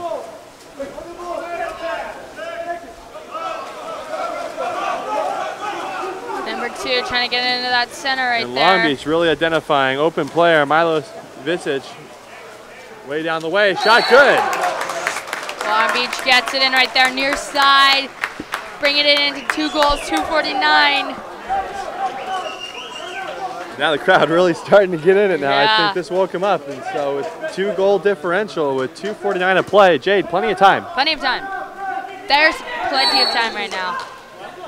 So if you know a Cal fan who turned this game off thinking it was over, call him up and tell him to turn it back on, because this thing is not done yet. 2 minutes and 41 seconds left. Long Beach State only down by 2. Winner of this game is moving on to the championship, or the winner's bracket, to determine the championship winner of this KAP7 NorCal Classic. Block right there from number 4, White.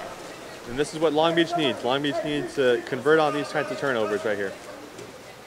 Long Beach giving Cal a run for its money after they blew away their opponent in their morning game. Cal does not need a kick out right here. 6 seconds on the shot clock. Now 5, 4. Cal really Cal still still in that ball.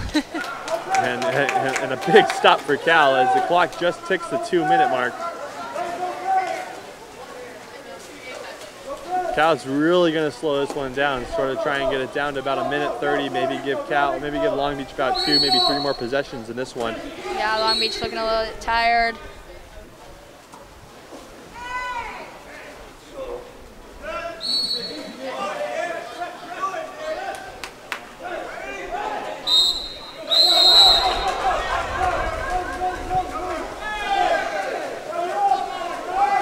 Got some Long Beach getting real physical in the backcourt here. 7-6 on Long Beach, 11-8 on Cal. Really going at it. And a horrible pass in that one right there. That was a big one. And so lots of physicality, but that ball thrown away. And that's, Jay, that's a huge turnover. Yeah, seriously. Cal, they're going to spread out right here. I'm assuming run the clock. Not make any mistakes by letting Long Beach get that ball. Center entry pass stolen by number 7 White. Long Beach takes off down the pool. 55 seconds left in this one. 55-26 on the shot clock, and the coach for Long Beach. And so Gavin Arroyo calls the timeout. I kind of want to close and my a yellow card, Jade, has been issued. Cal coach with a yellow card. We saw earlier in the morning UCSD's coach got a red card, so he was not allowed on the deck for the remainder of the day. The assistant coach took over for their second game. Yellow is okay, means you have to calm down, but red is not good. Yeah, and the amazing part about it, though, it was an automatic red, and so there was no yellow card warning that preemptively brought on the red card. That was a straight red, and you only wonder what the words were said to the referee from the head coach of that squad, because the referee didn't even think twice. That was an automatic red. So. Yeah, exactly. You can see on the board, I don't know if you can see, viewers out there, but looks like the Long Beach coach is drawing a drive and looks like a pick on the board. I guess we'll see right now. Drive and pick, trying to get inside the huddle here for Long Beach State. Long Beach, Cal, 50 seconds, 8-6. Who will it be here in the final 50 seconds of the first day at the KAP7 NorCal Water Polo Championships?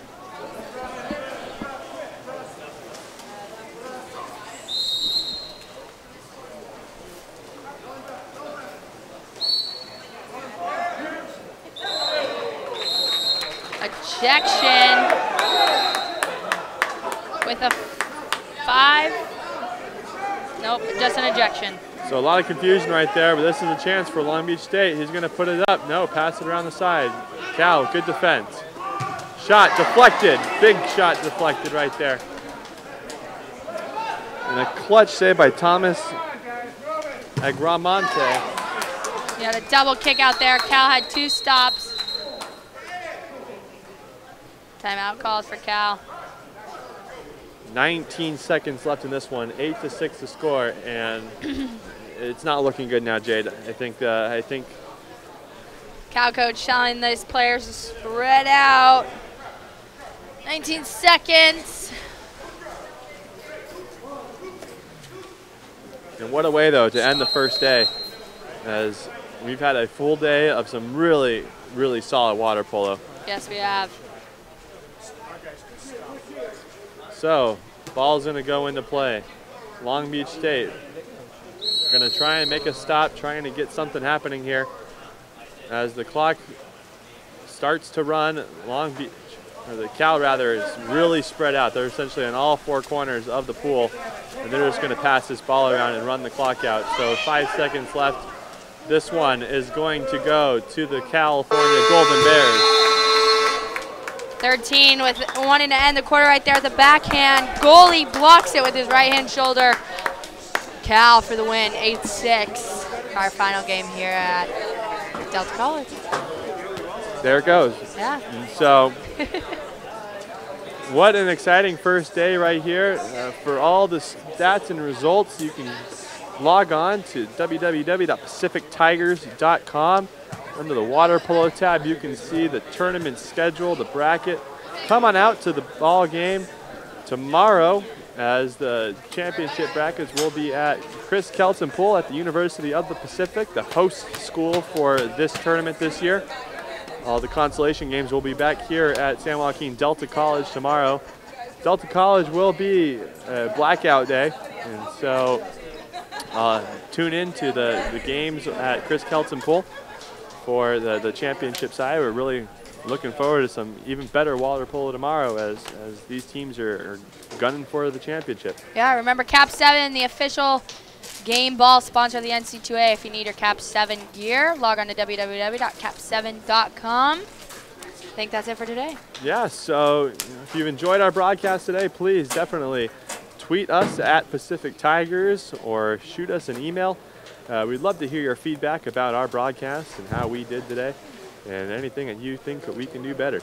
Let us know. And so for my partner, Jade Morton, this has been Bill Miller, our producer for the day, Corey Crowley, our executive producer, Bill Miller here, camera operators, Kimmy Akaba and Catherine Swanson. We hope you enjoyed the broadcast today. This has been a presentation of Pacific Tigers Online and the W.TV, signing off from San Joaquin Delta College, where the final score of the day, the California Golden Bears had defeated the Long Beach State 49ers. Have a good night, everybody, and we'll see you tomorrow. Good night.